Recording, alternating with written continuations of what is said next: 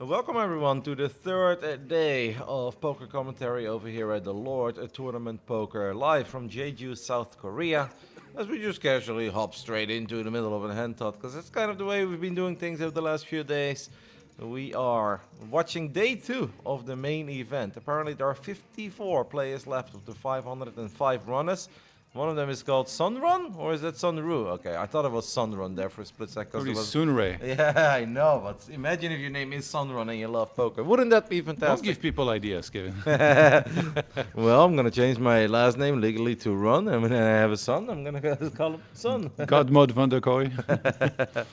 Anyways, welcome guys. We're just gonna go ahead and have some fun today and talk through the action. It does seem that we are a little bit deeper today, Todd, and then obviously it's going to spark a lot of joy, especially to you, because that means that it's gonna be less clear-cut, very dry, all-in poker. But there should be some more 3-betting, 4-betting, metagaming. I'm excited to see it, and I think you're excited to see it as well. Definitely, yeah.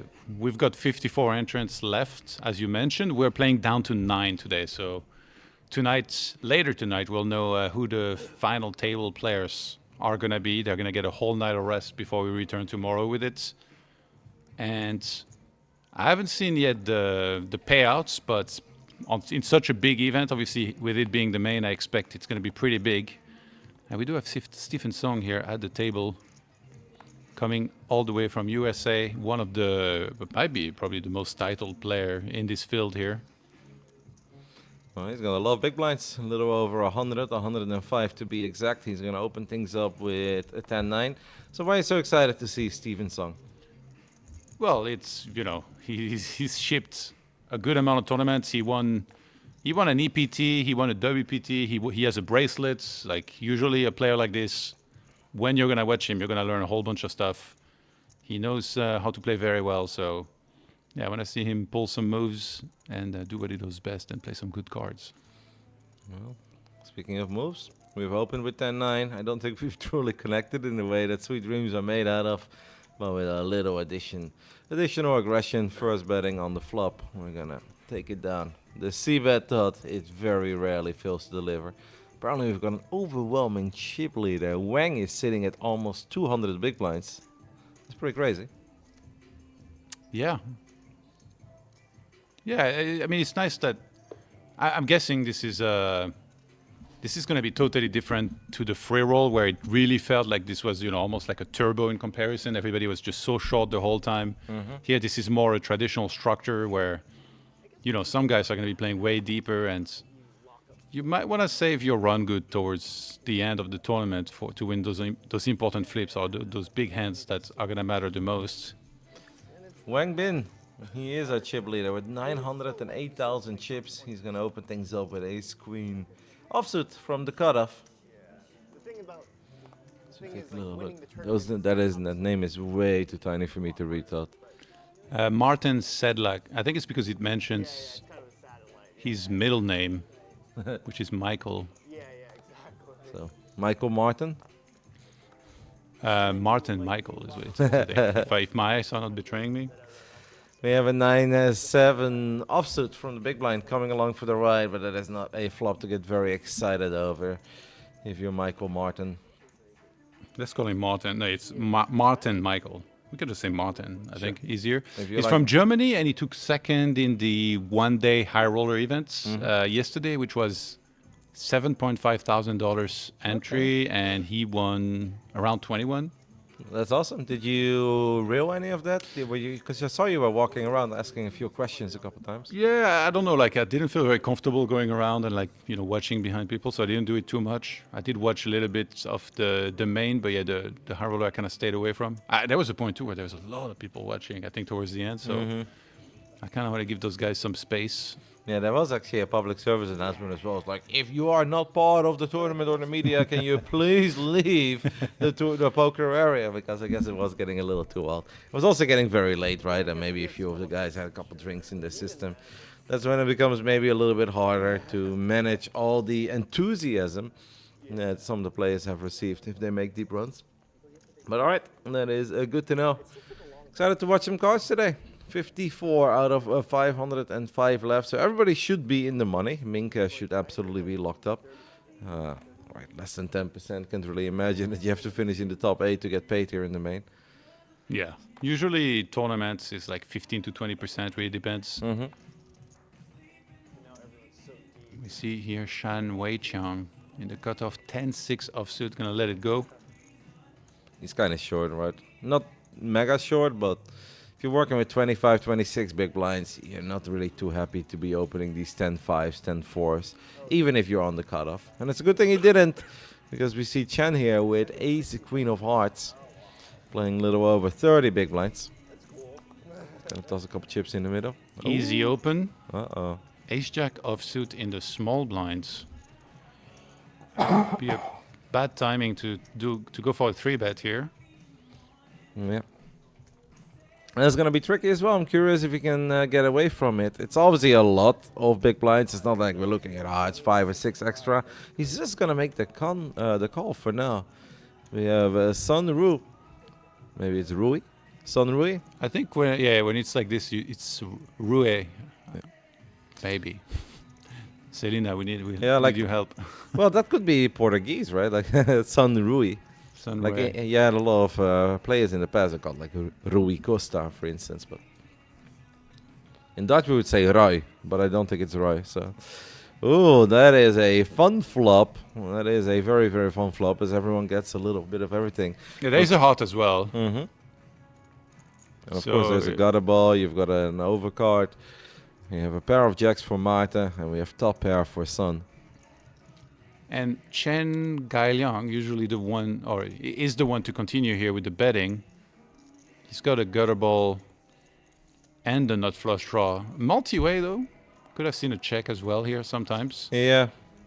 Neither of the other players can go anywhere, and I feel like King 10 is perhaps not good enough here to go for a check raise, but let's see. Mm-hmm. Maybe Sun decides otherwise.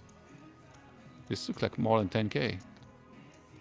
You are correct. I think he has decided otherwise, because decision is now back to ace queen. And to go back to your previous point, Todd, this is why maybe it's better to check ace queen, right? Yeah. When this is your kind of board, because now you could potentially lose some equity. Well, you could have seen a free turn card. You could have maybe seen a perfect 10, where you could have picked up another heart as well, and it really would have changed the hand a little bit. Yeah, when Martin just calls in a small blind, though, I don't think he's too worried that if he was to call now, there'd be like a crazy amount of action behind.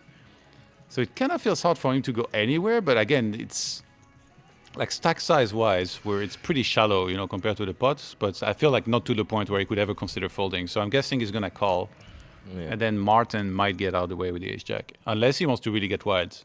But if he was to re-raise, then he's like really only representing like sixes, I feel like. I'd be incredibly surprised if he wants to re-raise here, because then there is a good chance that he's going to have to play for all of it. And then you have to explain to the real that you went all for all of it while praying for a 10 or running hearts, because even an ace is obviously not guaranteed to be good. No, he actually folded. Mm-hmm. Yeah, I didn't expect that. Yeah, it's a backdoor flush draw and a gutter. Yeah. Perhaps not enough here to continue. I think maybe if he's the one closing the action, he would. Even if I agree with your point, like earlier, we just had a call, so how likely is it they get raised again? But that would just be the absolute worst outcome. You put in a few chips, hoping to take it down, then you put in a few more chips, hoping to see a turn, and then you don't even get to see a turn, and you potentially have to fold. That'd just be a bit of a disaster. He's like, why did I c-bet? Yeah.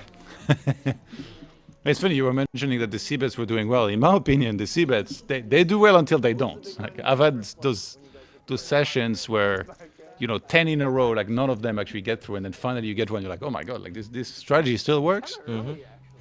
To be fair, I've seen them mostly do very well when the stack sizes are very shallow and when it's heads up. Where it's like the aggressor, even if he misses, he's just gonna fire, and then whoever tried to defend whatever they tried to defend is gonna fold because they haven't connected at all. But in a multi-way pot, it's obviously very different already. And I also think that the level of play today is just going to be a little bit higher than what we saw yesterday. Those were the early stages of the tournament. And obviously the very first day we had a $600,000 free roll, but it was still a free roll. And after playing some cash game with a few of the folks in the free roll, Todd, I expect them to be better in the main.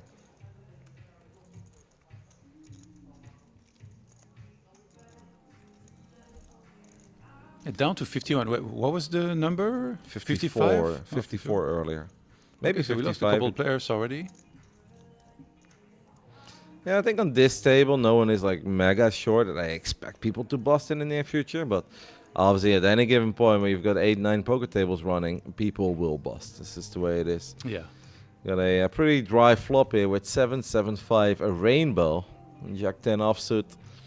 The defense in the big blind is just gonna check. I don't even hate it if Ace 8 makes a little bet here, but what does suck if you now get raised, right? Because then there is suddenly so little you can do. And Jack 10 is just gonna let it go. Does not want the smoke. Feels like it's too risky. See bet, heads up, Todd. Takes it down. What about you? You played some yesterday, some cash. What did the C bets get through? Yeah, a couple times. And a couple times I got absolutely shreked. And then I was stubborn as well, so I got raised. And I was like, you know what, I'm not giving up. And then the turn rolls up, and it got a lot grimmer. And I was like, It's a matter of pride now. And I was like, I'll have to check. And I hope.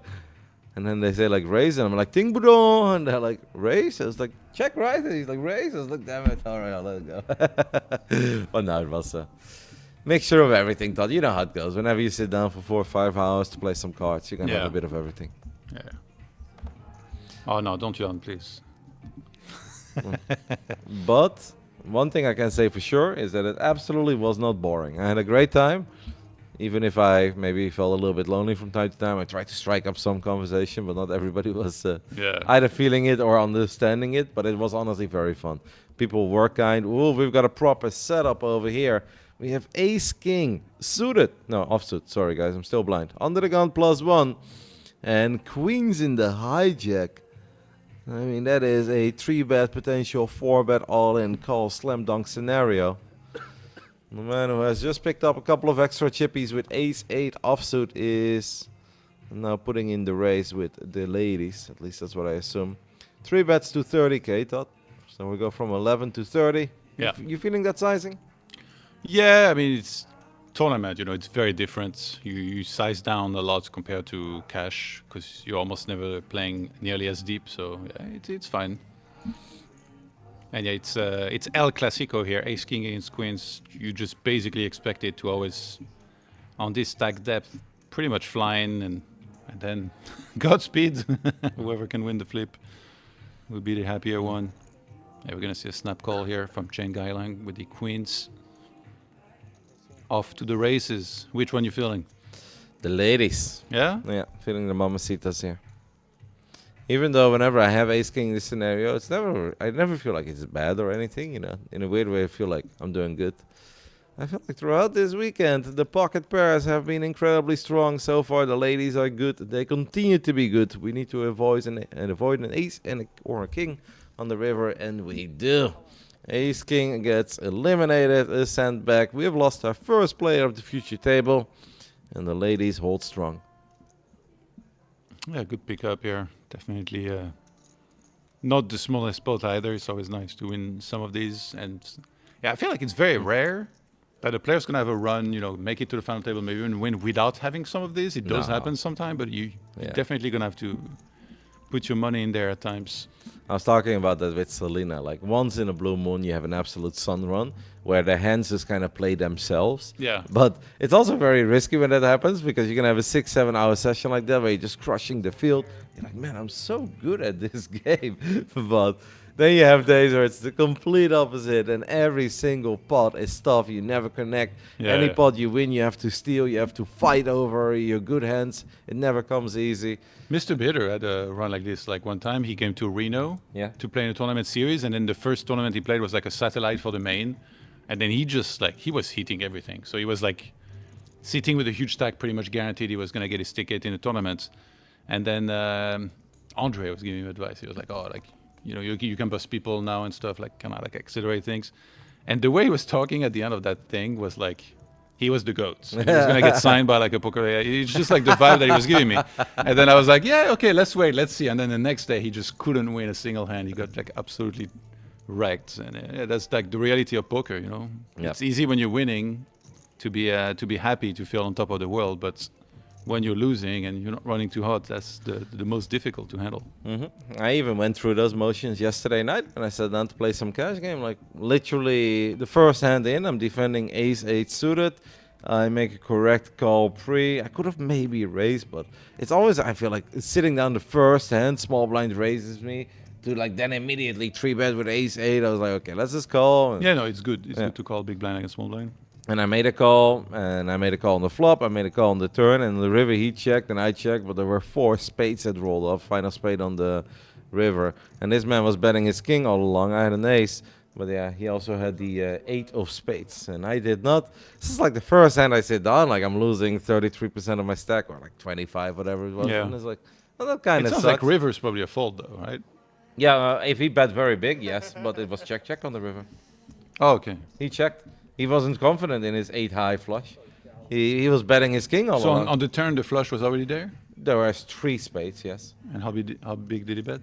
Not too big. Let's say like in Korean 120, 140, Into what? like a 33, 40% pot Yeah. at best. Maybe less, maybe like 25 to 33. But anyway, the TLDR is like you sit down, you lose a bunch of chips. 3 hands later, I go all in with aces. Guy called me with ace queen. There's a queen on the flop, and I'm like, oh, is it one of these days? Well, he's still drawing like supremely thin, but yeah. Absolutely, but hey, if that is your entire poker session, 5 Yeah, hands yeah. in, you're I wouldn't call that a sweat. Like, Oh, no. when somebody has these few hours, like if you would have told me like he flops like a gutter and the flush draw, okay, like now you're really sweating. But it wasn't suited, mate. It was ace queen offsuit. yeah, that's what I mean. Yeah. It No, wasn't it's- that much of a sweat if the guy's like 2 outs. I agree, but it's still scary when you're sitting there and you're like, yeah, I don't think I'm going to rebuy. Like I'm here, I'm willing to give it a shot, but I also want to stay in a good mood throughout the entire trip. I'm really not ready to dust off 2 or 3 buy-ins. It's late already as well, so going to bed is perfectly fine. But anyway, like 5 hands in, like aces against ace queen, mega crushing, but could be the end. Really, you wouldn't have rebought? No, not yesterday, because as you said, it was already kind of late, right? We had a long day, and the last thing that I want to do is dust off 2, 3 buy-ins, and then next day sit here and be like all grumpy and not react, not pay attention to what you or Selena say. So it has to stay fun. I'm here to have fun. Maybe on the final day, though, I would fire away. I'll load up the With clip. the whole bankroll on the table. Load up the clip. Let's play some cards. I might even splash the pot. No, that's really fun. I love poker. Poker is always so fun. Tournament poker is fun. Watching poker is fun. And playing it is also mega fun. It's a great game for sure. And it doesn't matter like where I'm at either. I feel like I always have fun. I did have last time I was in America and I played some cards in Texas, and I know Texas can have amazing nights, but I think I just kind of picked a bad time because there was a big series going on, so the card room wasn't that crowded, and anybody was sitting there, I feel like nobody was there to have fun. You know, I do Yeah. really like the social element. I want people to have a bit of banter, a bit of a good time. I don't need to sit with 8 grinders. Yeah, when I with- visited you in Netherlands also, I don't think people were talking too much. I don't need people to be like super loose or anything, but yeah, if nobody's talking and we're just like, you know, you can hear a Waiting. pin drop in the room. Yeah. It's not as fun, but I guess that's for us also to try and start conversations, right? Absolutely. And then if people shut you down, that's when you can really say, okay, like this is a bit boring.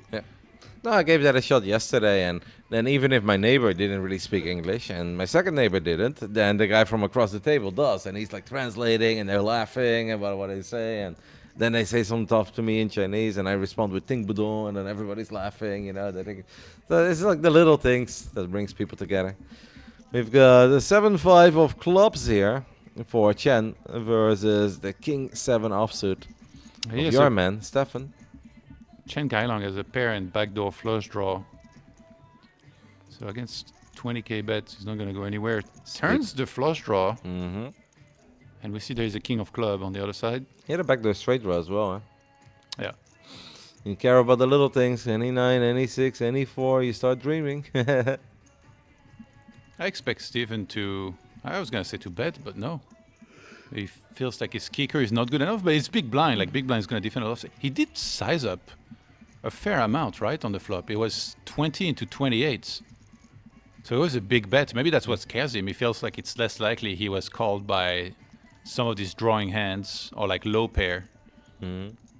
And now, or maybe he thinks Chen Gailiang is likely to bluff on the river here, and he's just waiting to bluff catch. But there's going to be a check. I think the 10-3 offsuit bluff is still the sickest one I've seen so far of 3 days of tournament poker. Outside of that, I feel like we haven't seen a crazy amount of crazy bluffs, right? Yeah. I feel like this is like the type of play, by the way, when you see it, it's like super cool, but then you try that, you're guaranteed getting snapped by quads. So it's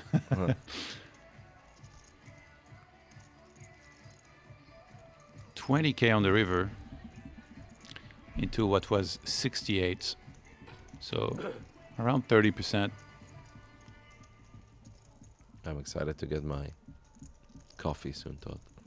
It's going to be good. Why didn't you get one yourself? No time. Woke up a little late. Yeah. The downside of being the warrior of the night. You're becoming an old man. You're still going to need your 8 hours of sleep. You know, if you don't get the 7 or 8 hours, you know, it's going to be tough. Well, with the jet lag, I slept 2 hours last night, so obviously I couldn't sleep much during the actual night. But it allowed me to catch Minnesota Wolves against Golden State Warriors and the Golden Knights. Wouldn't use too many time chips here. Like, it's just not worth it. 7-5, I think, is a pretty clean fold. Like, I know it's hard to make a pair, but it's kind of fell with the way that the hand flew. Yeah. The song did absolutely connect one way or the other. It's important to take your time because here it feels like he has all options on the table. Mm-hmm. Like he does block the straight as well. I think he did. Yep, you're right. So you can consider check raising, see like how often you will play like this if you had the nuts. But against a very competent player, it's always a little scarier because I think Stephen Song is one of those guys you expect to really put it together very well and bluff catch you. Martin had an additional stack of time bank chips. Maybe they were food vouchers. Yeah. I mean, they look like it. But they originally, I think his are yellow. And he was working with a whole bunch of green ones as well. Seems like they had a bit of fun. Those do not belong to you, sir. But so you didn't eat today yet? No, I did not eat. I will eat in the break, mate. As soon as Selena hops in, I'll hop out. I'll have some coffee, some food. It's going to be fantastic. I'm excited for today. Do you know, are we wrapping the main up today? Do you think we'll be, or are we just playing down to the final table? No, yeah, we played down to 9. Yeah. 9 players. All right. So we're going to go from 51 to 9 players. I think we had an 8-7 of diamonds there being thrown into the muck. Early position. If I have a big stack dot, I am playing all my suited connectors. And I know that if you have shorter stacks, if the stacks are shallow, if you're down to like 30, 40 big blind, you really have to be careful with them already. But anytime I have over 70, 80 bigs, you bet your bottom dollar I'm opening my suited connectors, suited 1 gappers, I don't care. Suited 2 gapper. Anything that is like on the same realm of the poker board.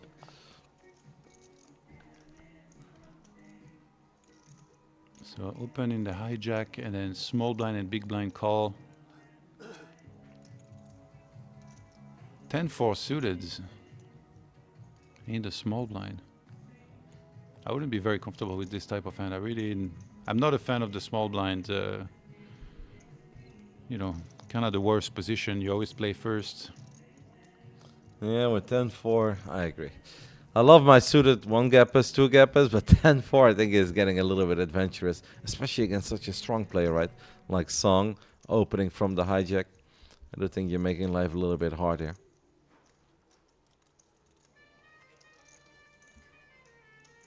And was it? I think Chen Gailiang called. It's actually Martin said like in the hand. So the overlay got tricked a little bit. So I think it folded out the wrong player. I'm sure that Martin is strong as well, though. Yeah, maybe they're using the wrong card reader. But you're correct. No, but there's 3 people in the hand. You see this? No, that's Stephen Song. Chen Gailiang folded. That's what I'm saying. Ah. But then it folded Martin said like Yes, instead okay. on the overlay. But it was still Song originally with the Jack 10. Yeah. He turns top trips. It's nice because we can sweat with him. Mm-hmm. So he's like, okay, well, he kind of blocks the 10-8, but there are worse jacks than Martin said like can have here. There is like, he can attack all 9s, all 6s, so he's gonna barrel again and force a fold out of Martin said like. Not a very German way, the Martin Michael. If I'd have to guess, I would have guessed something a little bit more Eastern European. Like if it's like Martin with double A or like 1A, I'll be like, oh, that's pretty Dutch. But Yeah. the Martin often has Eastern European history. He has a Halon's hairstyle. Yeah, magnificent, mate. The Goldilocks are flowing. Decent amount of our dealers have blonde hair as well, I've noticed. Yeah. I feel like I've seen way more people with blonde hair here than I normally see on my trips to Pretty Asia. fashionable. Yeah, I mean, gotta say, it looks very good. I'm absolutely not hating. It's just something that stood out. Maybe it's time for us to bring back the highlights, baby. The Backstreet Boys are back, Todd. We need to bleach it for Charles Oliveira next fight. Yeah, you said he has a fight announced, so Yeah, against what's his name? Ilya Topuria. it's a massive one. When I was young, I bleached my hair a couple times, and Are there photos? yeah, plenty.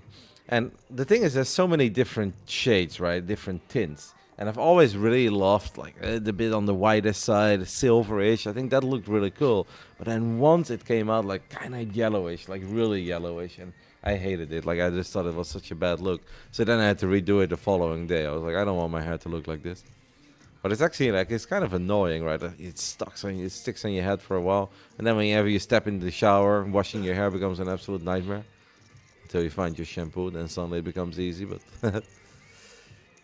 What's your favorite haircut that you've rocked I think in your life? the blue hair, man. I think I was handsome with the blue hair. Wait, you had blue hair? Yeah, blue hair and Did I see that? No, that was even my high school days. When I was living in my high school days, I had blue hair, green hair, and I bleached it a couple times. I gotta say, like one time when I bleached it and it came out exactly in the kind of tint that I wanted, I also felt it was really good. And I was a skater boy, so I had little spikes, you know. I think I might have seen a picture maybe one Yeah, time. yeah, I think I probably showed it to you. Like my mom has an entire collage on the wall of all my high school and elementary school pictures, so you can see me grow up year by year. It's like a few Slowly very become a degen. there are a few very rough ones in the beginning, but then I kind of feel like when I'm around 8, 9, I really start peaking, or at least like it's trending upwards. And I think when I'm like 14, 15, I was like, that is a good-looking young man. I'm proud of that. But then the moment it's like 16, 17, it's going downhill, and the never-ending downswing has not stopped yet, Todd. But hey, I was a good-looking 15-year-old. All right, Joe William with the Jack 9 suited. It's going to open it up. 14K.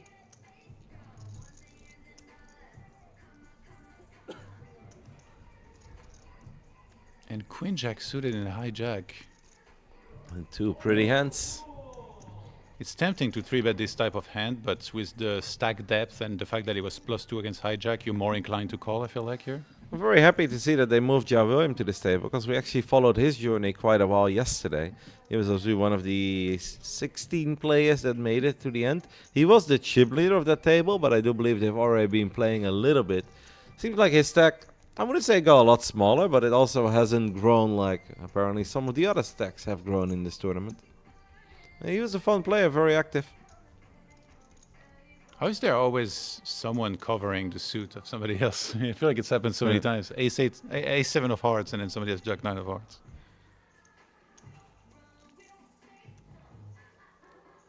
Should be just a call here. A suited ace in position. If somebody is getting out of line and... Oh, actually, yeah, okay, so he squeezes. Decides to pick the spot. That's why it can be dangerous to just call like this against the race, because you open up those opportunities for good players to really figure out what's a good spot to go for a squeeze here. As tempting as it is to flat the ace-7 suited and play in position. I don't think a flush is very likely for an ace-7 play with the amount of hearts that has already been dealt. I think we're all out of hearts. I'm curious to see if Zhuangzi Schwanzer is going to come along for the ride, but he's going to let it go. Queen Jack suited does such a pretty hand. You'd really love to see a flop with it, but maybe does not feel like playing a big pot out of position against potentially one of the stronger players at this table, Martin. Joe William is still at 75 big blinds. This, I think, is a pretty fun table, Todd. I think we've got some real playmakers here. There is Joe William. Same look as yesterday. That man is strapped in and locked in.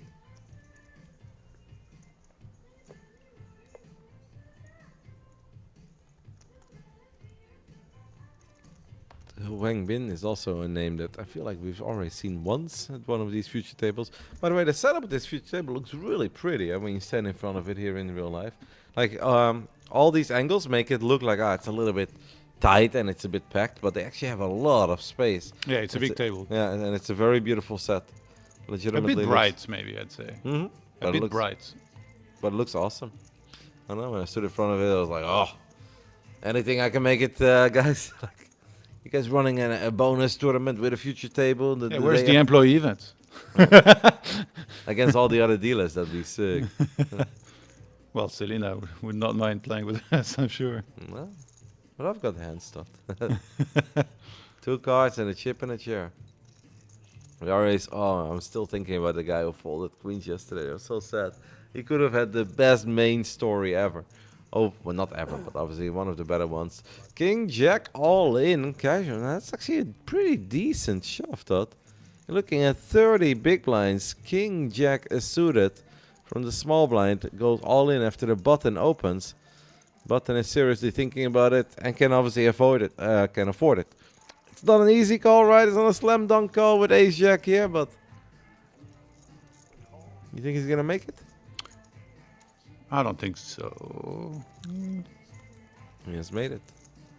He has made it, and it's a correct call. Ace Jack offsuit against King Jack suited. Ace Jack obviously very far ahead. Ooh! Oh, wow. But I That's guess one way to do it. we can take that one back with a King 4 flop. Ace Jack does have a dream though with a queen. That would be an incredible turn of events. Oh, I didn't realize he was Ace Jack, by the way. Ace Jack makes a lot of sense here to call. Because he was showing another hand previous. I was like, that hand can't call. I don't know what it was. No, Ace Jack, yeah, this type of spots. If you're in the small blind here with 30 bigs, or like, let's say like, 25 plus, yeah, you're supposed to rejam quite a bit, like even some medium pocket pairs and all of that. So Ace Jack is obviously like you're kind of forced to call. Somebody would have to be supremely tight for you to have to fold this. But here, it seems like there's a lot of experienced players that you expect to make the plays that they're supposed to do. So you definitely have to call that. Yeah, 30 just feels so much after all the short stack poker we've been watching in the previous 2 days. But it was the correct call. Unfortunately, poker is a brutal mistress, and you don't always get rewarded for your correct calls. King Jack heavily outflops Ace Jack. Picked up some additional outs on the turn, but not enough to really get there. How would you play if button opens and you have sixes in the small blind, 30 big blinds, and button covers you? Yeah, I would definitely not jam. Yeah? It depends. If I have exactly 30, might be a fish play. I think I might just call. Yeah. The problem is that, set mining in small blinds, like you're always out of position. Yeah. Even if you make your set, it's like kind of hard to make money against a good player. I know, but I would really hate to raise and then have to fold sixes. I don't just want to open jam 30 big blinds with sixes. That would be absolutely nuts. And I don't believe that would be a correct play either. So, yeah, I think I'd call. It depends a little bit. It depends on how the button has been playing, how often he opens, his frequency opens. But let's say it's a pro that opens the normal stuff is supposed to open, so pretty wide. Yeah, but who's on my big blind? That's also very important. Yeah. Like, I need to know who's on the big blind. Is he likely to come over the top if I call? Or... Well, if the button raises and you jam 30 big blinds, like the big blind has to be like absolutely loaded. But I'm not jamming. I already said I would never jam. Oh, okay. Right? Never jam. I'd call. Oh, you mean, okay, to call so that, you're worried about the squeeze behind. Yeah. Okay. You know, doesn't have to worry. The man with pocket nines over here. As the board comes 9-7-3. King Queen suited is an incredibly pretty hand, a pre-flop. But on this flop, Dot, it's gonna take a absolute miracle straight out of heaven. At this point, I'm wondering how can you... Oh, Jack 10, right? Jack 10 is the only way to still win this hand. Yeah. That's rough. And then if it's a spade also, it's like both players gonna get a little suspicious because there would be a flush out there. And then, so Martin Selak now is trying to figure out whether he should raise or not. I feel like we are never folding this set in a million years. It could be spade, ace, king, and we still ain't folding. Well, if it's spade and somebody jams, then you kind of have to fold a lot. He's got 260k. Obviously, there would be a lot of money in the middle by then, because we're already betting now. He goes for a small raise, and I think that's going to offer a way out here for Chain Gailiong. Yeah. I would have been very interested if there was just a call on most blank turn, whether Chain Gailiong would have continued. It's a shame, right? Because that is a very dry board. And imagine if there is a queen or a king that rolls off. Then I actually think he's going to lose a lot of chips against the nines Yeah. there. Because the nines are pretty invisible. You're not putting your opponent on pocket nines there on the 9-7-3 rainbow board. But there is upsides and downsides to everything. Imagine if he just calls and then like the turn is like puts a straight out there and a flush, then obviously it could be pretty bad for him whether the opponent has hit or not. Absolutely. Man, it seems like we're going to move Ja William back away from the future table. And he was so happy. He jumped up, double fist bump. I'll get it done. We've given him nothing but love. I was excited to watch him play some cards. Why is he so happy to leave us? Maybe the table is pretty strong, obviously. So maybe he's hoping he gets a softer table. Is that a Montclair polo he was rocking? My man. With the fashion. There's a store over here at the beautiful landing resort. So. You know what I have not seen? If you weren't good enough, maybe treat yourself to a jacket. Yeah. What I have not seen is a jewelry store here. Have you seen one? Or like a watch store? I feel like that's normally so common at these kind of places. Yeah, I don't think I have. They have. But there is like a beauty clinic. Do you see that? Yeah. Why? You think you're telling me something, Todd? No. Should I go? Just I thought it's interesting because it's like a resort Yeah. and it's like free consultation. Like, what do you want to modify? Like, Ace Jack opening from the button. We have 10-9 in the big blind, 10-9 suited. We are never ever folding 10-9 here. Especially not when we're playing over 100 big blinds. I think easy call here. I don't think there's a need to make it a lot more complicated. It doesn't look like a call. He's a little nervous. He is a little nervous. He puts in the 3-bet to 40k. Back to your man. Is that a Triton hoodie, by the way? yeah. Looks cool. Interesting spot with Ace Jack here. Yeah. They're both deep as well. They're playing 100 big blinds. Like now we're playing It's not a some... big 3-bet, by the way. For being 100 big blinds, I mean, I know it's a tournament, but it's not even 4x. So, yeah, obviously, Ace Jack, you're never going to go anywhere. Sometimes you might even be able to 4-bet bluff. Another King-King flop, and not King-King 4. It is King-King 6 this time with 2 clubs. Stefan does hold the ace of clubs. Obviously, neither player gets incredibly thrilled looking at this flop. Well, the good old C-bet. Get it done then, Todd. Is it that easy, even against Stefan's song? It depends on the sizing, yeah. If he sizes small, I don't think Stephen would let it go, but let's see. 89 in the pots. 30k, 28, okay. So backdoor flush draw, 1 over.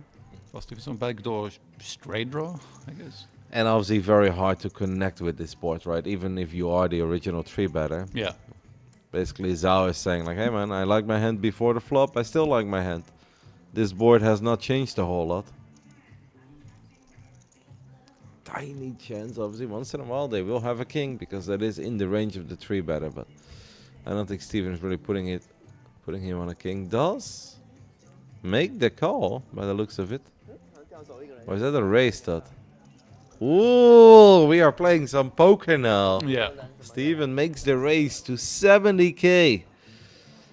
And at this point, I think if you're you're like, yeah, just let it go. You just have nothing to look forward to, right? He is going to use a time bank chip just to sell it a little, right? Pretend that this is a real decision, that he's got a real hand.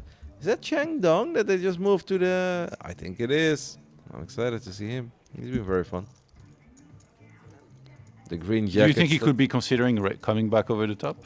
That would be an insanely good play, but I think you have to be a really, really good player to even do that. It'd be a fantastic play on this board, given the way that this hand has played out so far. You 3-bet, you C-bet. It would be amazing. But it's so... Is he doing it? Wow. Looks like a call. But we call it. Unless he announced the raise, but yeah, we couldn't hear. And he re-raises. Wow. And snap fold from Stephen Song. Wow, that was... Yeah, because when he threw the... I feel like you don't really have to waste the time bank here. No. Like, he could just wait until his time is done and then just fold. But once he threw the time bank, I was like, yeah, he might really be considering this and thinking there is not too much that should be raising here against this sizing. Most of the hands should be just calling. So maybe he thought that Stephen Song was up to no good, and he guessed correctly in this case. Yep, great hand of poker there. Some proper power poker being played. And one of the more accomplished pros actually having to let that one go. That is a player to keep your eye on, Todd, because we haven't seen too many moves like that throughout this entire tournament. To be fair, we've been watching different formats, very different structures. There wasn't really room to make these kind of plays. Playing 100 big blinds is, of course, a completely different game than playing 30, but absolutely fantastic. Did not expect that hand to play out like that. Yeah, I think that might be the guy that talked to me at Warcraft 3. This guy is gigantic, by the way. If it's him, the like one that just won the hand, he's taller than me. He's huge. Could be. King Queen offsuits, small blind against hijack. I mean, he is feeling it right now. Remember the name. Zhao Zhuangzi. I would guess Xuanzhe. We're going to remember the name, and we're going to ask Selena. And Selena's going to nail the pronunciation. And then we're going to try our best. Zhao Xuanzhe. That was a sick hand. Incredibly well played. By the way, it hasn't updated in a while, unless we are still at 51. But I'd be very, very surprised if we are still at 51 players at this point. We've got the Queen 8 of diamonds opening things up in the hijack. 9-6-8 is our flop. We have Vijay once more getting involved. This time with the King Queen. The Queen 8 out flopping King Queen. Second pair is gonna check back, and he turns trips with the Queen 8 here.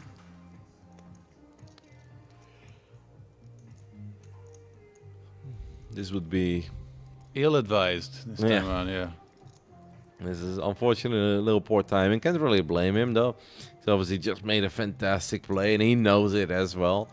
Very, very unlikely that his 10 high was ever good in the previous hand, so he's probably a little bit on that win high.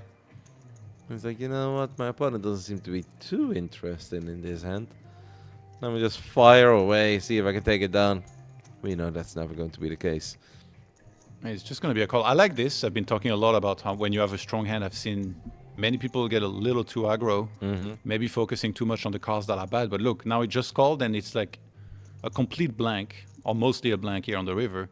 And now he gives Zhao Chuanze a big chance to try and bluff, perhaps, again, in which case, you know, with Queen 8, he's obviously not going anywhere. And he's going to go for it. He's going to fall for it. Oh, my goodness. He's probably thinking any strong hands here would have just c-bet every single time on the flop. Worked so hard for those chips in the previous hand. Had to get incredibly creative. We are dusting away. Not all of them at this point, but definitely a decent amount as he bets 40k on the river. With just king high. And Chang Yu-chung cannot believe his luck. He's just wondering right now, how much more can I make it? I don't know what you have. He ain't worried about 10-7. He ain't worried about anything beating him. Has announced the raise by the looks of it. How much do you think he has made it? 110? 120? 85? 90? Yeah, it should be like 130 maybe. That'd be big. 155, yeah, pretty big.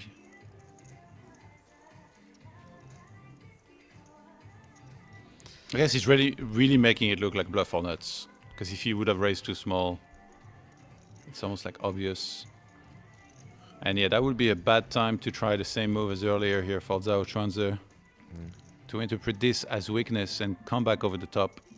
Because I really don't think Yang Yu-chung would ever fold. So he's just going to let it go. Identifies correctly here what happens.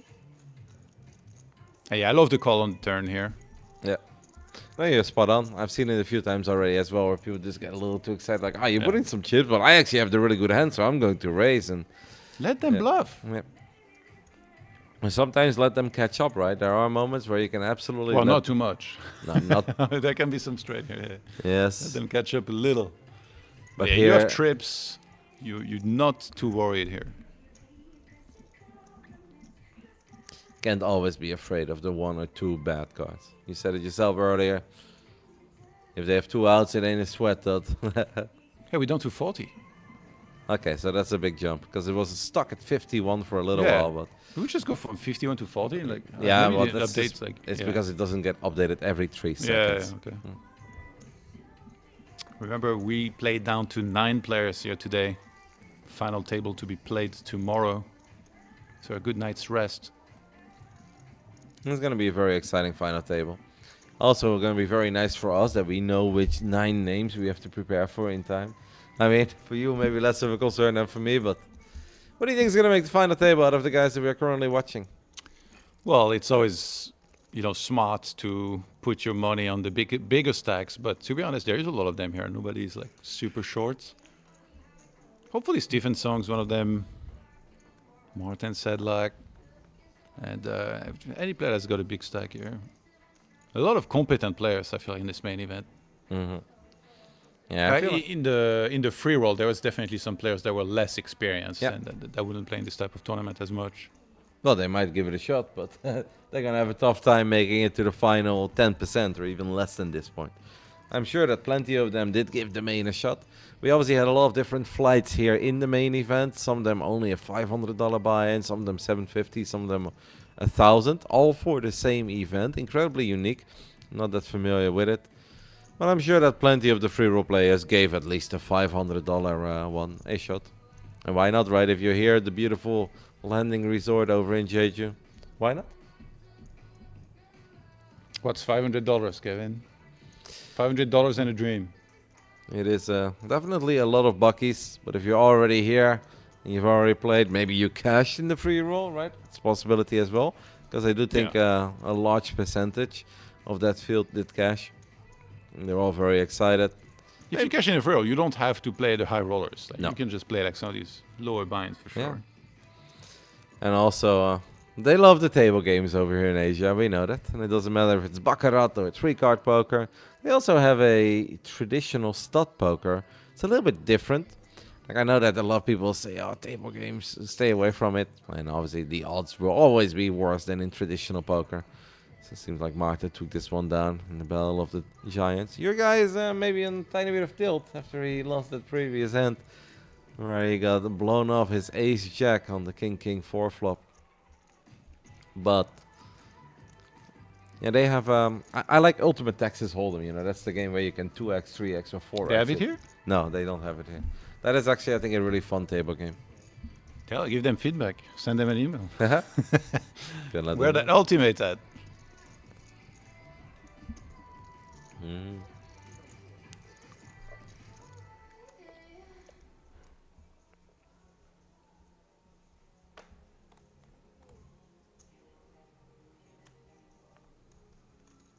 King Queen again. We've seen that hand quite a bit.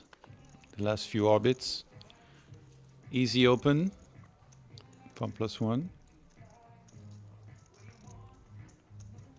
In cash game, 9-handed, like under the gun, King Queen is like really borderline. Or like a competent table, you're just gonna get 3-bet a lot and then you have to fold. It's so sick. I swear, I've had King Queen under the gun so many times and like I love opening it and every time it's like 3-bet. I'm like, oh my god. Yeah, no, that's one of the things that you learn early on, especially online. If you play a lot of tight cash tables, a lot of people say 9-handed, even ace-jack under the gun is. For some people, it's a fault. They don't want to play it. It should be an open, but yeah, you against 3-bets, you're just trapped. We've got Jack 3 of diamonds here for Sun.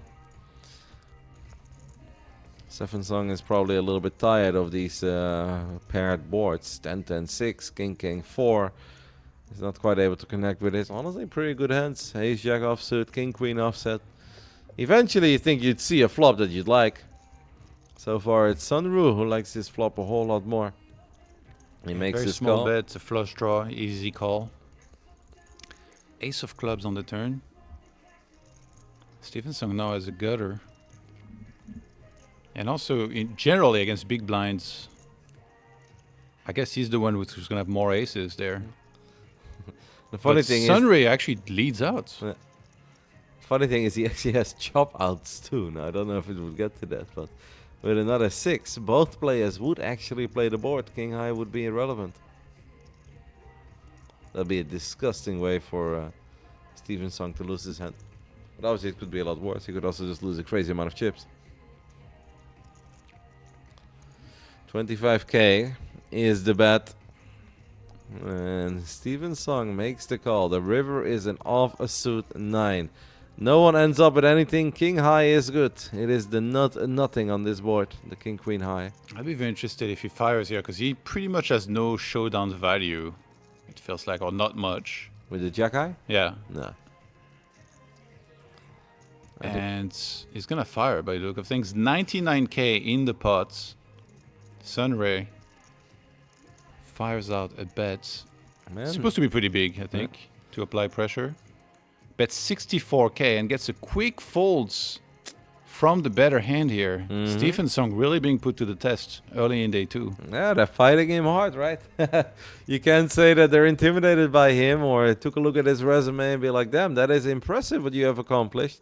I'm going to stay away from you. No, it's almost like they're targeting him.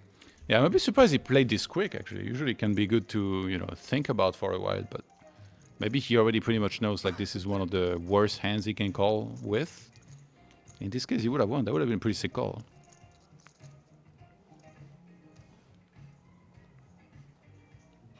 Maybe there hasn't been enough showdowns yet for him to really know what's happening with some of these players. I think players like Stevenson, I expect them, if they play long enough with certain players, to really start figuring out how to play some of these spots better with enough history. But yeah, now day 2 has only been going on for a short while. We're at the beginning of the day. Perhaps he hadn't played with this the player in question before. Wang Bin with the open, ace-9 offsuit +1. So far, no resistance. He's just gonna take it down. Easy game. Very excited for this day. Thought a lot of poker to look forward to play, to watch, to commentate. And also in my little gaming world, we've got an exciting day of the GSL. We have our Italian getting in action over here in Korea. Got a DM, it's like, hey, how about you fly over to Seoul for a day? I was like, yeah, that'd be amazing, but someone has to commentate some poker. I can't leave Todd all alone. And Selena is very kind, but I don't think she wants to spend that much time behind the microphone with you alone, Todd. I think she's like, you know what, these two seem to have so much history with each other. Let them have some fun. Let them commentate a bit of poker. So unfortunately for me, no little day trip to Seoul, but I'm excited to watch it later on. I'm excited. So 6s folded +1. Mm-hmm. I think 7s is like where it starts being like you have to pretty much open it always. Perhaps following. Oh wait, no, never mind. Never mind. It showed that he folded, but no. He is an open. Ace deuce offsuit in the cutoff is gonna get mucked immediately. Sun run. That's how we just call him. Does not want to get involved here with king queen on the button. A little bit surprised. Raise not crazy big. The man has just won a crazy amount of chips. Over this one, it's Stevenson who's going to be involved again. Somehow the 6s are an overpair. It's actually a pretty damn good flop for 5-4. Obviously, as you make a pair of 4s, you get the gutter ball as well. Couple backdoor.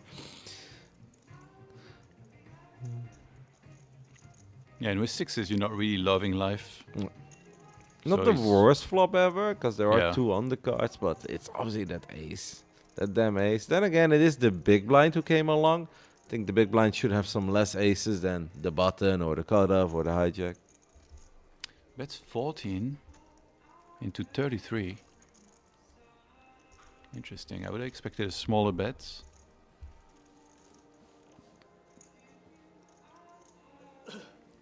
Stephen Song obviously not going anywhere. On the flop, gonna make the call. And we head to a turn of a Queen of Hearts. And we've seen Zhao Xuanzi being pretty aggro. The 2 previous hand he's been in. One time worked out pretty well, the second time not so much. Mhm. Does he keep on firing here? Or does he slow down on the Queen turn? We know that he's still in the lead, but it's hard to feel incredibly happy with your sixes when you've opened an early position. It is going to go check on the turn. The river is a 10.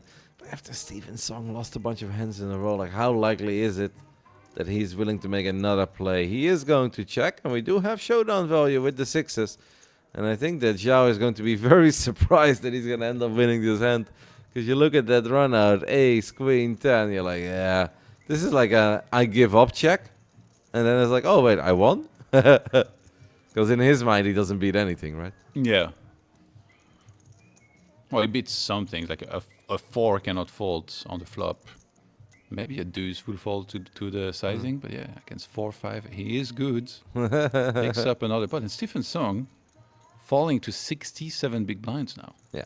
Still more than enough to... Yeah, a good amount, but he's losing every hand that he's Yeah, in. no, exactly. The momentum is absolutely not on his side. And something that you feel, I think especially the weird hand where he had ace-jack against the 10-9 of diamonds defense by Zhao. I think that one triggered him a little bit because I had the feeling that even in the end, he was a non-believer, but he's like, just can't really, it's not worth it, right? Like, it's so unnecessary to get involved in a 200 big blind pot just because you believe your ace high is good. Like, the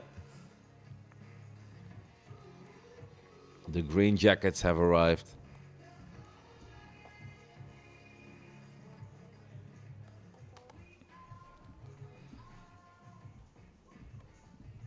Zhou Yuan. I thought it was Chengdong earlier, but I believe there is a Chen as well with one of the green jackets, but it's Zhou Yuan. Very good play. I think he was one Zhou of Chuan. Zhou Chuan. He is one of the better players from the free roll that we saw on the first day. Yeah. Well, the players with the green jacket are pro players, right? Mm-hmm. Well, you know, people can be washed. They can be a legacy higher, but I think he played well. You can clearly see that the man is still very active. Plays a lot of hands. Just because we're washed in video games doesn't mean everybody is. For yourself, man. I'm still a top tier competitor. Yeah? Across multiple titles. That's one of the nice things about poker, right? Poker is so timeless. It really does not matter if you're in your 20s, 30s, 40s, 50s, 60s. Obviously, when it comes to the mega long days, that's where it does favor to be a younger guy or girl and be healthy as well, right? Because it can be annoying to sit behind the table for so long. Yeah. I'm definitely not doing too hot on that. I had Dunkin' Donuts plus Starbucks for breakfast. Honestly, I'm just jealous, Todd. I'm not even judging, I'm just jealous. We have Queen 8-7 with 2 clubs. So it is Martin, excuse me, who gets the best of this. 5-4 does pick up a gotcha, but it's the bottom end of a straight. And you have to be so careful by getting too carried away with those straights if a 6 does roll off. And the 5 is going to give a Sunru a pair. Even flatting 5-4 offsuit cutoff against hijack is pretty ambitious. Like in the big blind, I would understand. Now picks up a pair. Yep. To be fair, he has been playing pretty ambitious so far at this future table, but we can knock him because his stack has been increasing ever since. He just kind of picks up his hands here and there, everywhere. Just keeps on winning.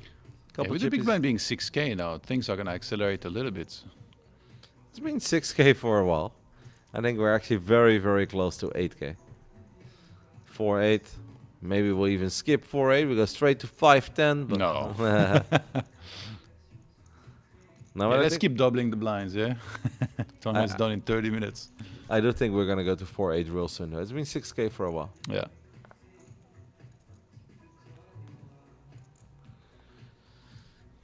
So we saw a call here with the 4-5. It's going to be very hard to get Martin out of his king-queen here, though. Martin does seem like a player who is not getting too out of line so far. He's just trying to be solid, stick to his fundamentals. And basically, like this, you're pretty deep, right? 40 people are left from the 505 runners in this event. You know, if 31 people bust, you've made it to the final table. You can sleep like an absolute god, baby. Whoever sleeps best. He's gonna bet 75k here. Is that confident in his top pair and king kicker? I can't blame him. It does feel like a really powerful hand on this board. And now we get to find out, did Sunray just not believe Martin, or was he planning on bluffing later on? 75k, he has 390 total. So he would be pretty much, I think he'd have to jam here if he wanted to try and bluff, but it ends up just giving it up. Would have been very interesting against a small bet to see what he'd do here. Mm-hmm. 75 too much, and obviously not worth getting crazy creative, because, like, you know, Sunru has been chipping up a little bit, but still doesn't have a monster stack, so to speak. So he's gonna have to be very careful. So far, Joe Walker's tree friend, who I guess has been dominating his table a little bit, Joe. I should talk to him. I don't remember if it's him exactly or not, because I talked to him very briefly. Well, if you say that he's incredibly tall, this man does look like he's tall. Yeah, very tall. Speaking of the devil, he looks down at Queen 8 offsuit, but under the gun, this deep in the tournament, we're gonna let it go. 9-8 suited is pretty, but we don't have too many chips to work with.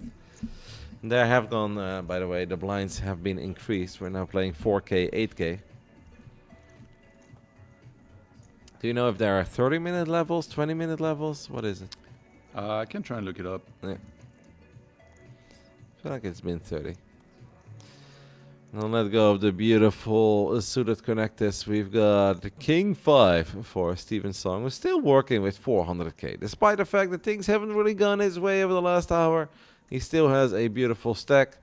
This time it is Wang Bin in the small blind who wakes up with pocket nines. Poor Steven, man. Steven can't win a hand on this table, Todd. He's kind of cursed. Yeah. Well, he can't until he can. You know, like, it's always like this. It's 40 minutes level. 40. Yeah. And yeah, we're going to go from 6K to 8K. And then actually there's 2 levels in a row. Oh, no, never mind. I was looking at small blind. Okay. Yeah, so 6 to 8, then 10, 12, 16, 20. Massive 3-bet all the way up to 57k, and Steven is going to let go of it immediately. Probably wondering what the heck is going on over here. Doing pretty good so far in this main. He's not been able to win a hand in a while, but all it takes is one hand. So one of the greatest things I think about poker is that it feels like you can get repeatedly punched in the face for over an hour, but if you then get that one sweet double up, and if you've been able to limit the bleeding, clean. yeah, out of nowhere. Knock his head out, clean off. A punch Francis and Ghana would be proud of, but that's just the best thing, right? You're gonna be losing, and in a single hand you can have more chips than you ever had, and double the amount of even what you've been bleeding out in all these tiny pots. So for Steven, this is very important right now to stay calm, and he is a seasoned veteran pro, so he should be able to control his emotions. Should not be influenced by some of the basic stuff that lesser experienced players do absolutely get influenced by. But in the end of the day, we're all human tots, and everybody wants to win a hand from time to time. We've got a 9-8 opening from Chen, under the gun even. Look down at a beautiful hand, but this time it is Steven Song with ace king offsuit in the cutoff. He should be able to 3-bet here very, very often, if not always. And is going to 3-bet. He's going to make it 48k. The feeling though for opening 9-8 under the gun, Todd? Huh. Are we gonna let it go? When it's Steven Song 3-betting us. Oh, he's so shallow. Yeah, that is... 232k, yeah, you have to... I don't think you can continue here. Already, I think on this... yeah, I don't think he's meant to open this, probably. It seems a little on the lower ends. Especially with blinds being up now. But that could just be like we haven't seen all of his hands, but we've seen very little, right, of Chen Gailong. So maybe he's just a little frustrated, and then all of a sudden, Oh yeah, 9-8 no, looks like pretty. you don't get any hand for like 45 minutes. You see 8-9 suited, you're in. Yeah. No matter what. And he's gonna see a flop. No, he's not going to see a flop. He He was almost very did. close. Yeah. Yeah. He's like, I want to see that flop, but it is a Steven Sung who finally sees a few chips heading his way. Not exactly the kind of hand that I think you're mega thrilled with if you have Ace King, even though it's always good to take down a pot pre. You know, sweat, no ugly flops to look at.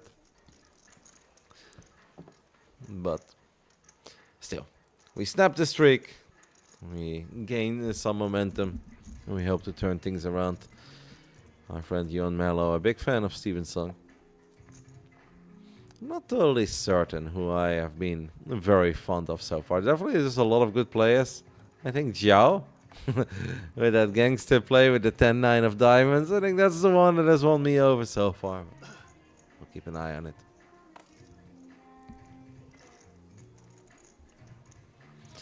A whole bunch of nothing so far as it falls all the way to Zhou with a Jack 10 offsuit on the button. That is going to be, I want to say, an easy open, but he is not working with a lot of chips either. Looking at a 25 big blinds, he is going to raise. We know that Zhao has been fond of making plays, but apparently 8-4 is not one of the plays he wants to make. Chen Gailang really wanted to see that previous flop with the beautiful 9-8 suited. He's not going to defend here with Jack 6 of diamonds. And it means that Zhou at the bottom of the leaderboard does at least see the blinds head his way. The blinds that he just paid in the previous few hands. The man said, I believe that is my property, sir. Johan will be returning very shortly. I do think we're also probably getting somewhat close to heading to a break. I don't know if we're going to stay live for another additional 20, 30, 40 minutes, or if there was perhaps a break that happened 28 minutes ago. And if that is the case, then we're going to head to a break soon as well, and give or take 2 minutes. But we will just lean back and see what graphics they put on the screen. Todd had a fun idea of bringing the laptop to this table where we could actually maybe read some chat. I know it's incredibly hard to find this channel, but there has been some chatting here and there. And if we keep on sharing the link, let people know that this is where you guys can watch the main event of the Lord Poker Tournament, brought to you guys by AA Poker. Be fun to talk to chat a little bit, and we can maybe answer a few questions as well. There are always eager beavers out there, Todd, to learn about poker. Well, we all should be. There's always so much to learn. Unless you think you know it all, Kevin. I definitely don't think I know it all, but I also don't know if we all should, because there are people who just don't really care, and that's all right as well. We are very happy that the poker community is as big and as broad as it gets. And what I said earlier, what I love the most is that it really is for all ages. Like I came into poker like legit over 20 years ago, and I've never lost passion for it. I think over time it only ever grew bigger. Obviously I had moments where I was putting in crazy hours, and then I had moments that I had to focus on other things in life, because I've never gone full-time pro or even semi-pro. And it's a beautiful game with a wonderful scene, and it's just a really good way to connect with people. So you're saying sometime soon we'll be playing the senior events together? Mm-hmm. I don't know what's the cutoff for that, and then you have to be like over 50. Yeah, there's senior and super senior. I don't know Okay. exactly what the numbers are.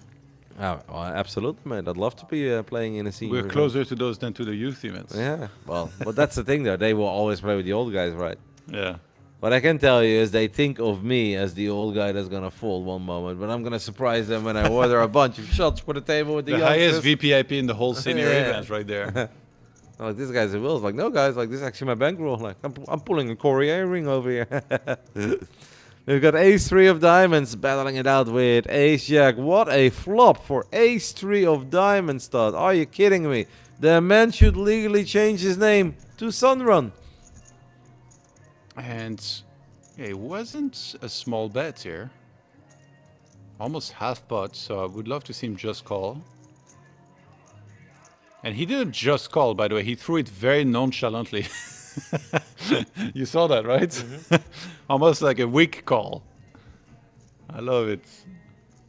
Time to check. I like flipping the chips in. When I have already had, like, let's say 2 chips in there, I need 4 more.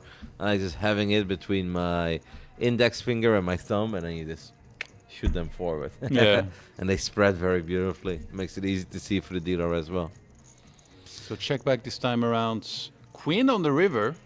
It is the Queen of Hearts. But I don't think that we're incredibly concerned about that. I feel like it's so hard to check now for Sunray. Yeah, absolutely. It's so hard. It's so tempting to just bet. No, but he will bet because he got a little bit of value on the flop, but then obviously the turn going check, check. Then is the last thing you want. I actually had a similar hand yesterday where I had pretty hidden trips. And there was a bet on the flop by my opponent, and I just called, and I was out of position, so I checked the turn, and he checked back. I was like, I should really bet, but I was like, man, these guys love betting here. They've been very aggressive. So I actually checked the trips, which really felt like the absolute stone cold nuts.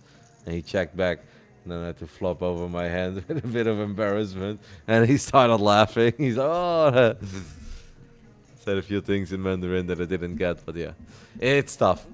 Like, obviously, if your opponent was betting on the turn, hey, casually you can check again because there's a good chance that he'll bet again on the river, and you can surprise him with the wheel there. But after the turn goes check, check, I think it is very normal that you're betting because you also don't want to show your hand right for nothing. And Jokewan, actually our shortest stack now, 23 big blinds after that hand. Come on, Stephen, you're gonna stop yawning, my man. that thing's contagious. Actually, yeah, that's a pretty short night.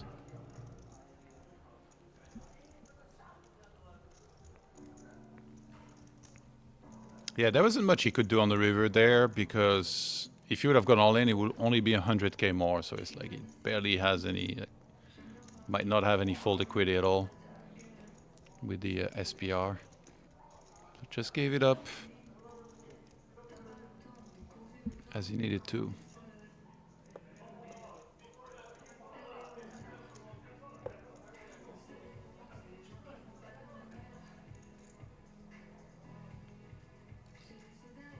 Stephen Song, 6-3 suited, under the gun, no thank you.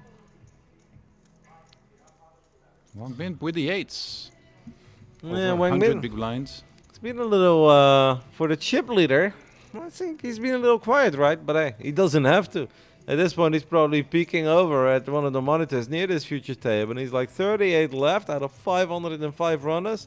Oh, it just went down, right? I think I saw 40 a second ago. Mm-hmm. And he's like, I'm sitting at 115 big blinds. Life's good. Like, if you guys want to battle over every hand, that's fine. Yeah. I'm just going to lean back a little bit. And I think it's completely okay to be that kind of a chip leader as well.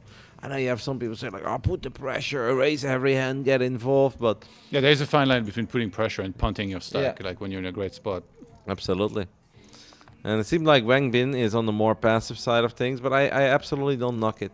Like, if eventually we do start picking up hands, I want to see him get active. And you obviously never want to see yourself get short when you have such a big stack, but really no need to be raising the Jack 5s, the Jack 6. If that's not your style, don't do it, right? If that's not what you're comfortable with. And Zhao Chuanzi actually sized up here. 75k. Interesting. So he went even more than 4x in position.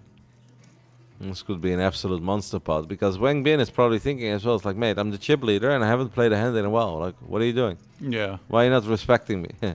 And he could take that personal. Like MJ took it personal a long time ago. And because of the size up, I think he's just going to let it go. Yeah. Wow. I mean, also like a fine play by me. It is all a little bit passive. But again, he's absolutely crushing it. He's still the chip leader at this table. He's probably one of the biggest stacks in the tournament overall. If that man doesn't want to play a six-figure pot immediately with the 8s, so be it, right?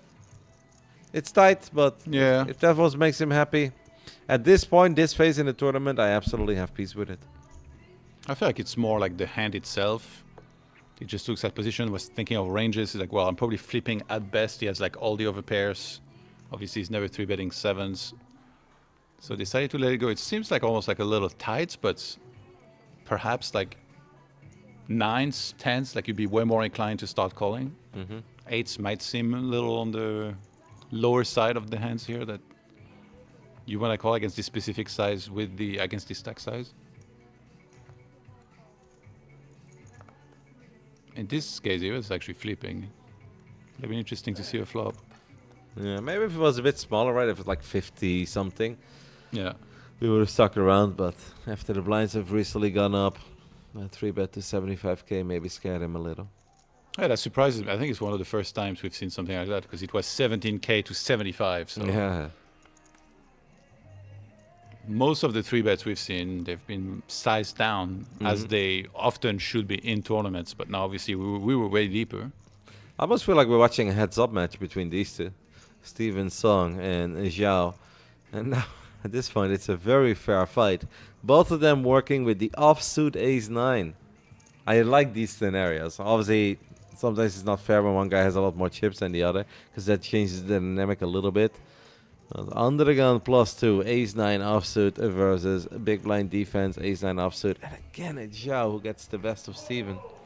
Steven with less than 50 bigs now, he's really going to have to count them, right? He can no longer get too involved with hands that he shouldn't be involved with. He's a very good player. Like 38 big blinds. I mean, even 10 big blinds. If you're a good player, you don't really care. Like, you know your stuff. You know what it is you're supposed to do. You're going to adjust well to whoever you're in a hand with. So I don't think he's too worried. I remember when I started playing tournaments, I would fall to like 20 big blinds and I would be like, oh my God, emergency mode. Like, I'm so short. It's like, no, actually, it's meant to happen very often. Yep. No, I don't think he's worried, and I don't think he's panicking or stressing.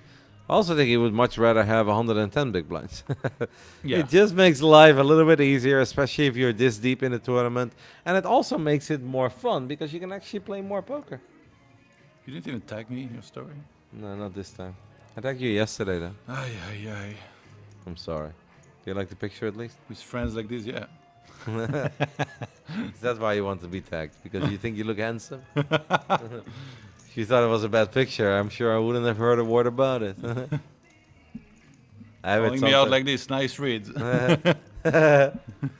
I have this sometimes in real life where people are like, hey Roddy, I can tag you in the picture. And then I look at the picture they took of me, I'm like, God, please hide it. I was like, whatever you do, do not tag me. He's like, oh, but I really like it. It's such a great memory. I was like, that's great for you, but I do not want this picture to show up with my name anywhere. Feel free to post it, mate. Enjoy it. I'm glad you love it. Please, do not tag me. You're doing me a favor, sir. They're like, why? You look fine. I'm like, ugh. Because in my mind, I still look like that beautiful kid in high school who was 15. Come on, give yourself some credit, man. It's all about confidence. It could be worse. It could be worse. It could definitely be a whole lot better. But you know what? That day will not start today because I want to have some Korean barbecue with you today. Yeah, Korean barbecue is not unhealthy. The amount that I eat? With the amount of sauce? Some junk, baby. Yeah, but like you're doing exercise, your arm is going back and forth when you're placing bets at the table. Sure. You're burning calories. Burning with very... 10k steps when you got 10k bets. You got the King 3 open from the button for Steven's song. And poor Steven, every single time it's his button, Wang Bin does wake up with a hand. This time it is ace queen offsuit. I think he's going to make it big as well. I feel like I'm feeling big here. 71, 72. Don't tell me this. Are you ready to find out how it is you're supposed to play against the 3-bets when you have... Oh, he called? He called with ace queen in the small blind. Okay, never mind. My line's not going to work. The King 3 suited. I played King 3 suited yesterday, man. Made a boat on the turn. Deuce 3. That's just your hand at this point. No, that's definitely absolutely not. You thought it was Jack 10, but it's really King 3 suited. I love Jack 10 suited. I also love 8-5 because my birthday. I do well with 8-5. I have a naughty joke that I won't make. It includes 9-6. But there's a few more. King 3 is a hand that I absolutely kind of hate. What a sick flop, by the way. Not flush draw for Stephen Song. He's going to check it. Wait, did he not check it? Oh, no, he's going to bet. He said check initially. So he does stab for about half pots. Yeah. Wang Bin has an incredibly underrepresented hand, right? Because he just flatted from the small blind. I don't think Steven Song has any idea that he's actually low-key sitting on a monster. We got the ace of clubs as well. We're going to get a queen on the turn. So Wang Bin improves to top 2 pair. But Steven Song does pick up a straight draw to go along with his flush draw. Any jack makes a straight, any club. He blocks the Makes a nuts as flush. well. Yep. What a sick hand. Does he go half? Does he go 3/4? He checks back. Wow. And actually doesn't get there on the river. I really thought he was going to bet here. Yeah. But I think he just wanted to realize his equity. Mm-hmm. I also don't think that he wants to make sure that he does not get raised, right? Because if he does bet there, what if your opponent hits him with a monstrous raise?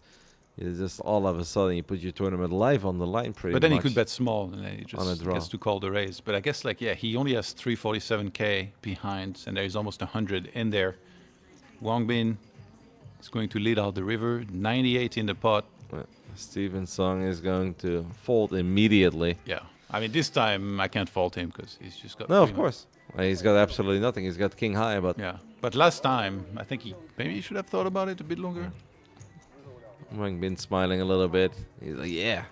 No, I forgot about those eights where I lost a couple chippies. I am flying with my ace queen.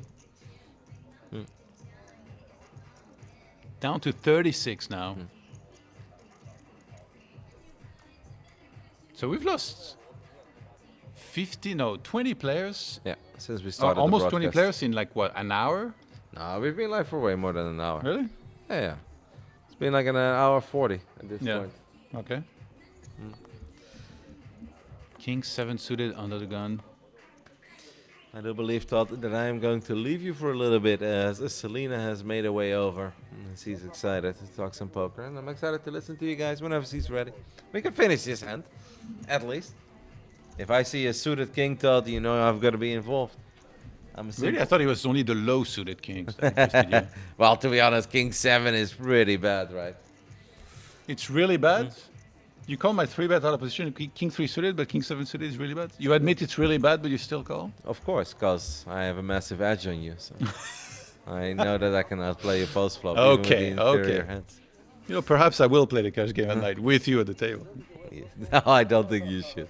If we have to do 6 more days of commentary, I think whatever is going to happen... You realize your luck is going to run out sometime, right? You can't make a flush every time, even though you have so far. But you also realize that you do not like losing against me in anything. It doesn't matter if it's poker, video games. This, by the way... I don't like losing to anyone. Yeah, but I feel like it's worse when it's me. You must think incredibly low of me. We have pocket 10s versus pocket 9s. We've got that king 7 involved as well. Clubs are still alive, also makes a pair of 7s. 10s are still good, but the ace is potentially going to slow down the action a little. Interesting, with the ace on there, kind of an action killer for everybody. Nobody's got a very strong hand here. Martin's going to take a stab. How big do we go? 66 in the pot. It's for 19. Yeah. I was about to say I'd be very surprised if he goes big here.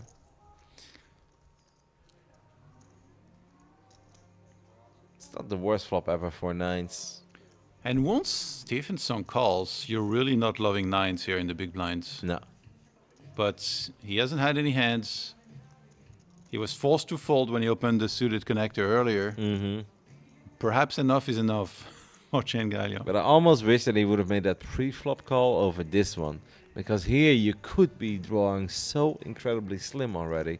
If one of the other 2 players in this hand has an ace, I mean, I know he's looking probably at this board. He's like, an 8 is fine, a 9 would be amazing, but I'll take an 8 as well. But yeah, you get the 8, but then you just completely whiff the river. And obviously the queen is to no good for the man with the 9s. But to be fair, this has been a very frustrating future table so far for Chen Gailiang. I can't really blame him for a lot of the plays. Maybe the 10-9 open, a bit adventurous. It's the human part of poker, Todd, that can never be eliminated. This is not a bunch of perfect AIs, a bunch of perfect solvers playing against each other.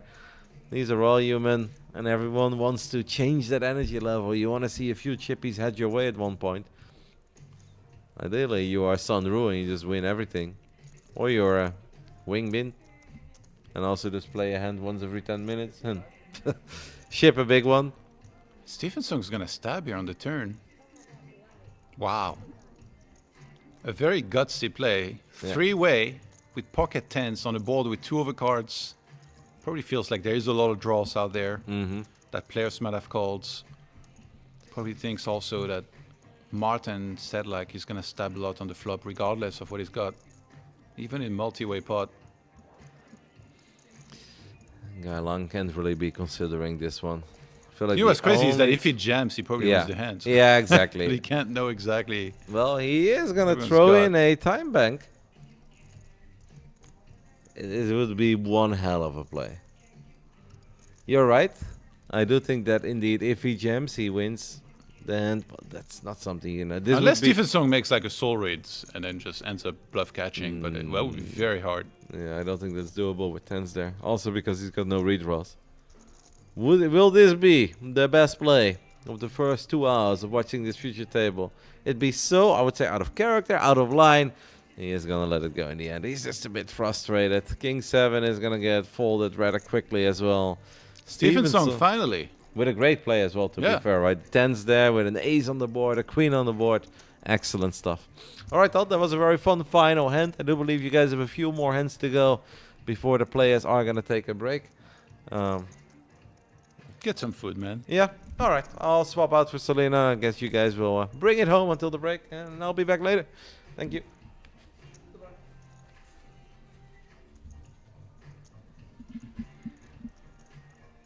Oh, we've got some notables on the table, do we, today? Yeah.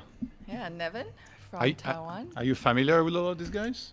I know Stevenson. I've actually played with him in Sacramento before, Why do of you all laugh? places. Yeah, yeah, it's a very obscure, random. Yeah, so Nano and I were out there for, I think it was a WSOP circuit event, and he just happened to, play.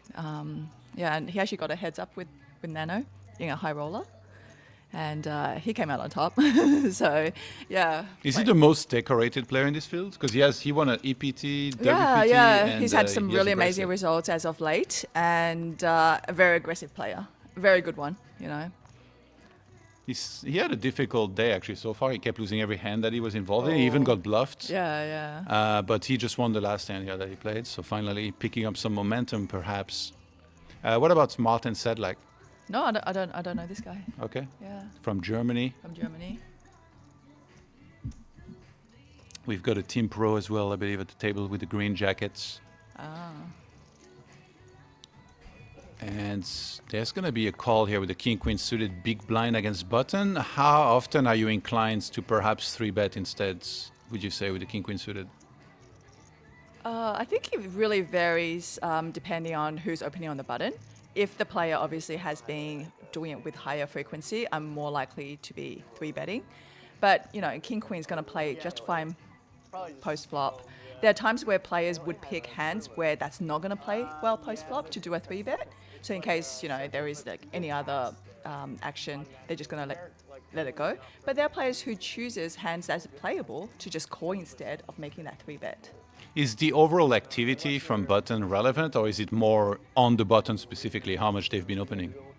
Yeah, I mean, like I would be inclined to 3-bet guys who's more active on the button 100% for sure.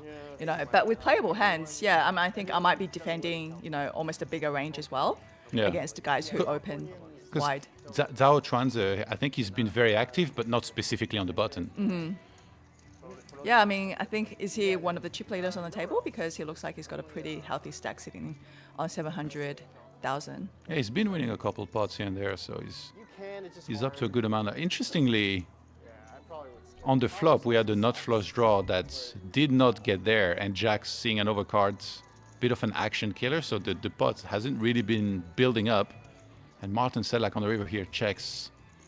And we're going to see a check back from the Jacks. Zhao Chuanze continues his momentum and picks up yet another pot here.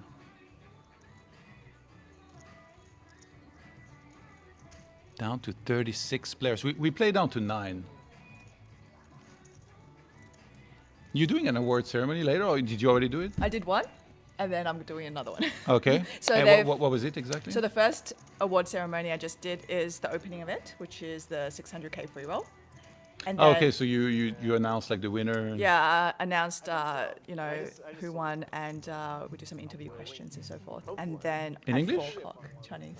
Well, I do it depending on who the winner is. Okay, but So- like if it's in Chinese, you didn't translate in English. No, they're actually going to be having translation at the bottom. Ah, okay, Yeah, nice. Yeah, but then the presentation itself is in English. And then when I ask the questions, What was it? The name was Jiaqing. yes, Zhixia Did, yeah. did he say something cool? Well, yeah, he thanked his wife, for some. I mean, we'll get to watch it, so yeah. for supporting him Nice. throughout his, poker playing career, and he talked about his 5-3 offsuit hand. I don't know if you saw that. I think I was with Kevin, Yeah. maybe at that time. So he actually 3-barreled with 5 high. And I actually asked him to kind of like talk through his thought process on And that he hand. did? And he did. And he Nice. did. Yeah. So yeah. And then they've also crowned the winner of the single day high roller. So that's going to be the awards presentation at 4 o'clock. Oh, okay. Yeah. Yeah, Martin said like took second in that actually. Oh yeah. It was a small field, but yeah, he won like Oh, 20. so you're talking about the guy that's Yeah, this guy. Yeah. okay, the German guy. He took second in that. Yeah, he Oh, took second. nice. He won 21K, and then the winner, I believe, was 55. Yeah. And that was a 7.5K buy-in event. So we see a raise here in the cutoff with pocket queens, Chen Gailiang, who's been really card dead and actually on shallow stack now. 3-bets the 8-9 suited. That was the hand earlier, or maybe it was 7-8, that he opened in early position. He got 3-bet and he was forced to fold. I think he's just fed up at this point. Sunray with the 8s in the big blinds. Perhaps thinking about cold calling? I can't imagine it jam here, but who knows? Yeah, I mean, it's a really annoying spot for the big blind here. I think cold calling here and putting in, 40K is probably not something you want to do. I feel like I would go for a fold just because you have a player behind you that you do not know what would happen. Yeah. So it's very easy for you to put in 40K and then the player behind might just shove his stacking, so In this case, it's queens. So. exactly. So back to Zhang Xuanzhi here, Zhao Xuanzhi with poker queens. I want to hear you say the name of the pro player because it's a little bit tricky. It's like Quan. So is it Tran or Quan? Tran. Tran. Yeah, okay, yeah. I got it right then. Tran, yeah. That is a tough one. That's the one that Randy always used. Go be like, oh, that guy Quan Zhou, and I'm like, Yeah. I don't know who you're talking about. I think maybe like a Vietnamese name also would be tricky to say like this. So it really depends. But I know like a Chinese is like for Yeah. Qingdao, you yeah, know. Yeah, Q. Yeah, that's right. And we're just going to keep it simple and jam over the top here. Chen Gailiang has absolutely zero momentum this entire day. He's just going to be disciplined and let it go. No tilt call here with the suited connector. And he's fed up at this point, and he's very short now. 123K. So 15 and a half big blinds. Oh, there's good amount of chips in play here. We could be seeing quite a lot of post-flop play. It's a bit different to the opening event. I think that all the times we've seen it on screen, it has been relatively shallow. I think there was, if you had 20 big blinds, you're rolling in it, So here we're actually seeing players with like 100 big blinds. Kevin played cash yesterday, and apparently Yo-Yo was to his left.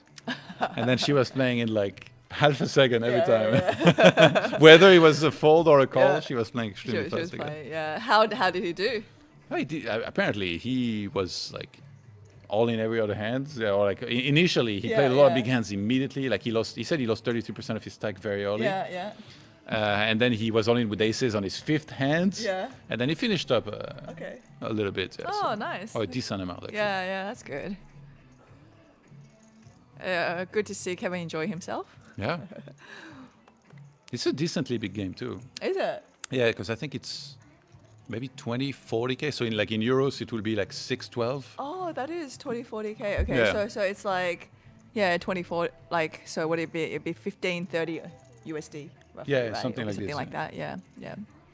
No. Wait. If it's 10. €6, €12, then it'd be a bit less. It'd be closer to less? 510.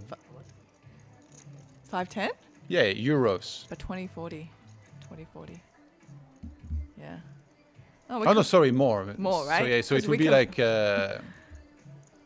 Yeah, I'm thinking it should be something like 1224, right? Roughly 1224, I think it's. I don't think probably 13 right, euro 13. would be 24. It would be closer to like $16. Yeah. So $16. Yeah. So maybe. so yeah, not a small game. Yeah. And apparently it played pretty wild, Yeah. as you would expect. Sounds like a fun game. Oh yeah, it's so I looked it up. Let me see.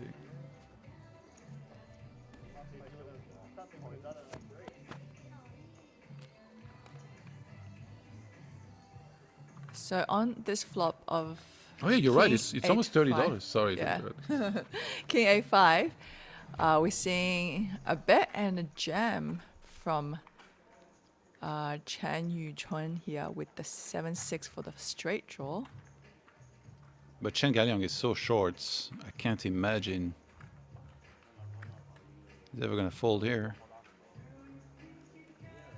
He's got 80k behind. No, he's No, he's folding. Just not comfortable with calling there with second pair on that board. So he's gonna save his 10 big blinds, and it looks like the table's breaking. Then this poor Chen Galiang. I want him to win at least one more hand here. This is ridiculous. That poor guy's lost every single hand he's been in. And table break, redraw perhaps, as we're down to 36 players. 36 players. Yeah, we should get a new feature table after the break. So don't go anywhere. Now we're seeing a new feature table here, and we've got a lady that's joined us. Now, welcome to the TLPT Circuit Main Event. We're down to 34 players already, and we're playing down to 9. It could be quick actually today. It right? could be. It could be quick. It's not even yeah. 3 p.m. yet. Yeah. We'll see if things slow down a little bit. Yeah, this is a combined field of 4 flights of 505 players. And it's actually an event that, you can actually pick and choose and enter depending on what kind of buy-in you're comfortable with. If you buy into day 1A, it only costs you 500 USD, and the levels are going to be quicker. But if you're more comfortable playing deep, playing slower, then you can enter day 1D, which is actually a 2K. Which one would you have played if you were playing? I mean, I would think the value would very much be there playing the 500 and 750, and then the 1K and the 2K, But there's more chance, I believe, of you making day 2 if you pick the 1K and 2K. If you play multiple, your stack is added, I believe, right? I think I heard something like this. Is that right? I think so. Oh, that would be quite interesting too. But I would assume Yeah. if you play the cheaper flights, not only do you get less chips, but also it's a faster structure, I guess, to make it fair. Yes, definitely. Yeah. Yeah. So, I mean, equivalent, you're more likely be like, oh, well, for me to make day 2, it might take me more bullets. And I guess that's the downfall of, one of those faster structure tournaments. So it looks like we had an open on the button from Wen Huan with the King 4 offsuit. And yeah, Du Jin Chang, not much to do in the big blind with Jack 3 offsuit. Just gonna let it go. Who's the lady? Is it Zhou Yiyu?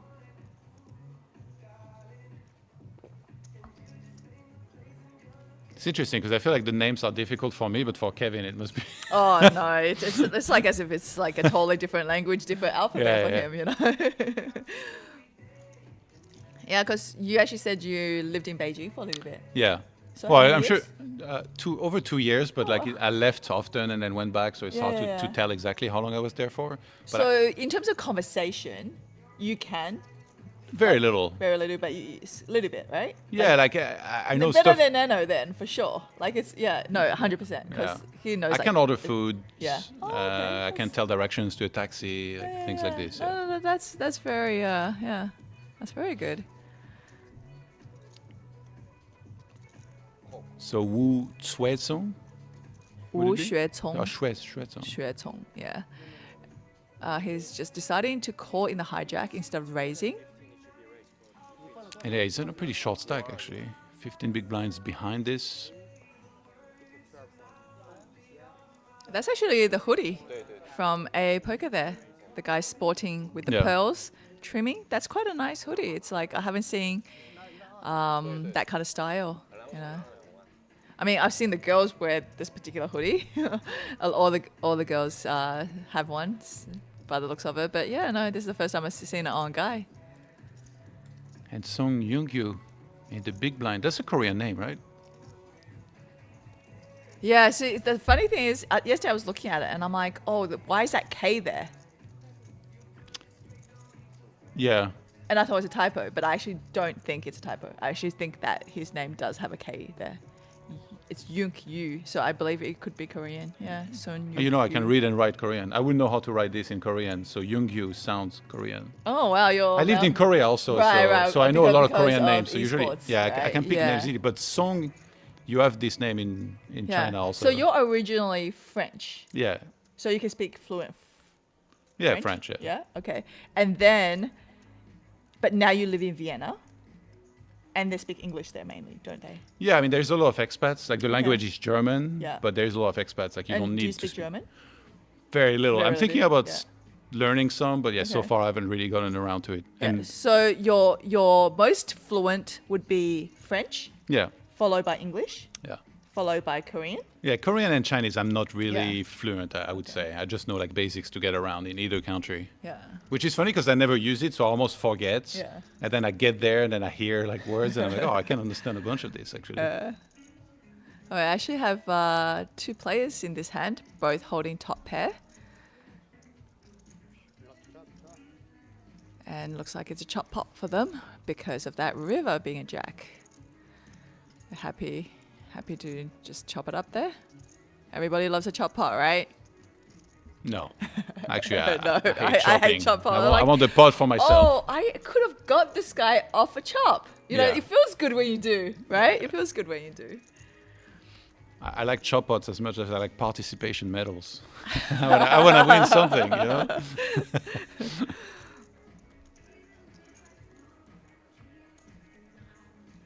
I think they say that participation medals create like a softer, more sensitive generation. You know what I mean? Like you're like soften the blow. It's okay. You still got a medal. Could be, right? yeah. Yeah. So instead of like, you know, creating winners, they just like kind of like, oh, it's all right. You know. If Yeah. your daughter took part in a sport or competition where she got a participation Yeah. medal, what would you say to her? Uh, Don't let it get to your head. No, because like I think she would actually say to me, "Why did I get this?" Right? Like she would be curious because she actually had cross country and she had a carnival, sports carnival recently. And you know, I mean, Randy and I both we're small build. She didn't really like, she didn't have any placing or anything, but it didn't seem to bother her. You know, she pretty much just said to me, "Oh, mommy, I finished the entire like cross country without stopping, so that was good enough for her." Right? So she's like, "I ran without stopping." Oh, okay, yeah. Yeah. I can understand that more. Uh-huh. I would say like if somebody like finishes a marathon and then Yeah. you get like a token for it. Yeah. So to her, she was like not phased by it at all, and Yeah. she was like very okay, you know. Yeah. Because I thought she was actually gonna be like, oh, you know, mommy, other people seem to have won these like ribbons and everything. How come I didn't get one? No, she wasn't like that at all. She was just like, oh, you know, yeah, like I didn't place. It's not That's a big good. deal. Yeah, which is good, you know. Yeah. I think this table, they've got less chips than the guys we had there earlier. We had Yeah, some deeper yeah. stacks for sure. Deeper stacks for sure. I think there might be a couple guys with a bit, and then the rest is all playing with a relatively short Well, stack. what was it like though? The first in chips was 51 big blinds, if I saw that correctly. Yeah. Can you Right. imagine giving participation like certificates for all the players in your poker tournament? Yeah. It's like, oh, you did cash, but here you go, a participation certificate. But it's funny, in StarCraft, we had this one tournament where they would give like a medal to everybody that took part. So the Oh, players, okay. the Yeah, yeah, yeah. commentators. And then Kevin was so happy, but like for me in Warcraft 3, I Yeah. was like a really high level competitor. So I've actually Right, won like right. world championship. And Yeah. I was like, get that away from me. I don't even exactly. want it. Like you just want to I'll bin give it it, to right? anyone, You want yeah, to like- walk away and just quietly like, oh, chuck it in the bin. Like it doesn't mean anything. Yeah. Jin Chang makes me think of airport. Ji Chong. Ichion? Ji Chong, right? Jichang. Chang. Right, yeah. Oh, is that Chen Dong? Does it look like he got a haircut, right? Because I remember seeing him just a couple of days ago and I don't remember him having such short hair. gotta look fresh when you play and feel fresh too. All right, Speaking so- of, I finally got my luggage, so I feel great. Like fresh clothes. Oh, that's nice. Yeah, no, losing your luggage is one of the worst things. They got, what, 48 hours before they got it to you? Yeah, it was Yeah. like 2 days. That's a bit annoying, yeah. So we're seeing a confrontation here between dealer button with the King 5 suited versus Big Blind's Ace Jack.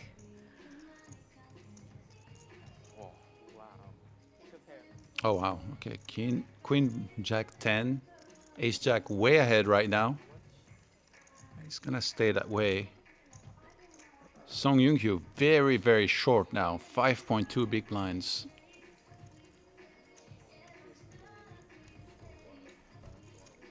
Oh yeah, not a table with little chips.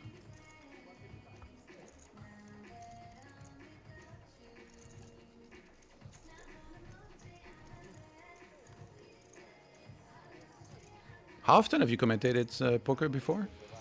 Phew. A few times. I've done both Mandarin and English. Probably at least 10, I'd say. You know. Does in it the make past.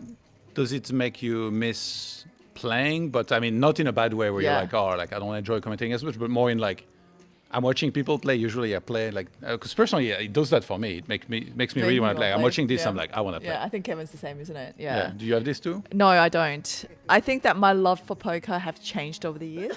I really, really, absolutely loved it so much when I first came across the game, like 15 years ago.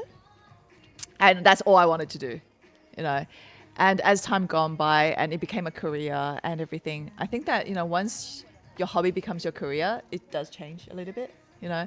And I think that right about COVID, I think that's when it changed for me more so. I kind of look at poker as such a very small part of my life now. And it used to be a really big part of my life. Yeah. So you're okay to just chill. I am very okay to just chill, you know. I actually really do enjoy the behind the scenes when it comes to poker sometimes too. You know, I do like look at how the production work and all that stuff. I think it's kind of cool, you know. Yeah. Yeah. When Juan just got a walk, by the way. Easy game. Those have been pretty rare. Walks are definitely rare in poker these days. I remember one time in Vegas, I went to say hi to Elke, and I think he was playing like the marathon. Yeah. So like one of the Oh, okay. like, Yeah, super long level, yeah. everything. And I say hi. I'm like, oh, how's it going? He's like, oh my God, like I just got 3 walks already. Like, what are that's they doing? So amazing, right? sick. Yeah, yeah. It was like, how can they let me get away with this? Yeah. But to be honest, when I was watching the 600K free roll, the opening event they had, that made me kind of want to play because you could tell it was a really soft tournament. It was not, you don't have to fork out any buying for it. And they guarantee $600,000. That's amazing. Yeah, that's you know, nuts. 100K for first without a buying. That's awesome, right? So it's like these kind of cool events that make me kind of go, oh, I wouldn't mind jumping into this, right? Yeah.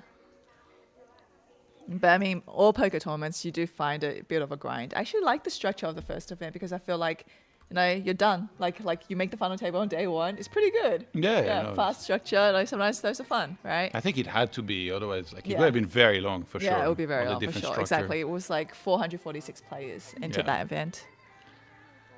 So we're gonna open the best level, 10K big blind here.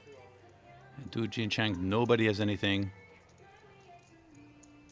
Song Yun-Kyu, 5.3 big blinds. And I think the big blind is right around the corner for him to pay as well.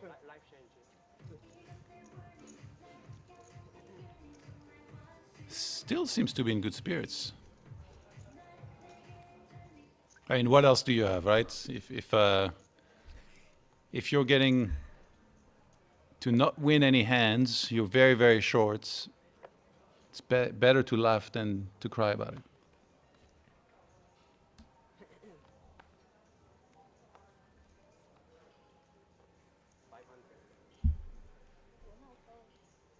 Gets to joke about it before letting go of 5-4 offsuits.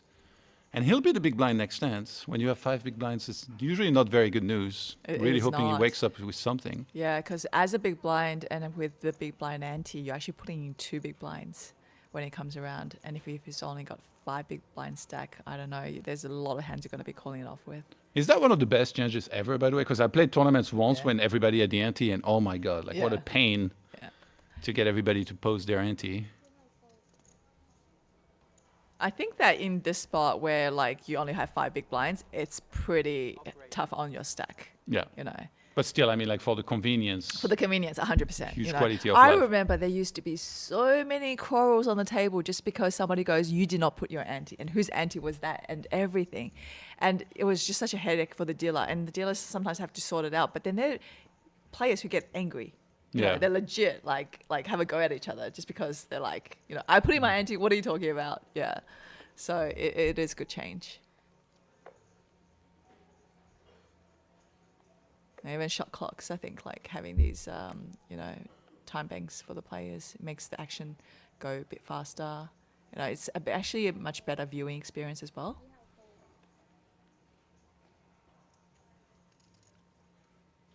Wen Huan in the cutoff. King 5 suited. He's got 38.5 big blinds. Would you have opened this? Yes, you would have. It's close. Yeah. I got to see who's in the blinds, Yeah. how often they're willing to fight back. But we see That's a small yes. blind picking up ace king there. It's close. It's close. There are times where I'm like, oh man, I could just run over this field, and there are times where you get so much resistance. Yeah. And then a So lot the of more times- aggro players there are behind, the more reluctant you should Exactly. be. You have to really tighten up your range. And for me, a lot of times it's like, I might not know the player on the table, but they know me, right? So they tend to fight back at me a lot more than, for example, if it's just another random girl on the table. So you do get that as well. Song Yun Kyu, King 8 suited, definitely good enough here in the big blind. Unfortunately, will be way behind. He's thinking about it though. Is this a bit of Hollywood? Oh, he's putting the jacket on for the extra equity. I see how it is. Okay. Shake everybody's hands. Say seat open. Surely he's not going to fold this, right? Or is he already all in? Yeah, Did so you say small s- blind just shoved. So it's just up to him to make that decision. Yeah, I mean, sure, you can't fold this, can No, you? King 8 is a very pretty hand in this situation. And I think he's getting like, what, 3-1? Like it's like Yeah, a no, I really, mean- really good odds for him right now. That would be a hell of a soul rate if he was to fold this.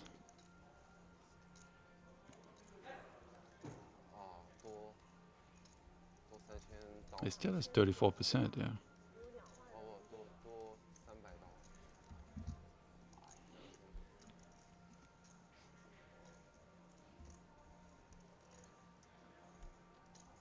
No, he's really thinking about it. Is it a money jump maybe that he's contemplating? There's a chance because I saw him Oh, yeah. looking at the screen quite a few times. So there could be Yeah. a money jump on 32 maybe. So that's why he's taking his time, just so, it could be. I wasn't even thinking about this because I was just thinking about the final table. But yeah, I would love to get the payouts. It helped so much before to figure out what's happening. But he kept looking at the screen. And he lets it go? Looks like. Or did he pay? No, he still hasn't made a decision just yet. Let's see what he chooses to do. Maybe you could ask in the group if they can give us the payouts. I might be able to find it for you.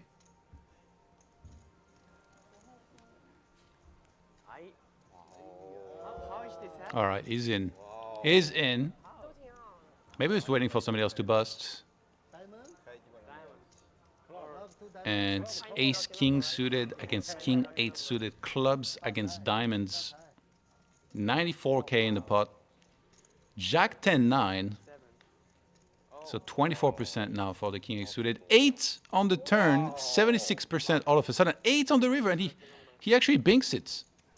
He binks it, and all of a sudden he's going to be back to 9.4 big blinds. Song Yun-Kyu still alive. The jackets.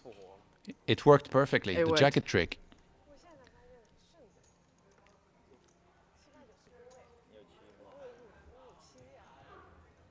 Getting to stay alive here in this tournament.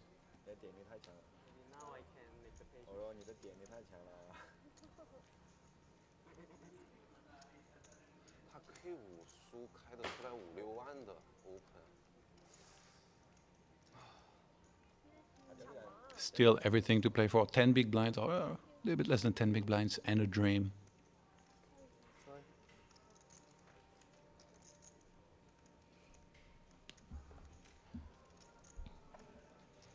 Do you ever get negative thoughts here? If, like, let's say there's 34 out of 505 left, you have 10 big blinds. Do you ever feel like, oh God, like I missed some opportunities, or were you always able to stay pretty positive about it all? And I think that my goal always is to make that final table because I actually really, really enjoy every like aspect of a final table in poker. I Yeah. find it really exciting, and you're constantly solving puzzles over and over again, different. When it comes to tournament poker, because the blinds are going up, situations change, dynamics change. There is a lot of history that you have with certain players that changes how you might play against them, and it becomes really, really interesting. So my goal has always been to make that final table, but I wouldn't force action. I would still just play my game, and I wouldn't be like, oh, just because I've got 10 big blinds, I gotta do this and that. I'm just gonna still play my game and pick the right spots to take down some blinds if I can, and so forth, to Well, go for a double up, which is good. With 10 big blinds, it's spots where, yeah, like, I mean, once you double up, you're pretty much like middle of the field. So pretty well, how about as far as like enjoying yourself and not letting negative thoughts creep into your mind? No, I don't think so. I don't think any negative thoughts. I think that once you make the money, you're just always like, oh yeah, like I've cashed.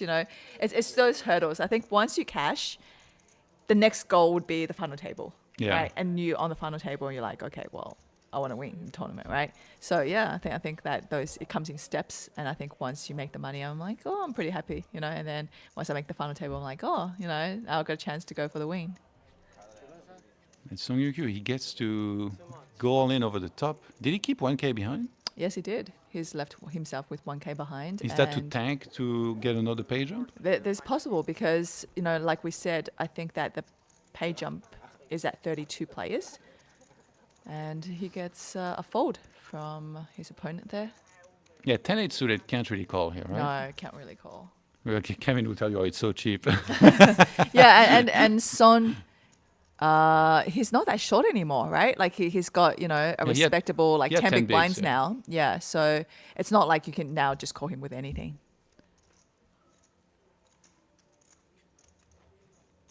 He's back in it.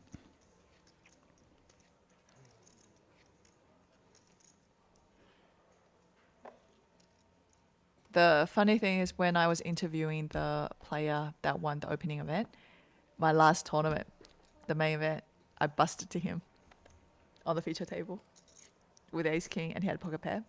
And the time before that, the main event, we played on the same feature table again. And he actually said to me that he's really lucky when I'm around. He always runs deep. So he was one of the final 2 tables in the main event last time, and then the time before that, he made the final table of the main event as well. So anytime I've been around, he's just kind of like had a really sick run. Yeah. Is he going to Vegas this summer? Maybe you could get a all expenses paid trip just to be around. Just good to be a lucky charm. All right, we're actually seeing some action here from a cutoff holding ace jack, who's gone all in pre-flop, and then small blind woke up with ace king. Yeah, when players get this short, strong aces like this, you're gonna see flying in. Exactly, and with the position they're in, we have cutoff versus the small blind. You 33 left, by the way. Yeah, Pay jump around the corner. you can't really fault them. 8% for the ace jack. Not going to get there, and Du Jinchang gets eliminated. We lose another player. So Song Yun-kyu made the pay jump, looks like. So our team pro here has doubled up pretty much, right? He's eliminated a player and won a very nice pot.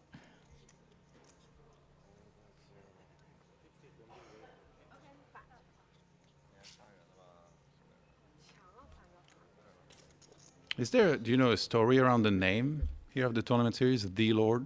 No. I was actually discussing this with Kevin. I'm like, it reminds me of Lord of the Rings. Like, you know how you see that font on the left corner up there? Yeah. Yeah, it reminds me of Lord of the Rings. And he's like, you know what? I've never, ever watched it, and I've never read the books. Yeah, Kevin hasn't. I No. think he hasn't watched The Matrix and like Okay, a lot of the okay, classics. okay, of the this. classics, yeah. He's living in his own world, Yeah, I'd be curious. Like, he's like the founder or one of the founders there. I'd be curious to ask to know Yeah, exactly the yeah, story behind it. why he named it that, yeah. I do think it's a very pretty trophy. It's got the 2 A's at the top. Yeah. A little gold spade.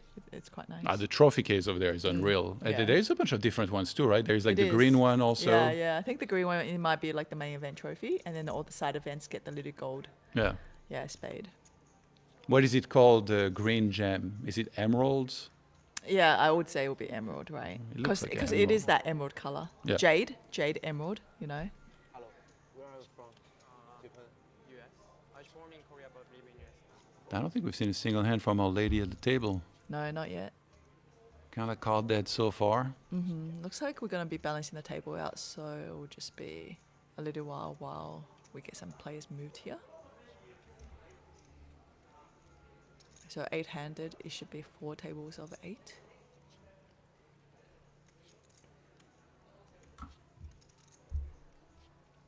Yeah, and then actually, there's still a full schedule. We're only on day 3 right now of a 10 days festival Yeah. with a ton of tournaments. With a ton of tournaments. There's still shot deck at the end that'll be happening. Yeah.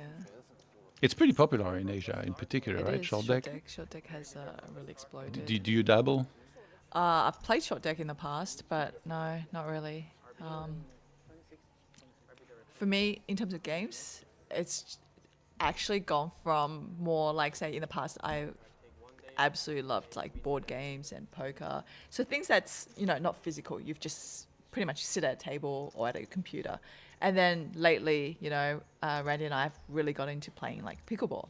So the competition is off the table and physical, And when we first started, it's actually quite interesting because Randy is very uncoordinated, right?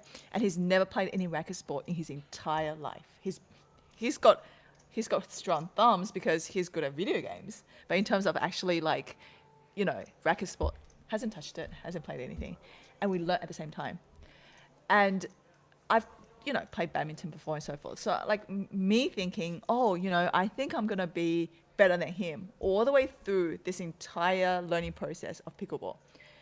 But I think that just the sheer ability of the male body, I underestimated because I think that in the last 3 months, and he's played like a lot more, he's gotten so much better. It's like, Okay. Just the sheer fact that when a guy slams the ball, Yeah. it's so much harder for us to get it back. But when we slam, he's like, wait, this is the hardest you can slam? I'm like, yeah, But when a guy slams the ball, it usually would bounce out of the court. Okay. It's much harder to. Are you guys get it back. equally competitive in terms of like how hard you're gonna try? Yeah, we're both competitive, but So why does he play more then? no, because I feel like I get capped. I get to a spot where I feel like my ability gets capped a little bit. Yeah. Yeah. But you Because said he plays more often. he plays more He often. just has more time. But he also understands the physics of the bat and the ball. Okay. So in order to do drop shots, I think you have to kind of slice the ball. And to me, that's not something that I would know how to hit. Yeah. Right? So it's almost like rolling over the ball rather than hitting the ball. Okay. And it's like a different technique. And it's a technique that I think is used by tennis players a lot of the time. Maybe Yeah. like he secretly got coached. He bought coaching. I think he's just naturally very competitive. And, Yeah. he doesn't mind stepping up to intermediate sessions and stuff like that, even though he might be the worst player, but he'll have a go, which is good, Looks like we had a raise ace-5 suited on the button by Chendong. Wen Huan defends the big blind, king-jack offsuits, and doesn't flop anything at all on ace-3 deuce. Yeah, we should see a continuation bet here from Chen Dong. The ace should hit his range, but he's going for a check and probably getting value at later streets here. Trappy.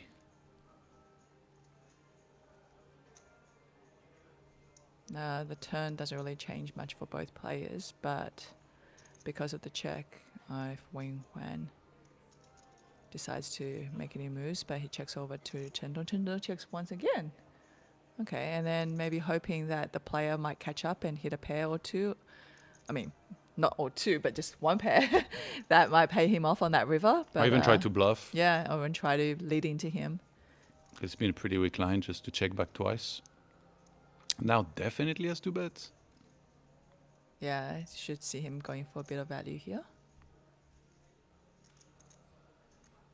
40. 40. How big do we go? Looks like quite a few chips actually. He's Wait, what? What? Wait, no, that can't be right. That is definitely not right. I don't think he would. He did not go in here. I think it looked like he bet like Power jam? yeah, I think it looked like he bet 50,000, right? Something like that. Down to 31, by the way. Now we've got a new player that's joined our table in 6-7. Sunglasses.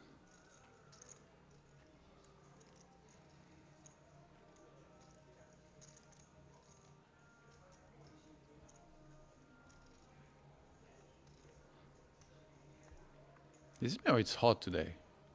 It's hotter than usual, no? I think they do have the heater on.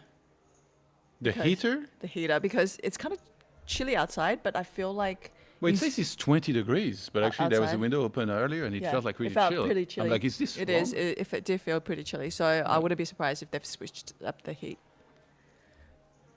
I don't know why I wore like proper trousers. It's like we're not even on camera. I'm gonna wear shorts Roddy style later. We're just wearing like hotel slippers too. We're just like no, just like high heels. I used to wear high heels a lot. Well, you probably couldn't walk in there with those because I asked earlier if there was a dress code, Mm. like about like sweatpants or anything. Because I didn't have my luggage. I was like, I literally will be trapped outside if you have to wear No, like no, proper but, trousers. like I walk through the security with my slippers and nobody. Oh, cares. really? Yeah, nobody cares. Because so they told me everything is fine, just no slippers. Oh, okay, yeah. I mean, Or like no flip flops. maybe the media pass. But Oh, you showed it when you come in? it's- I don't well, even bring yeah, it. because they check my bag and then they see that, so maybe Okay. they're like, oh yeah, Yeah. yeah. It was the same with drinks because Yeah. it says like no foods. And then on day one, I saw a guy try to Oh, enter Try to enter with food. with food, and they were Okay. like, no. And I was like, how about a drink from like Starbucks or an energy drink? They were like, yeah, it's fine. That's fine. Okay. Yeah, I mean, you could literally bring the hotel slippers, keep it there, Yeah. write your name on it, and then you're good for the rest of the Yeah. week, right? Nice and comfy. We have actually a hand here with Queen Jack versus Pocket Fours, and Queen Jack hits an amazing flop here. Bet small. And Zoe Yu. I fold everything for an hour and I still am not getting any hands. No, actually, she hasn't been here that long. Yeah, so far, unable to win a single hand. Still second in chips, though. Still retaining second all those chips. chips. She came to the table with a nice stack, and when you're not really connecting with the board, not much you can do.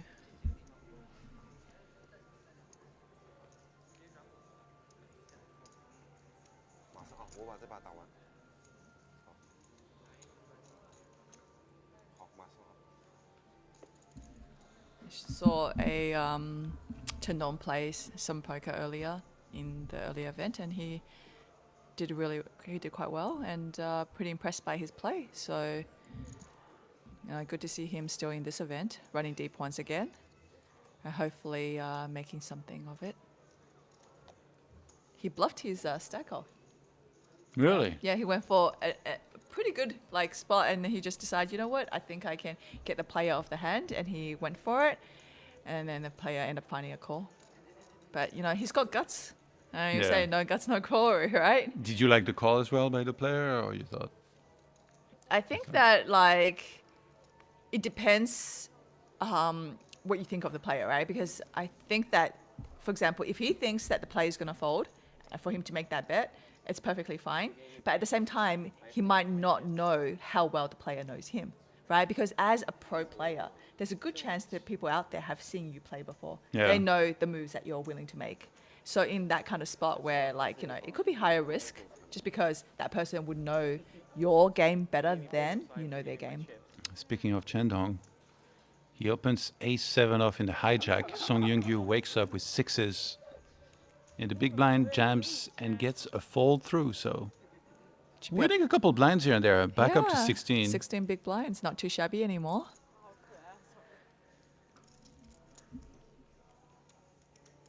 Yeah, he was down to what, 5.5 or Yeah, something? Yeah. five big blinds, and then he had to put 2 in for his big blind and big blind ante. So yeah, definitely, a lot more comfortable. Yeah, I think it's like twice in a row that he goes all in on the big blind. So think twice before raising his big blind. So that's when he has it. When you are short and you pick up like playable hands to shove with, oh, it's godsend. Like, Yeah. you just be like, oh, this is so good. I got 6s, I got 7s, Yeah, it is just in the right nick of time. But there are times where you don't and you're dwindling down, and that's when it gets really frustrating. We're seeing Chen Dong's getting relatively aggressive with his pre-flop ranges here, raising under the gun plus one with King 7 suited, and then hijack 3 betting to 50k with Ace Queen.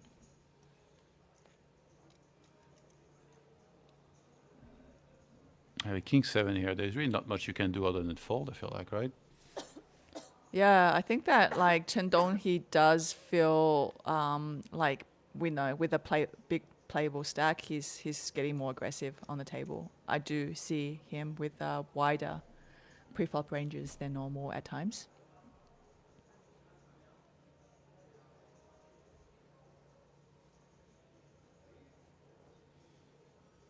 He's doing the math.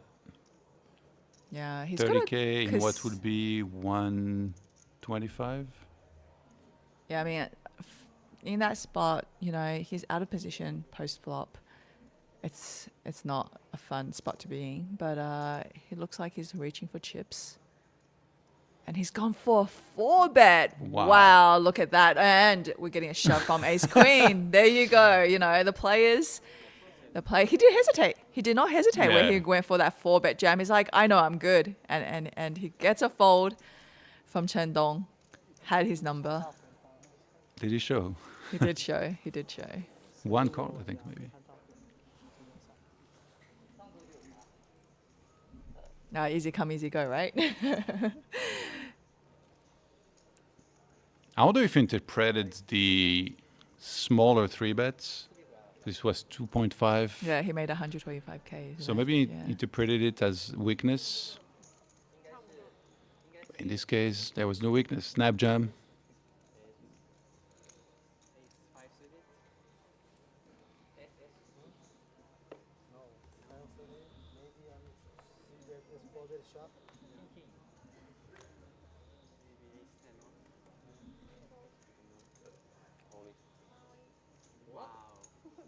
Ace king suited. Wait, what? It looks like Ace King just went all in pre. Yeah, all the chips are in the middle. 47 big blinds. I mean, I guess that's one way to play Ace King. I can't imagine much resistance unless, You know we're seeing I'm gonna learn from queens. this, and I'm gonna do the same because I keep losing. I keep having tough spot post flop. So next time I have 47 big blinds and ace king suited, count me in. I'm just jamming. I'm not gonna have to struggle post flop on like a 7 high board where no club shows up. Yeah, I'm just gonna win the pot. Easy game.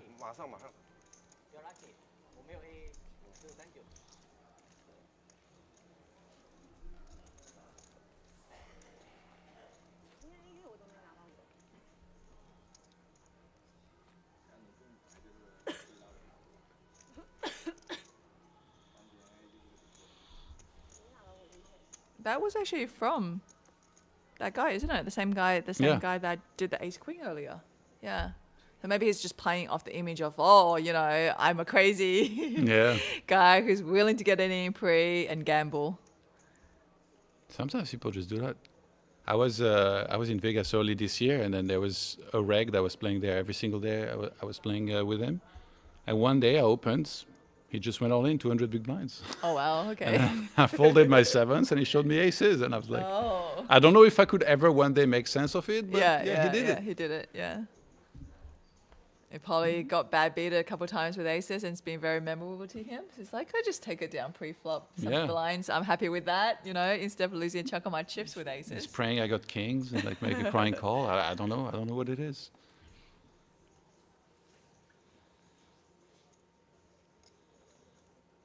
So we're seeing that Wu Xuancong here has gone with a limp from under the gun, calling with 9-8 suited, and it's gone to the small blind, who decided to complete. And actions on Chen Dong with ace-5 in the big blind.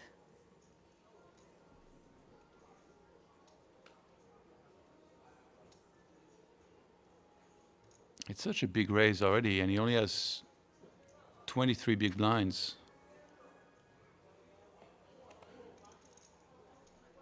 I like the raise size by Zhao Jiaming, by the way.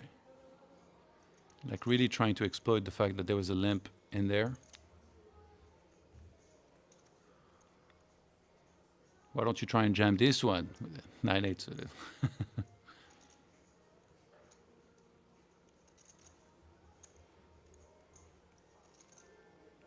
I'm guessing he's thinking about calling here. 45K in what would be 130. He's like, nope, too expensive.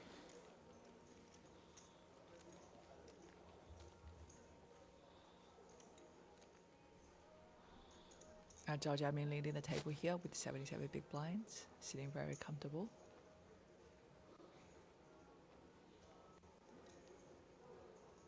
Look, he knows he's in shorts. The pro player.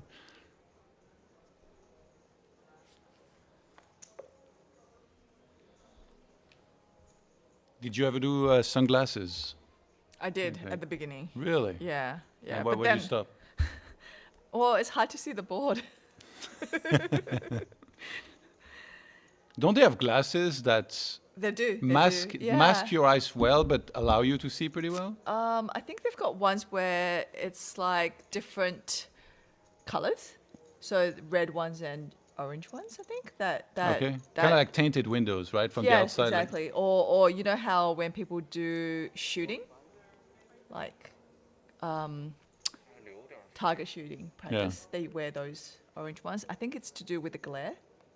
You know, whether it's playing on a feature table, whatever, the glare from the lights and so forth.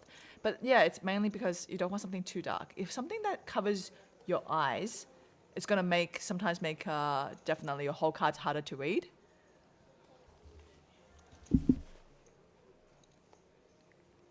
Morning.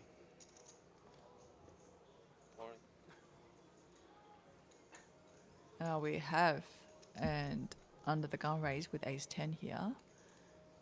And then we see a 3-bet from the hijack player with ace-10 as well. And then going around to the big blind, Wu Xutong here has shoved all in for 475K with ace-queen suited. You're ahead. And it's the same player with the ace-queen, the Yeah. same one with the ace-king. And he's just picking up these pots pre-flop. Song Yun-Kyu is playing pretty well, by the way. Finds the fold here in a spot he needed to. Back down to 11 big blinds.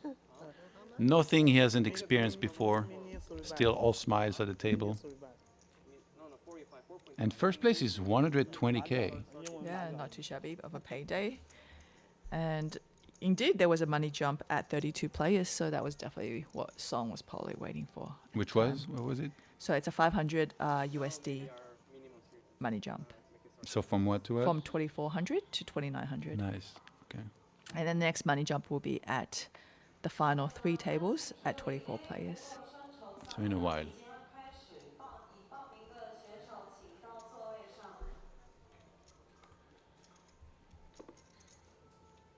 And the final table of 8 will be looking at a payday of minimum 12,500. So 5 figures for every player, minimum 5 figures for every player on that final table, with winner getting 120,000.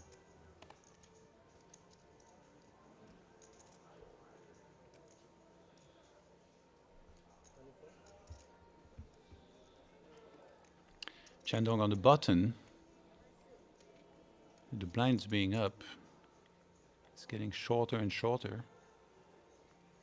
It's going to open up the Jack 9 offsuits. Ace 8 suited in the big blinds.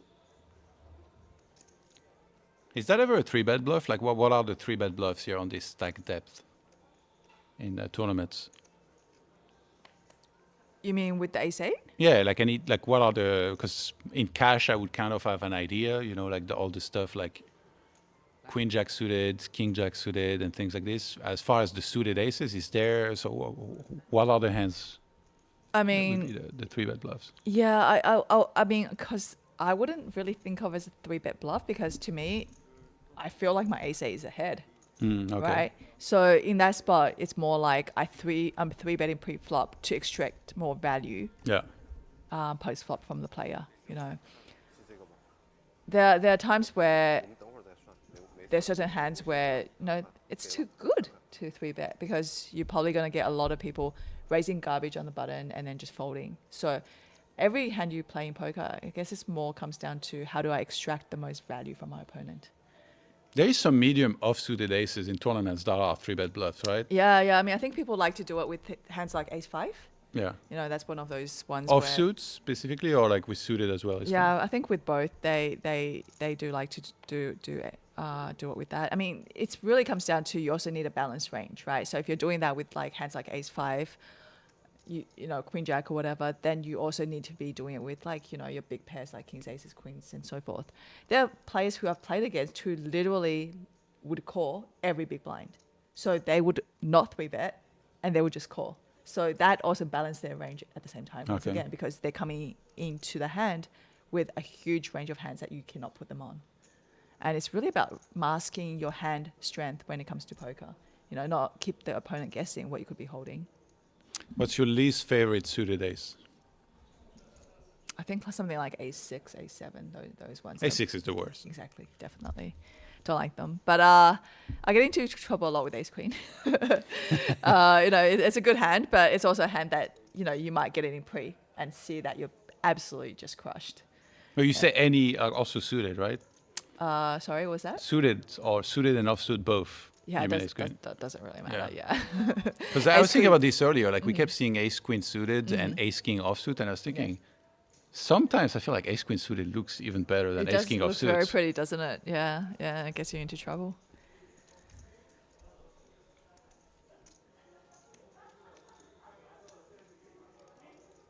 And there'll be spots very similar to the player that kept shoving the ace queen, but the opponent just happened to have something better, right? Whether it's ace king or whether it's kings, things like that. So yeah, I think, in terms of busting out of tournaments, maybe the most frequent hand would be something like ace queen.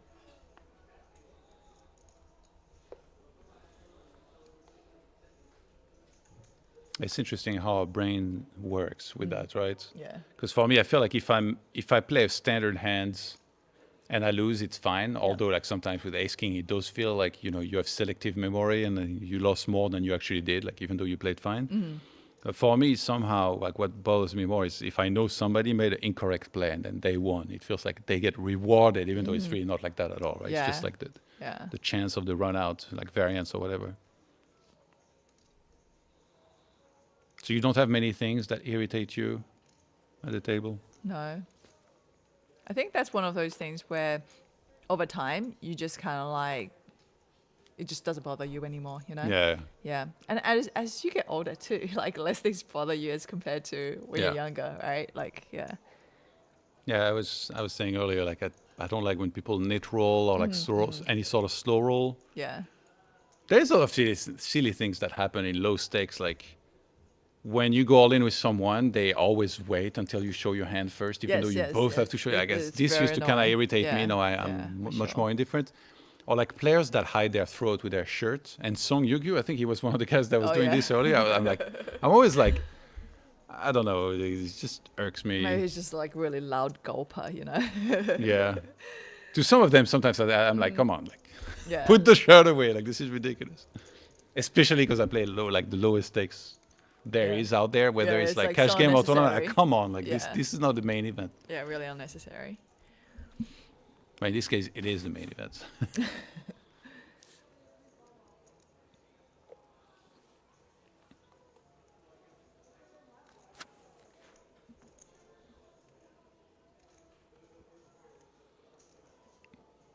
Oh, there it is, the shirt. See, when I see There it this, I'm is, like, yeah, come on, yeah, like yeah. this is ridiculous.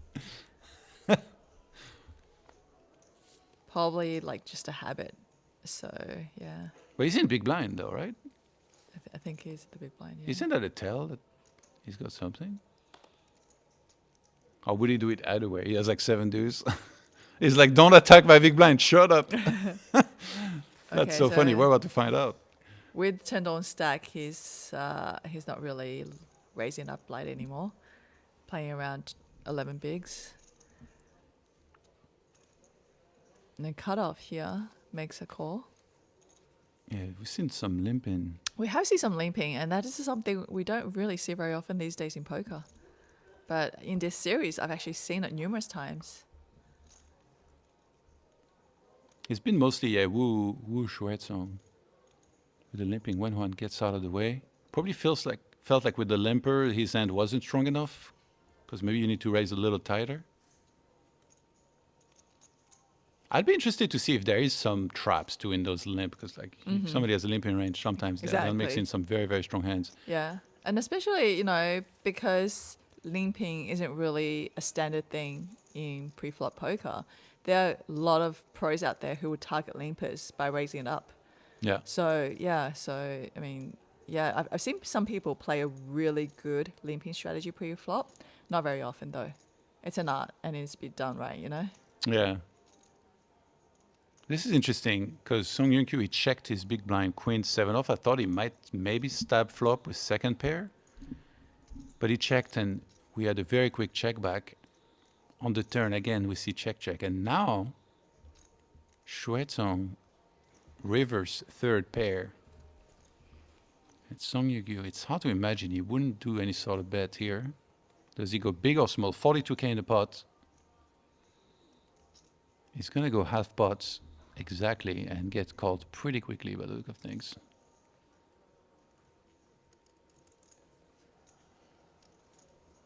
Value Town.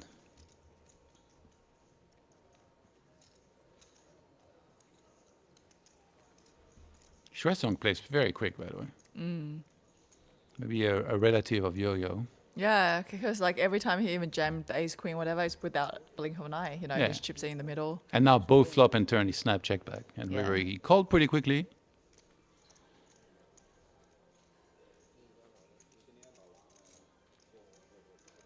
So I like to joke at the poker table and like chat a bunch. So sometimes I'll tell people like, you're allowed to think about it when they play this quick. Yeah, he's not wasting any of those time bank chips. I've seen players who tank and use up time bank chips in spots where I'm like, those are going to come pretty handy later in your tournament, Yeah.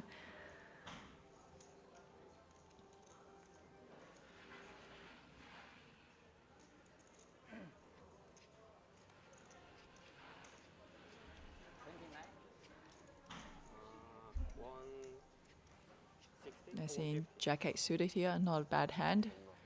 Son Yun has decided to shove it in versus big blind.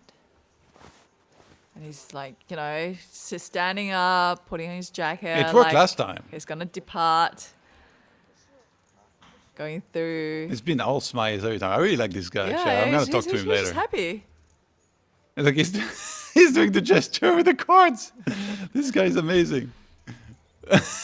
He's like almost You want to betting. call? That's so sick. Talking to his opponent too at the same time. Oh my god. And taking another peek. That's incredible. And you could tell that the opponent has a decision to make, Oh yeah. It was, a bit too much actually for Big Blind to make a call there with that hand. Seeing that he's sitting on 15 bigs. Keeping up with the blind increases. That's always a good thing.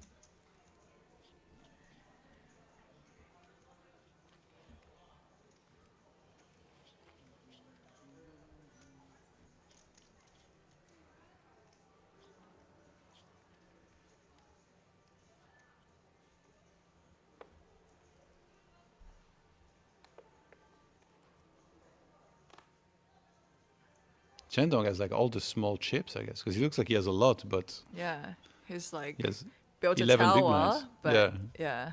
Tower of the smallest chips. Yeah, so he's got a 11 bigs here with ace jack of clubs under the gun. Instead of opting to shove pre, he's chosen to raise 2x. What was the pros of this against jamming? I mean, I don't mind. Oh, I don't mind. Wow. I think jamming and raising, they're both fine. I am interested in seeing like what he does what he does here with Son versus. I mean, he's so short. I can't imagine he'd be folding to anybody. Yeah, but Unless it's someone that he perceives as like really tight, which is definitely not going to be Song Young-yu. yeah, this is actually quite interesting because now alarm bells are kind of going off in my head because you have a player raising to 24,000, right? Yeah. And there's somebody in behind you is clicking up to 36. This is like Yeah. as if he's playing limit poker, right? But I tell you, the times where I'm like, oh my God, this guy's doing it with aces, and I look it up, and they have aces. Do you know what I mean? Like sometimes you're like thinking, oh well, but I've got ace jack of clubs, and you're like, you don't believe it, right? But you're like, technically I should not be folding here, but every time you look it up, they Yeah. do have the goods. you I know? think maybe like if he opens, okay, he's just going to go all he, in. he does shove it in. Yeah, so Son's funny re-raise pre-flop actually got Chendong to just commit his stack. Yeah. And Chendong is currently in a really bad spot with ace jack. I wonder if you open ace jack suited like this and then it goes all in, all in, all in, then I guess you're folding, right? Yeah, so that may be the one scenario. Exactly, you could fold. Or, in that spot, because Son, if he just shoved pre, Chendong would be calling him. But when he did that, there's a chance that Chendong could just call the 12K and actually get away on that flop as well. Yeah, yeah. Right? So you're actually allowing your opponent to not commit their chips in pre-flop. He was getting really cute because don't forget, he started the hand with only 15,000. So yeah, it's Yeah, we lose our It's quite pro player, interesting, looks yeah. like. It's one of these things where you can make a mental note of what the player did in this spot with pocket aces. So if you ever see it next time, you could be like very, very confidently just putting your Yeah. ace jack in the muck. Yeah, I'm pretty sure he's got Chendong covered in this hand. Yeah, that's what the Ola said, yeah. Song Young-yu is still at 44K behind. Mm-hmm. And what a rebuild. What a Down to rebuild. 5 bigs. Yeah, he's working with close, I think 25 big blinds now. And unfortunately, Chendong has left this tournament, finishing in 30th place. And we're down to 29 players now.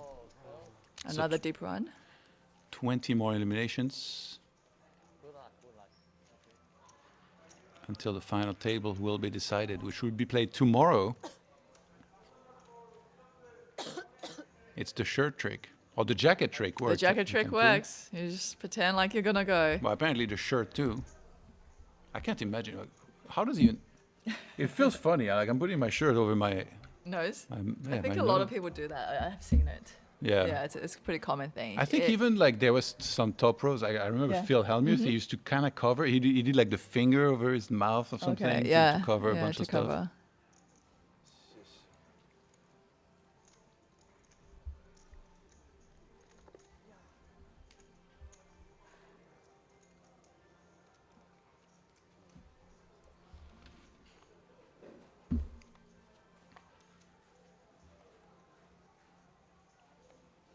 Wen Huan under the gun, 7-3 of suits.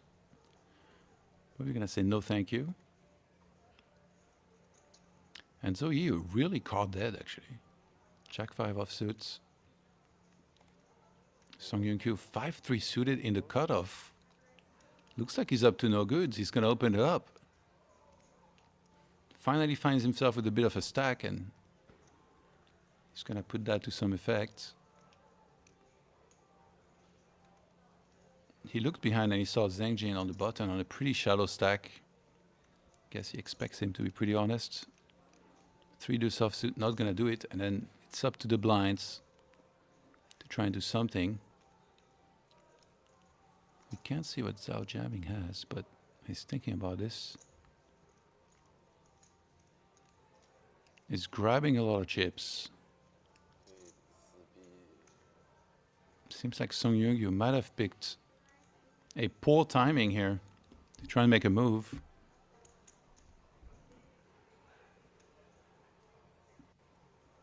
And yeah, there was a 3-bet to 86k. And he's gonna fold and be all smiles still. Well, he went from 5 big blinds to now he's still got 26. So he's definitely got things to smile about. Made the pay jump. Now looking pretty good to maybe go further as well. Go. Interesting. You. Thank you.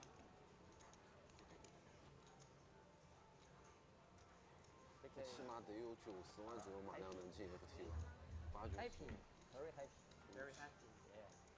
Try to be happy. That's what that matters, right? Yeah.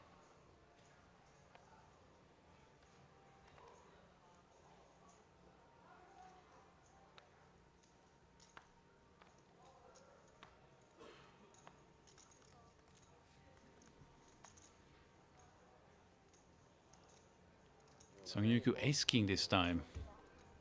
Definitely gonna open up and be praying that somebody 3-bets him again.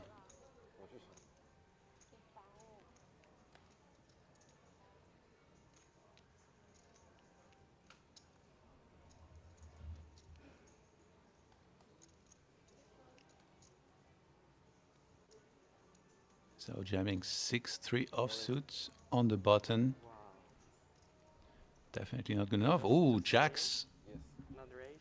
and a snap all in. Can't imagine would ever fold with the ace king here. Queen jack in the big blinds. Can't really do much other than folds. And we're off to the races. 644k in the middle. Very sizable pot here between those two players. And you're 40 days? You did the 4 days because you 3-bet, right? Flip City. Ace? We're going to be seeing a chip leader 40 days. Sorry. on the table made from this. It's very exciting for both players, I can imagine. Queen high boards. So some He ace showed king's the asking ace of for diamonds. diamonds. No, Wow. no help for the ace king. And fates change very quickly in tournament poker. Song Yugyu eliminated. He survived for a very long time. He rebuilt nicely, but then that's all it takes sometimes. Ace king. Everybody's most hated hand in poker, except Selena, that's ace queen. I definitely have a love-hate relationship with ace king. Ace king, I bust, like, I don't know why, but my memory decides to only remember those hands like this, where it's like, Yeah. literally there is no other way to play it. You Yeah, raise, exactly. somebody re-raise, all in, you call, and then it's like, well, nothing, you know. That's actually how I busted out of both of my main events. Last 2 times was with ace king, and both times on the feature table, both time up against pocket pairs. There you go. Yeah. We got a new member on the ace king hate train bandwagon now. I keep making this joke like somebody should make a I hate ace king hat Yeah. and become a t-shirts, millionaire. Right. Yeah. Yeah. How has nobody done it yet? Every single poker player would buy one of those. Needs to be a cool design, but there's definitely an idea there. Down to 26 players currently.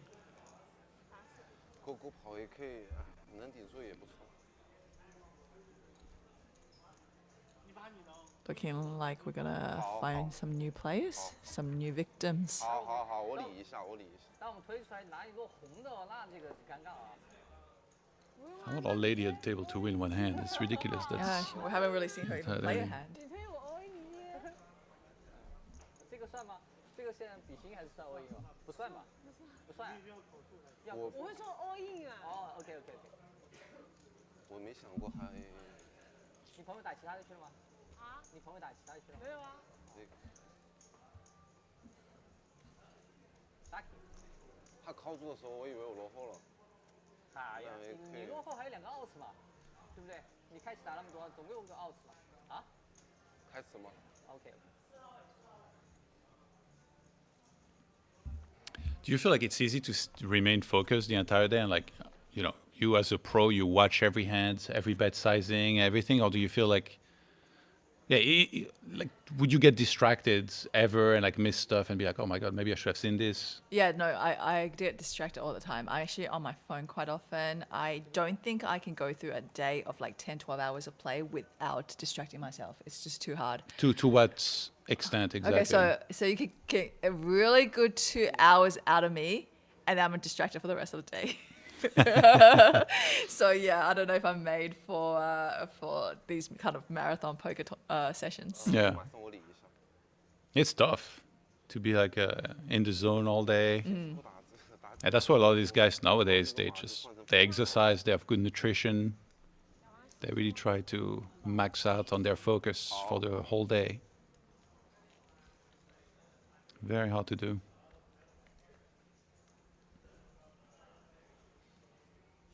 So we had a raise in the hijack with pocket force. Zoyeyu defends the big blind 8-7 offsuits. And can't quite see the flop. Oh, there it is. Ace Jack 4.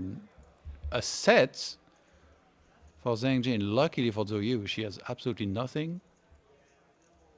So he slow plays on the flop, but on the turn, things start getting a little bit scarier. We have 2 diamonds now. And 3 different Broadways, so he's gonna bet. And yeah, pretty quick folds. Zoyeyu still getting absolutely nothing.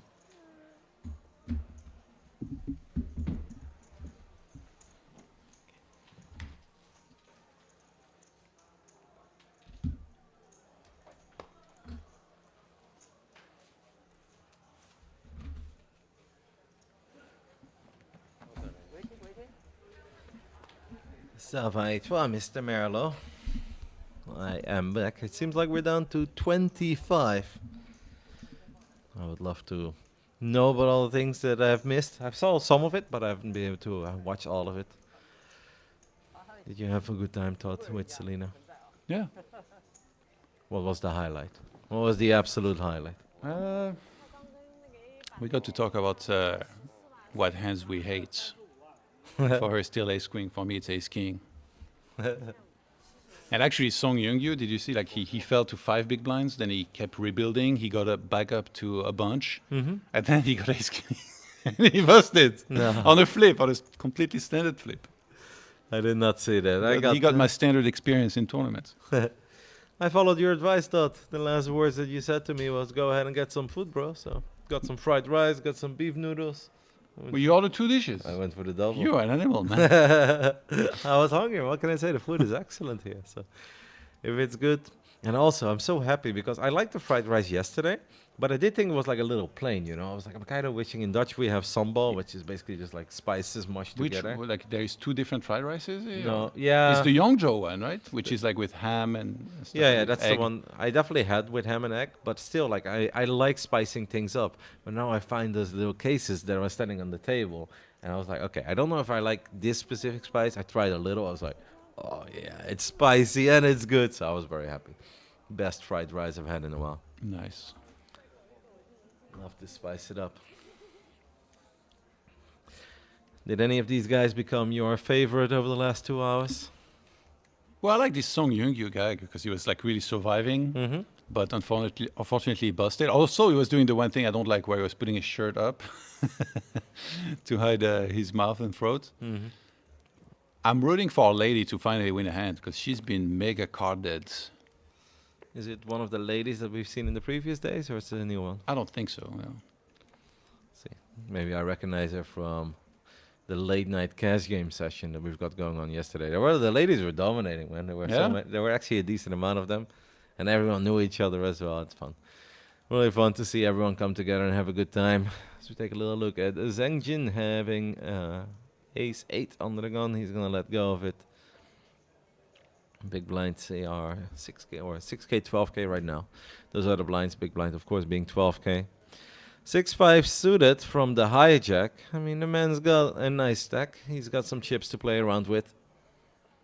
And he is going to hit us with the min raise. We've got Wu Zhekong here with the pocket threes. He's going to probably come along for the ride as well. Just a little bit of good old set farming. Easy to play. And Jin Bo Shin is back as well.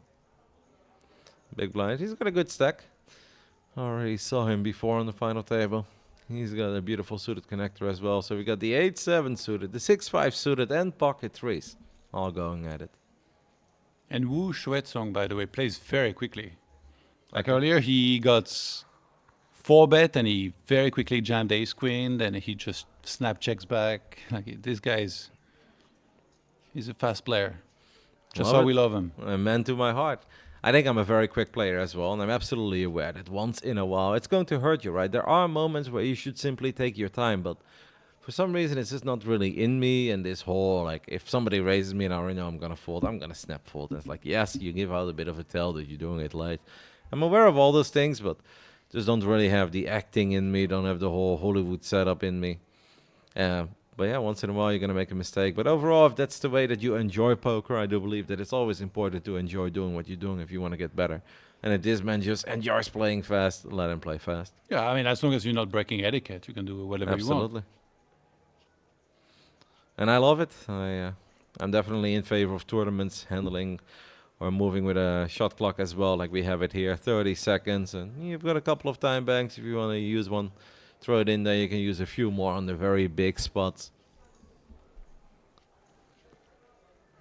The days where people sit there for 2 minutes, 2.5 minutes, 3 minutes. If that happens once on the biggest spot of the tournament, it is what it is. I get it, take your time.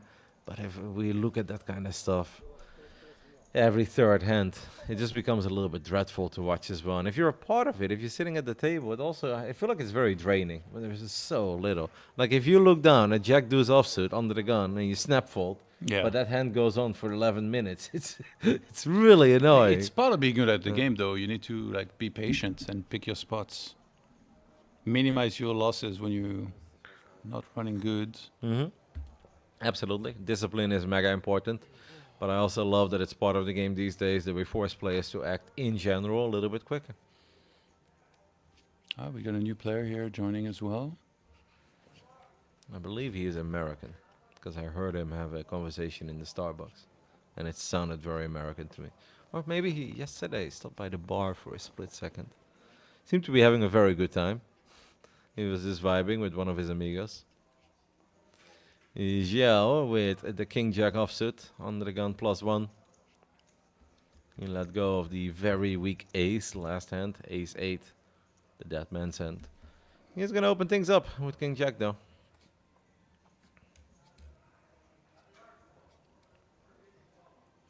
Yeah, completely fine open.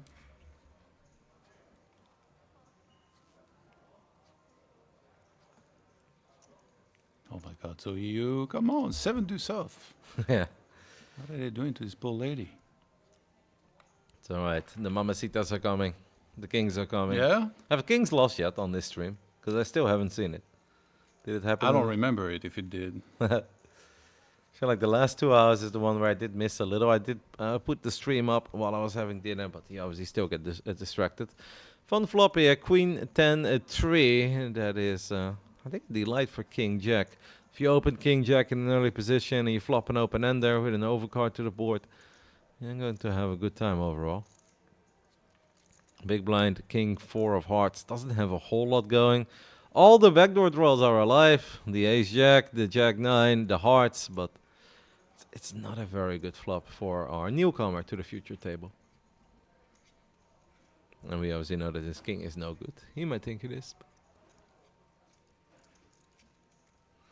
Wouldn't be upset if he just lets it go here. Like, you go for a defense with King 4 of hearts, but it's very important, I think, not to chase too many of the Whoa. backdoor draws. Did he just hit us with a call? Okay. He comes along for a turn here. Well, it's a race. It is a race Oh, it to is. 75k. Yeah, that's what it looked like as well. Yeah. I was with you, but then the overlay said call. We don't have any audio over here where we are sitting, so if the screen says call, we're going to assume it's a call, but we raise it up to 75k. Fun moment to take a jab at it. Unfortunately, it's the wrong moment, and that's not something that he could obviously know. But King Jack ain't going anywhere. And as I mentioned before, on top of that, the king is not live. Maybe if you're semi-bluffing here, and obviously this is a pretty decent bluff, it's like, yeah, you've got backdoor draws, but at least you hope that your overcard to the board is live. We know that's not the case. Yeah, we don't expect Zhao jamming to fold here, but then I'm very curious, how would the action continue here on most turns? Like obviously, If it's like a Ye- deuce, 5, 6, yeah, 7. like if he picks up a flush draw as well, I could see him continue, but what about an absolute blank then? Would he still try to represent strong? And will Zhao jamming even just call? Oh, yes, okay. He doesn't come back over the top here with the open-ender. He wants to try and realize his equity. So he's just going to call 200K in the middle, That's a very big pot. and the big blind has a bit less than 400 behind. Oh my goodness. The 9 of diamonds rolls off on the turn, and Zhao absolutely drills the stone cold coconuts.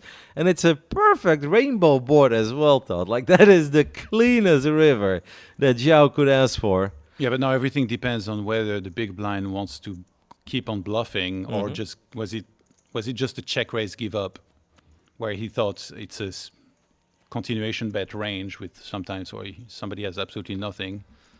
No, a lot of things could happen here. I absolutely agree with you. But as you mentioned, if a 4 or obviously a 4 would have been really bad because he actually loses the lead. But let's say it's a random 5, 6, or even the 3 pairs the board, right? If the big blind continues to be aggressive, or queen or 10 pairs the board, like, then there is a good chance that King Jack will actually give up and will not see a river. Obviously, now that we have drilled the stone cold nuts, we are loving life. It is a 70K continuation bet here from the big blind. Honestly, I would always just call here. I'd be like, Yeah. go for it, mate. Like, it's a rainbow board. It's not a double flush. And yeah, there's going to be a few annoying rivers out there, but it doesn't matter. Think about the big blind is that he blocks king jack. So sometimes when you have blocker to the nuts, you might be inclined to make some of these plays. No, I don't know about this one specifically with the king 4 of hearts. But yeah, there's just going to be a call.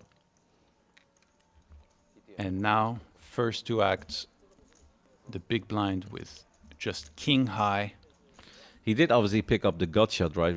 I focused a lot on, sorry, I didn't say we, but it was mostly me, on Zhao making the nuts. But technically with king 4, when you're bluffing there on the flop, the 9 did give him the gut shot straight draw. So he's like, well, with a jack, I basically have the nuts, because I don't think my opponent has ace king here. What do you think? Is it time to give up? I don't know. He does not strike me as a man who likes to give up. He does still have 320K. I Oh, think wow. he goes for it all in. He's about to get snap called. The man just joined the future table. Goes all in with king high and gets snapped off by the nuts. What a turn card there for Zhao. Wow. That is brutal, savage, erect. They come and they go very quickly over here at the future table as we lose another player. What a shame. Yeah, you just completely ran into it. Nothing you can do here. It's snapped off. Yeah, what a sight. Music to music to his ear there, sitting there with the nuts, seeing somebody push it all in. Let's not forget, like, you open under the gun +1, you flop an open ender, an overcard to the board, you're like, all right. Opponent raises you, he's like, okay, that's a bit scary, but let's see. Then you just drill the stone cold nuts on the turn. Your opponent bets, you call off. The river is perfect. It's an offsuit 7, doesn't pair the board, doesn't change anything, and your opponent goes all in. Very sad. We didn't even get to figure out the young man's name. Our foreigner who just joined the table. The Yeah. graphics weren't even updated yet. Yeah. Unfortunate. Hopefully we'll see him back. I mean, there's still plenty of these. This is just day 3 of 10, Kevin. So there's still a lot of tournaments. That just Coming makes up. me so happy, because that means there's a whole lot of poker for us left to play as well, Todd. I don't think I ever want to leave Jeju. The landing resort is just perfect. You're feeling high on life Yeah. and on some poker. You know who else is feeling high? This guy right there with all the chips. Look at this. He's like stacking it, restacking it, recounting it. I'm rich. And especially that last hand. Like, those hands are just the most fun, because Oh, you don't yeah, have to no, do anything. It's just like, oh. That's what we all play poker. Yeah. To look down at aces or to get the nuts and then go all in. 23 lefts. Just a monster stack here. And it's not even that you have Look to at go this. all in. He keeps moving that back. Yeah. I love this. Like that's the favorite mode. But you know, Johan, the best part is that he didn't even have to go all in and hope that he gets called. Yeah. His opponent did all the work for him. He laid on his back and he just brought those chippies to himself. Indeed, the best feeling. Come on, Zoe, you. That's something. Yeah, opening hands. Getting stared on by our neighbor right now. Yeah, he says he's been obviously very card dead, so he hasn't opened a lot of hands. Jin, Boshin, wondering. He's new at the table though, so he wouldn't necessarily have seen No, Jin. all the folding that's been happening. Jin was just wearing the jacket before. Yeah, but he just joined. Like Ah. he's one of the latest addition to the table. Okay, he joined right before I joined. Yeah. Ah, I see. But he might know her. It seems like a lot of the players in this field so far Yeah. familiar with each other. I expect it to change the closer we get to the weekend. I think more and more people will make the journey over. I think Friday is probably a very popular Yeah. day for people to fly over from Shanghai, from Beijing. And to be honest, I don't know like if she plays like any sort of stack tight or loose or whatever. She's just been mega card dead. So Yeah. it really there's nothing unless she starts opening like with bad hands. No need to force it, right? I mean, she doesn't have a crazy amount of chips, but it's not that bad. But she came with a healthy stack, so she's just been like slowly losing by having nothing the whole time. It could be a whole lot worse. Like, we're still playing over 20 big blinds, Jack 8 of spades here. There's a very good chance that it will be able to take it down.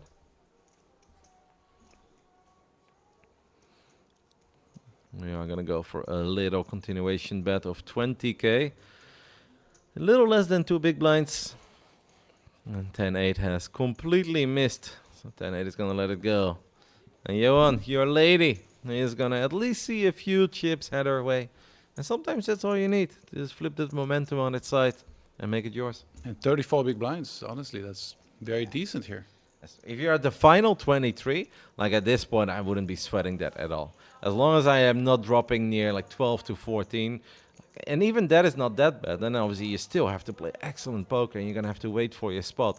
But that's when you know that, okay, if I double now, it still doesn't do that much for me. Because once the blinds increase and I lose 1 or 2 hands or I'm forced to post the blind and the antes, you're back to where you started. But with over 30, you've got all the time in the world. One double and you're like legit above average. Yeah. And I feel like it's around this time where you really start, dreaming a little bit of a very deep run. Yeah, because 23 left, like the final table's right around the corner. You just need a couple eliminations, a little bit of momentum, and then anything's possible. I'll be honest, with my tournament career, I would say this is already a very deep run. If I'm playing a live tournament and it starts with 505 runners, and I'm part of the final 23, Yeah. oh, you're going to see that selfie on Instagram, baby. But this is like the absolute heartbreak area, right? Where like, Yeah, if you that's bust true. now, it's like the worst. But it's definitely already a proper run. I think all the players can obviously be proud of it, but you're spot on. This is where you start dreaming. Like in the beginning of the event, if you would have asked them when there were 505 players, would you like to be top 25? They'll be like, yeah, that'd be sick. That'd be an amazing run. But if you're here, and especially with a healthy stack over 30 big blinds, no, you're not looking at finishing 23rd. At this point, you're dreaming of a top 12, maybe a final table. And once we're at the final table, of course, the dreaming never stops. Maybe that's truly where you start becoming a dreamer.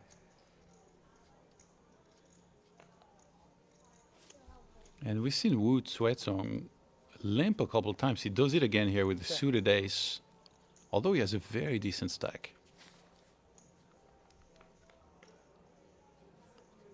Zhao jamming in the big blinds, checks his option, and flops a gutter and a flush draw. Wu Song has absolutely nothing. Usually we've seen him be pretty honest, so he checks back very quickly, and now definitely we're going to be seeing some betting from Zhao jamming, and I expect a snap fold. The man's got over a milli. He bets 28k. And if you're sitting over a million chips, and then those 2-3 big blinds, they don't really hurt. And if you have just picked up a tiny piece, whether that is in equity and draws or you actually made a pair, you can always just start firing. Okay, not a snap fold, by the way. He thought about this one for me. I mean, he does have ace high. There's some draws out there. Just gonna let it go. And he looked like he was in pain. Yeah. A second. Maybe it's just like, come on, this Zhao Ming guy has been winning way too much. Like, it's enough. Someone's going to have to fight back, but sitting there with ace high, that's just not the moment.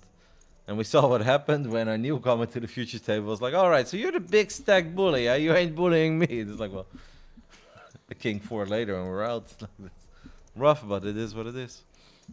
Yeah, that was a very short feature table appearance for sure. Wonder if the man got mic'd up. Imagine you're the guy in the back who's trying to enter all the names. Like, what's his name? And he's reading out this very complicated foreign name for him, and he's like, Mr. Anderson. He's like, okay, he's out. He's like, what? Damn it! Who's coming back now? Don't make it be that Pereira guy. It's like, no, he already got eliminated. It's like, all right.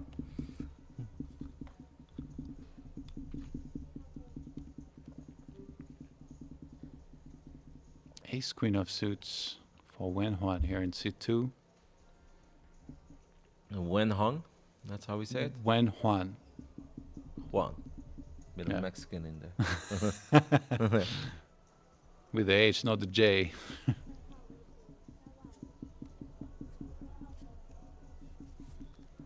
It's gonna open it up to 35k. Much. 35. Okay. Zenjin with the ace-9 offsuit on the button. Just a little too short, I think, to be defending ace-9. I don't think this is the moment to really go for it. It's a bigger sizing as well. It's not your regular 2x. It's a little more than that. And it's an under the gun +1 from a relatively short stack too. Probably the two shortest stacks at the table. If they're opening UTG +1, you can probably assume that they're going to be stronger on average than ace-9 offsuit. And ace queen just gonna take it down here. Looks like. No, wait. Big blind might. I think 9-8 is not a bad defense. You're closing the action. He is somewhat short as well, but it does seem like we're gonna come along for the ride. Or is he trying to be cheeky? No. Just a call. Jin Jiangpu joining us at the table. That's a slick hairstyle and glasses right there. This guy's cool. King Jack is our flop. Yeah, he does look very cool. Very fashionable. It's gonna be hard to get a read on him. Every time you look at him, he's like, man, he's still handsome.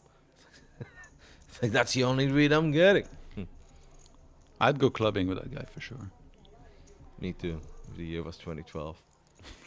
And I'm 13 years younger. They let him in. They're like, sorry, guys. Not you. Oh, that'd be sad. Ace Queen does take it down with the c-bet there. The 9-8 defense. Not feeling too happy with that King Jack flop. Oh, we got the Ed Hardy shirt coming back. Where's Perez? What is it? It's basically the glitter stuff that they have on the AA poker Okay. shirts. Like Ed Hardy, really. My brother had one or two of those shirts a long time ago. But then I think, like, I have never really kept up with like what is fashionable, what not. But I think Yeah. in the Netherlands, because those shirts they were so like glamorous and they really stood out. Almost overnight, they started getting a bad reputation, so it really fell out of fashion. And then my brother's like, "Hey man, I've got two shirts for you. Like, I don't no longer fit them." And I looked at them, and I've had them in my closet for a while, but I literally never worn them, just because they are so out there and they were so not my style that I was like, "Yeah, I think I'll pass on the Ed Hardy shirt, mate." They're back in. Bring them back in fashion, man. It's all up to you to make it happen. Takes 20 years, right? I'm not sure if 20 years have gone back yet. I also don't think that my current belly would really fit in those shirts, but I digress.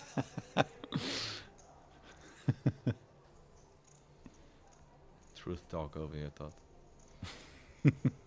Yeah, keep it Hey, you're an XL. You used to be L. Yeah. I'm closer to the XXL than L. No, I'm joking. you're not. It's No not way. that bad, but now there are very few L's these days that I put on, and I'm like, yeah, that's a nice fit. Yeah. We got pocket jacks, the jiggities for Jin Jiangpu. Yeah, that's perfect as well. Cutoff opens. And he's at a stack size where, like, he never folds, regardless. Like, whether he 3-bet or jams here, there's just no folding option. Looks like he's just gonna 3-bet off of 300k. Maybe he just makes it 100 and 105, or unless he set all in. Okay, 100k. Mm-hmm. So 221 behind. Yeah, and if you're Zhang Jin here, you're not loving life, obviously. 3 is very, very low. Mm-hmm. You know, best case scenario, we're flipping here, but in a lot of scenarios, we're going to be absolutely dominated. Don't forget that Jin Jungpu is one of the shortest stacks as well. Yeah. So these are two of the shorties. So it's been very frustrating. You mentioned how the lady has been pretty carded, but ever since I started watching, I feel that this man is starting to lose the plot a little, Zenjin, because he's just not really getting any good hands. And because he's not getting good hands, he's starting to play the weaker hands from early Yeah. positions as well. Where now he's not stopping the bleeding. If anything, it's increasing at a pretty rapid pace. I think his stack is so shallow that maybe he just wasn't meant to open threes here in the cutoff, but I'm not sure. Yeah. That would be a good one to ask Selena what she thinks about.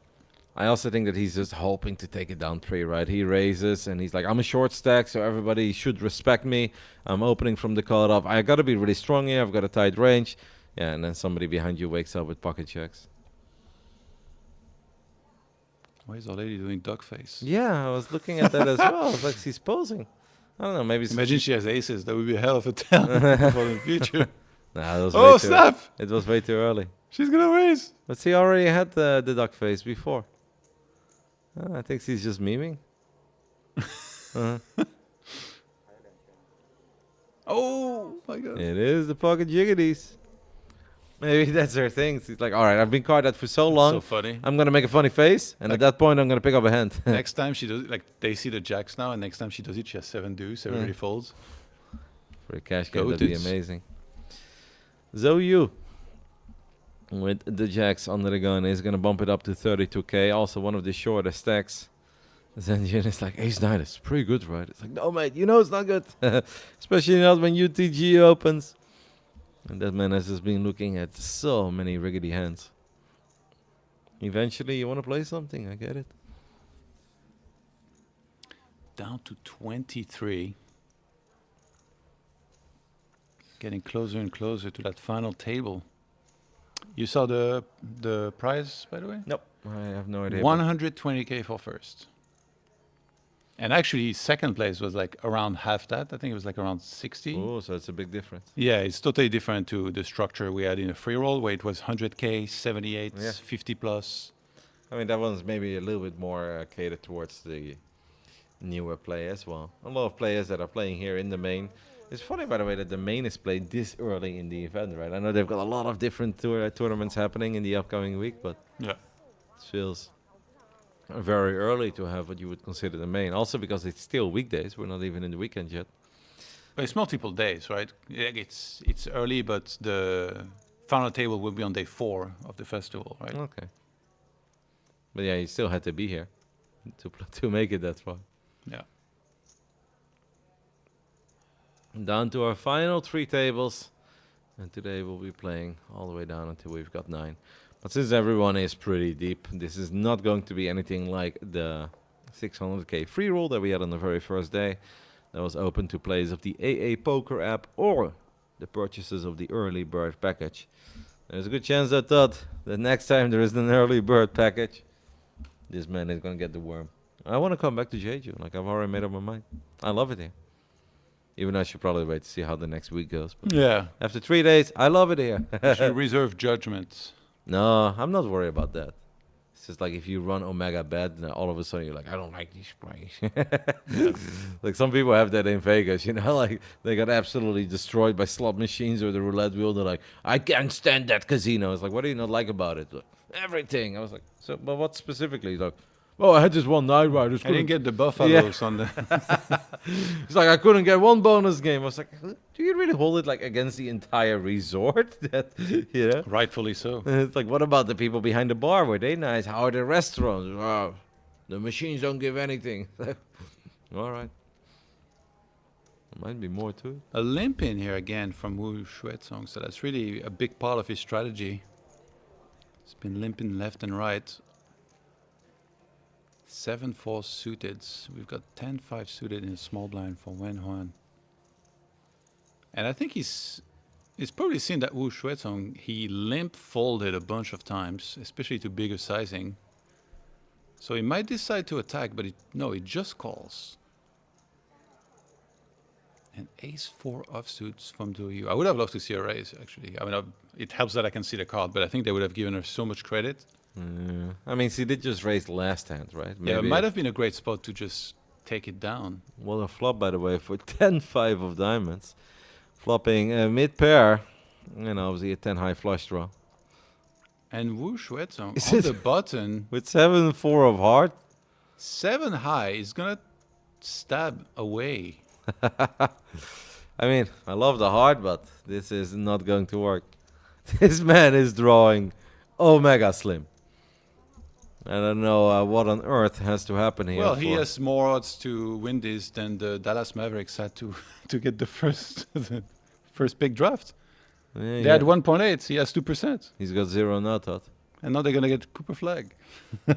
They, yeah, they had 1.8. I'm surprised that he had 2% there, though, but because I don't even know why. Like, he had not. I guess we can run pairs, 2 pair. We can Yeah. do runner trips or a runner straight, right? That was a Exactly. possibility That's as all well. it is. So, but with the ace of spades on the turn, we are dead immediately. And now it is our 10-5 of diamonds player leading out. He's probably like thinking, this is still a real hand. This is going to be a bell. He's like, oh, I flopped so good, but the turn card is terrible. But he has nothing to worry about. This is like one of these hands. You can make that. You can let that man have 25 guesses what hand his opponent had there, and I don't think he would ever come up with 7-4. And I can't blame him.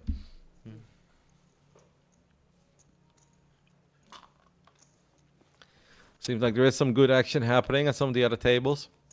Right now, on the top right side of our screen, it says that we have 22 players left, but sometimes it's a tiny bit outdated, so it could be a lot closer to 21 or 20. And obviously, if you go down to 16, we should be down to our final 2 8-handed tables. I don't think we're that close to 16, but what do I know, Johan?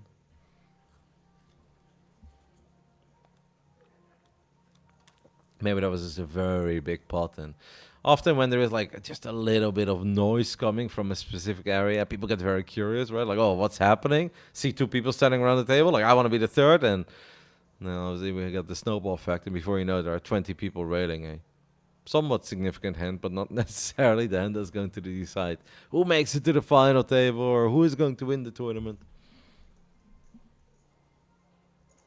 And people obviously get curious over big reactions as well. If there was a setup or 2 big hands going at it. Oh, I heard people cheering, Johan. Spoilers. Yeah. That could also just be coming from the Baccarat table, by the way. People- yeah. What? Mate, they get incredibly happy. So sick. They have a lot That of... caught me off guard. But I was like, yeah, totally true, actually.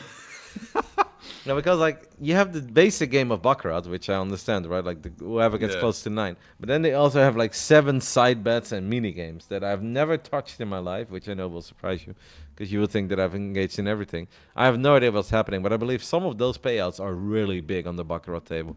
So whenever they hit one of those or something smaller, it seems like tables will often explode. Or maybe they make it a group effort, like everyone is player and we're going to play against banker. And then they all just get happy. It's not even so much about the amount, it's more about Yeah. us as a team taking down the house. You said you're not into Baccarat at all, Yeah, right? no, it's not my game. I don't even know how it works at all. I just feel like it seems very complicated compared to most games, no? No, it's actually literally the most simple game, I'd say, outside of the side bets. Don't ask me about the side bets. I also think they're different everywhere you go. But basically, the way that it works is you get 2 cards. Like actually, both sides get 2 cards. You're not necessarily player or banker. You can choose. But basically, the house gets 2 cards, and or no, actually, the house plays. Never mind. I'm doing a really bad job. You have player and Yeah, banker. you're right. It's not complicated at all. Okay. You have 2 sides, right? Player, banker. But it doesn't matter. You can play any side you want. You both get 2 cards. Any picture card is a 10, an ace is a 1. And you want to get close to 9. So if you have like a 1 and an 8, you have a 9, you have the nuts. And if the other side does not have a 9, you win. Okay, you lost me like ages ago. It's too complicated. You for get my, 2 for my cards. small ape brain, Kevin. Whoever makes it to 9 wins. So, and if you go past 9, it's like, what if I get a 10? Well, then you just start recounting again. A 10 is a 0, basically. And Yeah. that's all there is to it. If both players have a very low hand, let's say it's like 2 against 3, then there is a third card. But I think if it's above 5 or 6, then there is no third card, and then it's just it. But it's basically just whoever gets closest to 9, and you just pick a side. Do you pick side A or B? Odds are pretty good for a house game. There is like one edge that the house has, but it is quite rare that it comes into play. Where like also casinos handle it different with a slightly lower payout on one of the sides or something among those lines. I don't. But basically, it's just you get 2 cards, and whoever gets closest to 9 wins, and you can pick whatever side you want to be on. It's kind of like betting on red or black, but then you try to get close to 9. Don't tell me about red or black. From what I've seen, these colors were not hitting right so far. This trip. I mean, if you have any interest later, we can sit down and we'll play 2 hands of baccarat for like the absolute minimum amount, just to see how it works, so you know how it works forever. You immediately get it. Like it's not rocket science. I don't really want to risk it to be getting addicted to one of those things. No, but I will play, and I'll just show you, just to give you a little speed course. So in the future, if somebody wants to, You tell know me as someone that doesn't play too much table games, Mhm. and I remember like when I watched Craps, the first time it kind of made me want to play. Yeah, craps is very fun. I'd say craps is an amazing game. Roulette, I call it the devil's game, but I do think it's fun. Then I think a lot of the poker games are fun. 3-card poker, stud poker, Caribbean stud poker, Ultimate Texas Hold'em. I think they're all very fun. Blackjack is obviously mega popular, right? I almost feel like it's Blackjack and Baccarat. This is 2 most popular house games, but Blackjack is not really my game either. I just find it a bit boring. Blackjack and Baccarat are 2 very popular forms of entertainment that are just not appealing to me. But I'm a sucker for all the other ones. I don't think that Baccarat is very appealing to you. You remember how we played War in the casino in Vegas once, right? Where it's just like you both get 1 card, higher card wins. Yeah, I heard. Yeah. That's basically Baccarat, but then you get 2 cards instead of 1. That's what it is. Okay. It's War with 2 cards. And obviously there's a couple of different rules, but Is there blackjack here? I haven't seen it. Yeah. That's Surprising, yeah. yeah. Very Is surprising. that like one of the more like one of the staples out of all the games? Yeah, but in Asian countries, they love Baccarat. They Yeah. absolutely love it. I think it's mostly because of the side bets, because there is something with a dragon, but I am definitely not that much of an expert. I just know that you can pick player or banker, and that is kind of it. As we are down to 22. We saw someone pick up the ladies, the mamacitas, in the previous hand, but no action there as everybody else had. Rubbish. They let go of it rather quickly.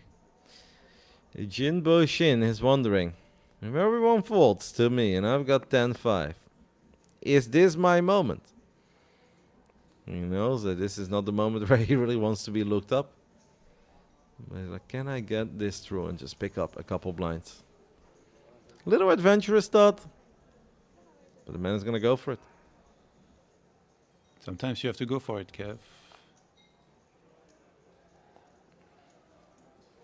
I got like when I see some of these opens, I get so much like PTSD from any time I try something like this, and I feel like I guarantee a 3 bets behind. Yeah.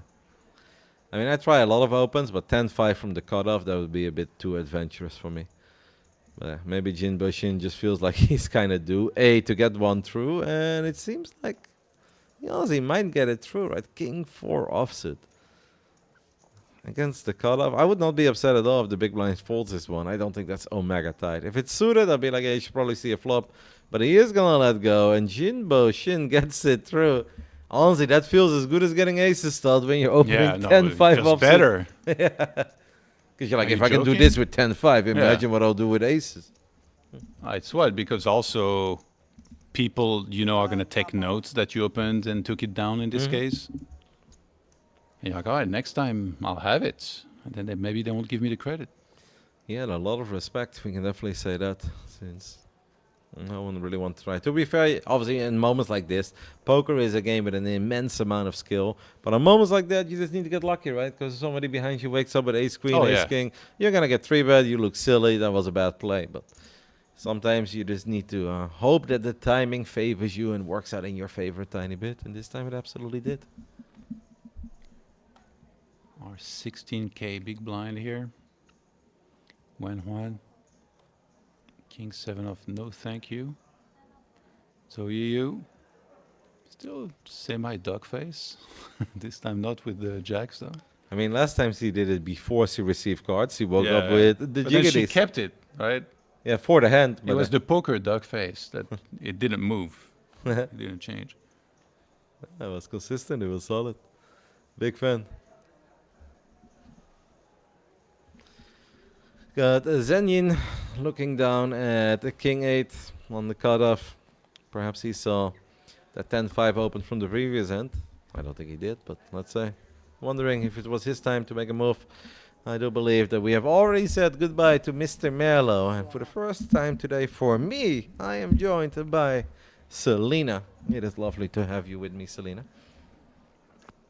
Yeah, it's it's been a busy morning for me actually.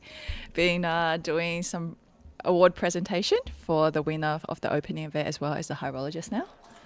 How did it go? It was good. I mean, my goodness, this high roller winner, he could talk. He did the whole thing just by himself. He had like a whole speech. He's really good on the spot. He literally was just thanking, you know, TLPT. He was thanking his friend. He was talking about the experience he's had here, you know, from the airport pickup to everything. Yeah, awesome. really cool. Those are the best guys ever to interview, right? Where you're like, so tell us how you feel. And you're hoping that they And then won't he say, talks for like 5 minutes straight.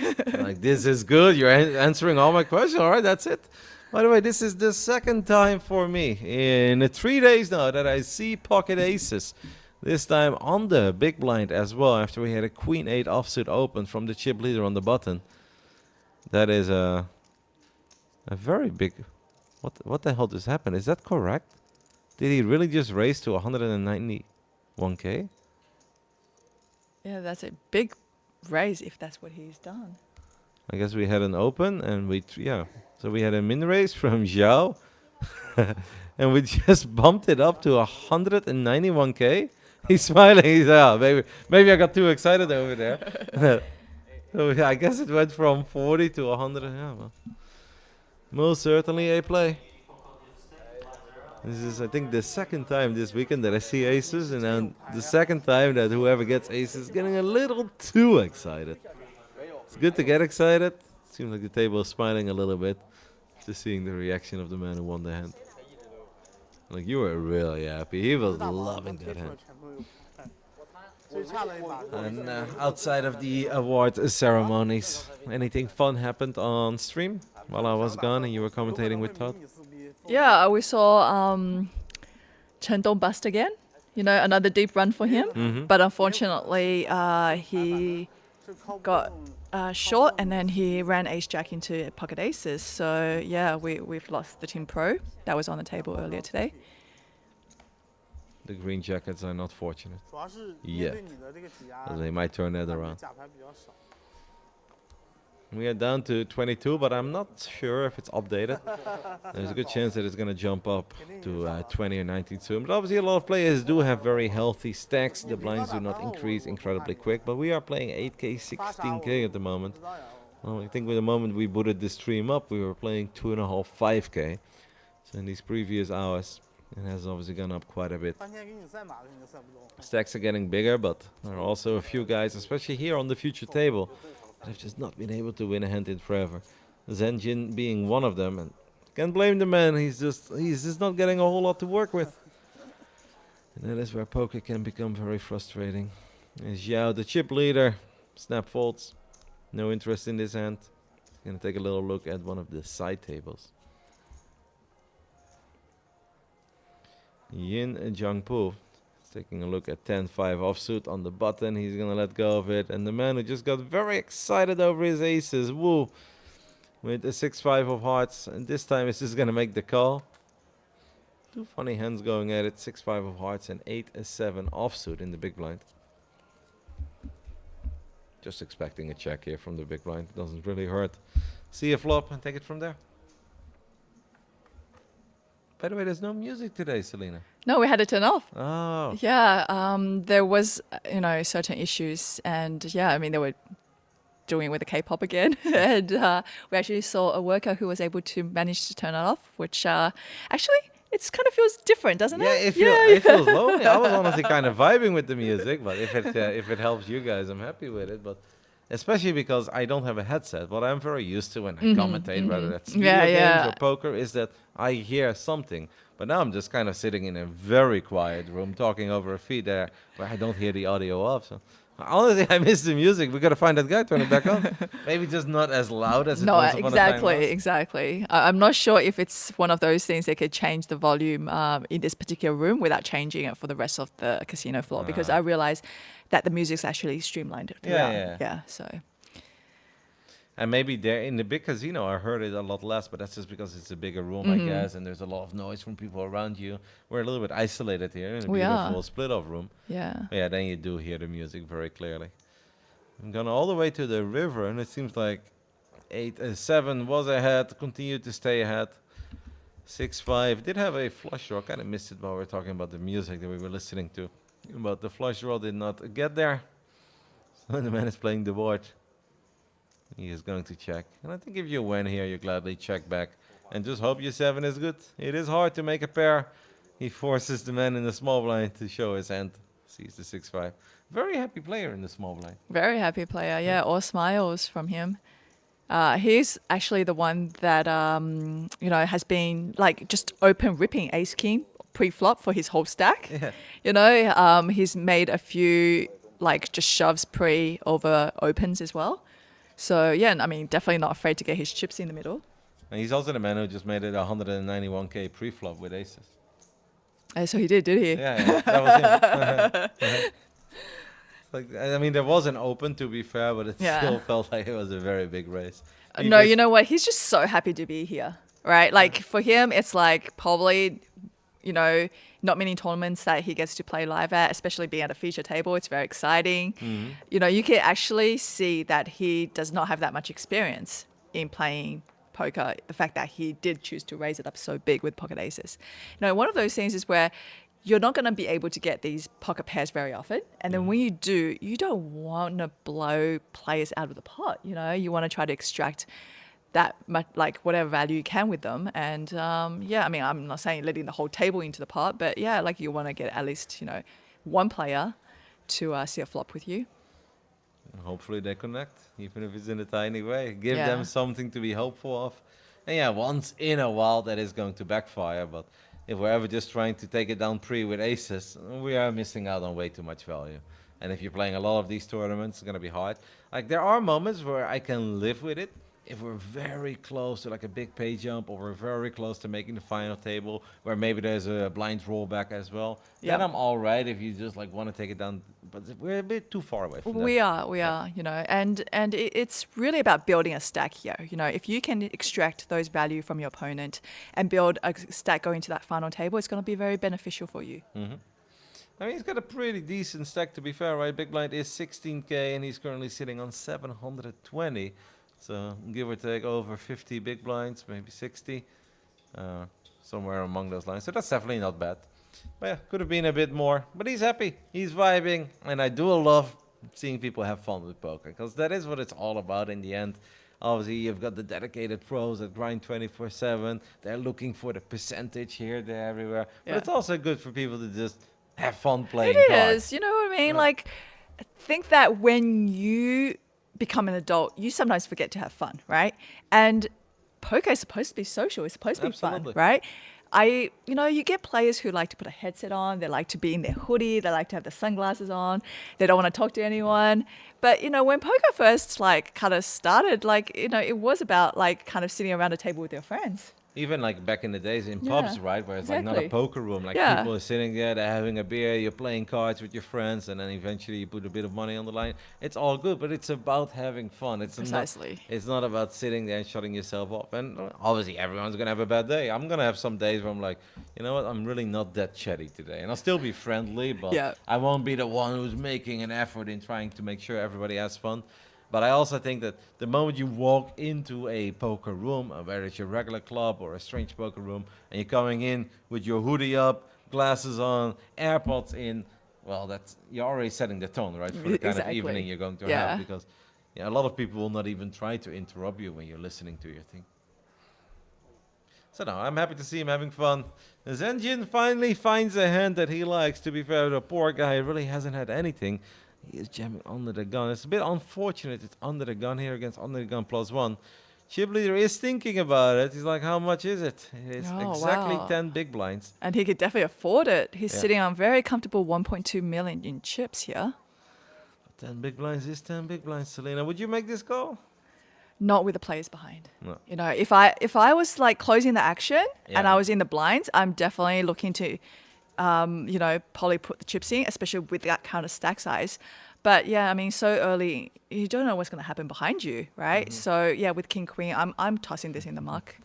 And yeah, But I it think is such a pretty hand. Yep, Suited. especially you know? when it's suited as yeah, well. it's very pretty. No, I think for me it's a fold as well because of those exact reasons. And I feel like the only other way to not do it, like let's say this is an online or it's a bounty tournament, then I think you can rejam over the top and just pray no one behind you has Yeah. it. Because it is worth being the one eliminating someone so you can get their bounty and pick up some extra bucks. So I think in a KO tournament, I think I'm going for it and rejam. Yep. But yep. in a traditional freeze out, Freeze I'll out, just let yeah, it go. you're not doing that. Yeah, for sure. But and not that you're really loving life, right? Because it's so pretty, but you also know that it's an under the gun shove. And yeah, there are a lot of scenarios where you're going to be flipping. You flip against sevens, 8, 9s, 10s, jacks. So all of that is fine, but you're also going to be crushed from time to time. Like ace king, ace queen is very likely.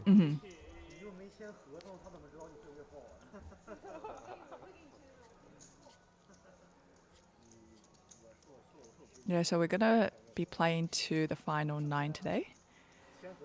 We're almost down to 2 tables. Like Yeah, maybe we if that are. number is not updated yet, we're at 20 or 19. So we're very, very close We're to very this going down close. to 2 tables. I wonder how many ladies there are still active on the side tables. We at least have one here. She's been very card dead, but did recently pick up a hand with jacks and won a couple chips with it. But still has an alrighty stack, little over 20 big blinds if I recall correctly. So not great, but we're not in the danger zone yet. After doing a couple of the award ceremonies so far, Yeah. do you I like don't- it? It's just really funny because I'm kind of going for like a rehearsal, Yeah. right? So then as I'm rehearsing, they're filming already with the light on, like the camera and everything with the light on, right? Then when I'm done, I'm ready for the actual run through. They're like, you know what? We've got it. It's good. And I mean, to be honest, it makes me feel like I'm doing a good job, right? Yeah. One take, we one got take, it. we We got love it. it. I should have been an actress. You're living out some childhood dreams over here. I knew I had it in I me. had it in me. Yeah, one take. If only I played a little less cards and I would have gone to acting school even earlier, then there's a good chance you would have been in Hollywood by now. I actually think being an actor might be quite fun because you get to play different roles. You get to be in different environments. Like, yeah, it's like be different people, right? It's like Yes. playing dress up. So I can say yes, but I have a very big counterpoint because I have Yeah. done a tiny bit of acting, Okay. not a whole lot, Yeah. but for commercials like a Lenovo commercial Oh, as a laptop. right? Yeah, But you know okay. what's very annoying? Uh-huh. When you've got the scene, Yep. they're like action, and you're like, all right, let's say I have to do like Yeah. funny face. Yeah. They're like, okay, good, again. Yeah. Ah. So They're like, doing this 50 times? yeah, and like that's horrible. Oh like, my You get goodness. so It's annoyed. like that repetitive, yeah, right? the 10th yeah. or 15th Okay. time, especially when you feel like it was fine. Like, Yeah, I know I'm yeah. not the director, but Right. that's all I got, man. Exactly. It's like you know, 50 times later, it's Yeah. ain't gonna get any better than this. no, and then I yeah. even feel like the other scenes are gonna get worse because Yeah. you're making me redo the same thing over and Yeah. over No, again. you know what? You should be doing Chinese soap piece, right? Because they have 40 episodes per show. It's a standard. Every single show that you watch is 40 episodes. So I imagine there being a lot of just one takes for those. Yeah, no, but then acting is really fun. Yeah, it would be really and fun. obviously, if you work with great people in a nice environment, I think acting is really fun. But I know personally it wouldn't be for me just because of having to redo things Mm-hmm. over and over again. And I don't mind like doing a secondary safety take, maybe a third one. Yeah. But if I feel like they're not getting better, if anything, I can feel myself. I feel that the quality is declining, or whoever I'm doing the scene with, I feel like they're getting worse. It's like, what are we doing over here? It's like 10, 15 times the same take. And legit, I do not believe, for the life of me, that any of the last 7 were better than the first 3. Yeah, precisely. It's So, probably the first take that's yeah. always the best, isn't it? If you ever go through something like that, I think you'll remember these words and you'll be like, Kevin was right. Like, acting could be fun, but like this, it ain't fun. It ain't fun, yeah. And now imagine being like, you know, filming something like Titanic where you actually soaked in water, you know, wet from head to toe. And now you're going to be doing scenes for like, you know, 12 hours straight every single day for 6 months, right? No, that's I think there's a lot of things that are very frustrating about it. And often the work conditions can be a bit tricky as well. So we got a fun hand here with the ace-jack of diamonds under the gun open. Continues to be very aggressive on this deuce 9-3 board with 2 diamonds. It's a very tough spot for Zhou, but if she's able to piece this together, that like she might be good here, I'd be so impressed, but it's almost impossible. It's really hard. Yeah. Yeah. I mean, when the player's betting on the come, like at this point, like he can be aggressive, and you know, with his stack sizing and everything, he can put a lot of pressure on his opponent there. Seems like we're going to move a lot of players around as everybody has been racking up their chips. Perhaps a few new people will join the table. No, actually, he's just bringing microphones back. There's a chance that we're going to take a little 5-minute breaks, right? That they're going to redistribute the players among the remaining tables. Balance it out a little bit as well to make sure there's not one table that has all the chips and then 1 or 2 tables where you have a bunch of shorties. Yeah, so don't go anywhere, guys, and we'll meet you guys back here shortly. Alrighty, guys, welcome back. We still had 2 minutes left, but it seems like we have just hopped into it. I stole Selena's phone for a little. I see he's talking to the one and only Nananoko, the man who got known for playing 24 tables at once a long time ago. As we let her wrap up with her men, I am joined by Johan Mello temporarily. Final 21, Todd. Yeah. Blackjack. And the table changed, right, compared to Yes. the table. So Stephenson, did you see his stack? He's monster cheaply right now. Apparently, he just went on an insane heater. He hit everything. He got lucky in one of the hands. One of the reporter was telling me, and then after that, he just couldn't miss. And now all of a sudden, one of the best players in the field, one of the most, perhaps the most titled player in the field, is cheap leading with 21 left. What a dream spot for him. Yeah, especially because when we were watching him, obviously he wasn't playing bad, but he just got a bit unfortunate. Few of the hands, a few of the moments where he picked the spot, it wasn't going his way. Then you had Zhao, who was battling him real hard, and they had a couple of crazy hands. As this seems to be a crazy hand as well, that is Zhao, and I don't know what has happened to his stack, but it's not looking all that good anymore. What on earth is happening over here? We've got an all-in with ace-jack. To be fair, that's not too many blinds, right? That's 15 blinds. Yeah. And it is going to be snapped off by the queens. You know, a while ago, 300k felt like so much, but yeah, now that the blinds have gone up again, Oh, yeah. 10k, 20k. Okay, we get it. 15 blinds, ace-jack. We have outs, but we know one of the aces is already gone. And yeah, if Queens was to somehow lose there, he would be absolutely crippled. Pretty good start there. Okay, that's an even better turn. That wraps it up. The ladies hold, and Zhao is eliminated. He was doing so well a while ago. He was also sitting at 8. Maybe he gave away some of the chips to Well, that's tournament Steven. poker for you. You know? Yeah. Lose a couple hands, all of a sudden you're in trouble. You said over a million, but he said 2.3 milli. That is... No. I said like just Over more, two. I didn't mention. I don't think I said over a million. Yeah, he's got a monster stack. And he looks a lot happier now as Yeah. well than when he had 400,000 chips. It was real quiet earlier, wasn't it? So even to the seasoned pros, that can happen a little. Huh? And these two guys have a bit of history as well, because we did have that young man on the left side, left side of the DNA, in the number 1 spot. We watched him play a couple of hands. He basically always had it when we watched him play. He was playing solid.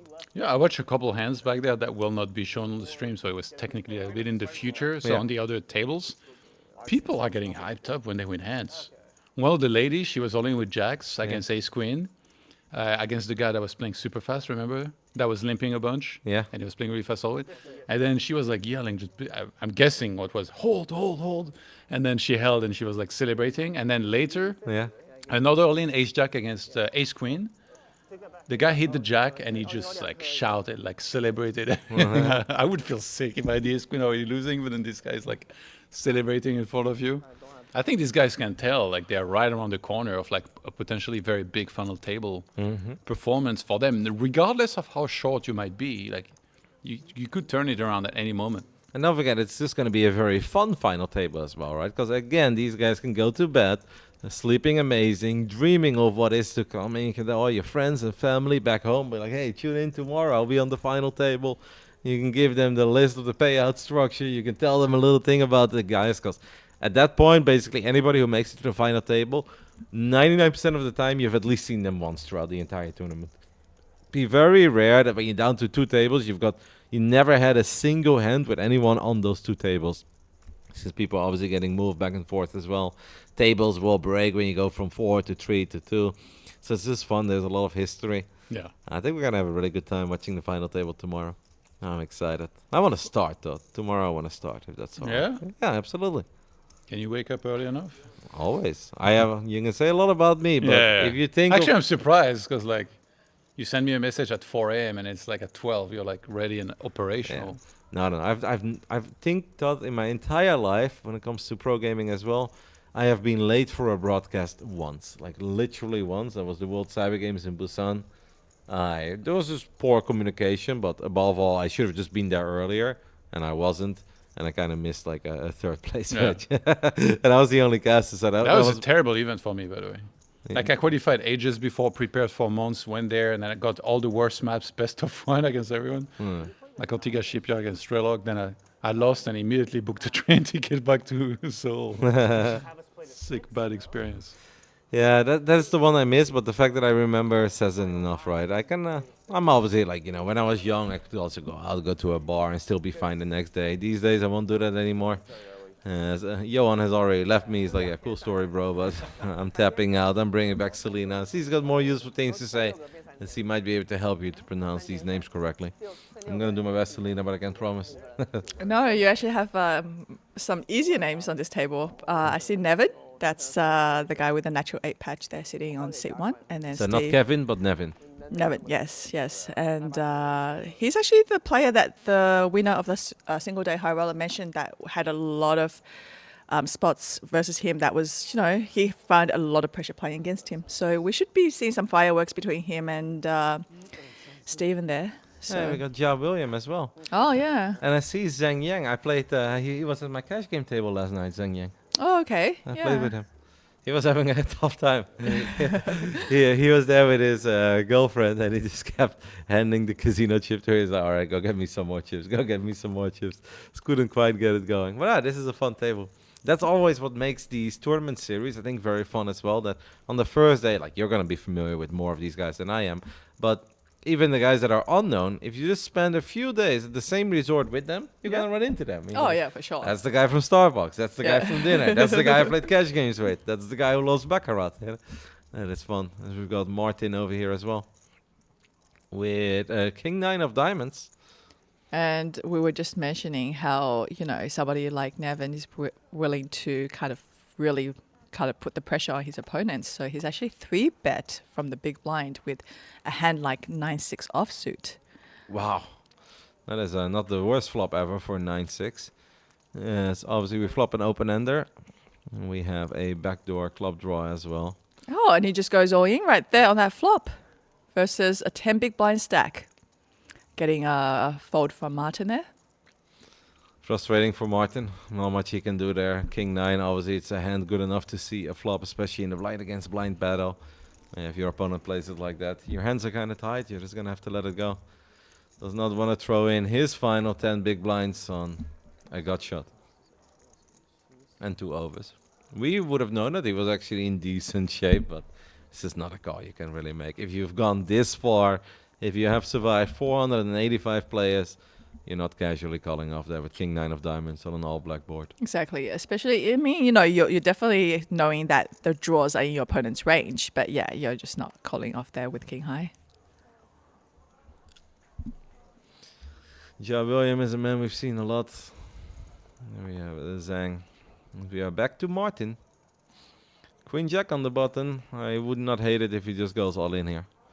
Like you're working with 11, 12 big blinds. I'm completely okay with just shoving Queen Jack here. Because the last thing you want to see is open and then you get put all in. You don't want to call off. With Queen Jack, right? Show yourself with Queen Jack is a different story. Yeah. You want to be that aggressor. It seems like Martin is on the same wavelength as you and I. Easy money. Easy come. Ja William is someone we've seen so much of as well. It is, yeah. He just kind of keeps popping up on the feature table. But that also does mean he's running deep in these events that he's playing. He's everywhere. Saw him yesterday. We see him today. He's having a good time. Final 20. This is where it's going to be fun. And also, it's just fun for us to really pay attention to what everyone does, because then coming into the final table tomorrow, we'll know who has history with each other, who's got it out for one another. And I know that's not what's supposed to happen in tournament poker. You're supposed to let it go, but Yeah. things will get a little personal. Martin has another great hand, tens. Since he has a few more chips now than before, this time I do think we can open. First of all, it's not button, it's cutoff. And we've got a couple of extra big blinds to work with. And at this point, I think he would love to see a rejam. We gladly call off with tens. If they've got us beat, they've got us beat. But Oh, now you're pump fist calling off with Yeah. tens, especially looking at the guys who's behind you, right? They're guys who's capable of, putting in with a lot worse. So, yeah. And Nevin's sitting there with ace-5 suited, Yeah. really thinking about it, right? thinking about making a play here with ace-5, he is just calling by the looks of it. A little bit surprised that we're calling with the ace-5 suited. It will be so annoying, by the way, for Martin if an ace does roll off. But even if it's like a flop like king, queen, 4, king, jack, 4, queen, jack, 4, like that kind of stuff is super annoying with tens. Big flop here for Martin. Well, not quite king, jack, 4, Selena, but it's king, jack, 6. 2 hearts as well. Oh my. Yeah, this board is looking great for Nevin to continue aggressively. But Martin really has to put the brakes on, with those 2 overcards on that board to his pocket tens. He's not loving it. No. Where you would have been pump calling with tens before, now all of a sudden you kind of hate your life with the tens. Good news is that he's not pot committed yet. He can still get away. It's so annoying when you're down to like 12, 13 big blinds and you've got tens, but he will just let it go immediately. He knows that's simply not his flop. And perhaps he would have been good. He could have been good, but he had to avoid a million cards to come. Easy come for Nevin. Is that his nickname, like on online clients? Is that why you call him Nevin? Yeah, no, it's his English name that he goes by. Okay. Yeah, he actually has a YouTube channel, and I think that he kind of travels around poker, and I believe his channel is called The Poker Couple. So he kind of travels around with his wife. That's awesome. Yeah, and then he does like vlog. Vlog. Vlog, yeah. Vlog? Is it no?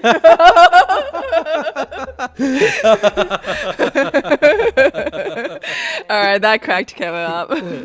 yes, I might be a little older than your usual Gen Zs these days. Vlog. Vlog. I have never heard vlog, but I love it. Insta, is it like Insta or Insta? We got a queen jack all in here. It's IG. Yeah, no, that's IG, fine. yeah. IG. We've got king jack of diamonds, 245k for Nevin. We know that if he finds this call, that he's going to be in an absolutely amazing position. So it is hijack against the cutoff.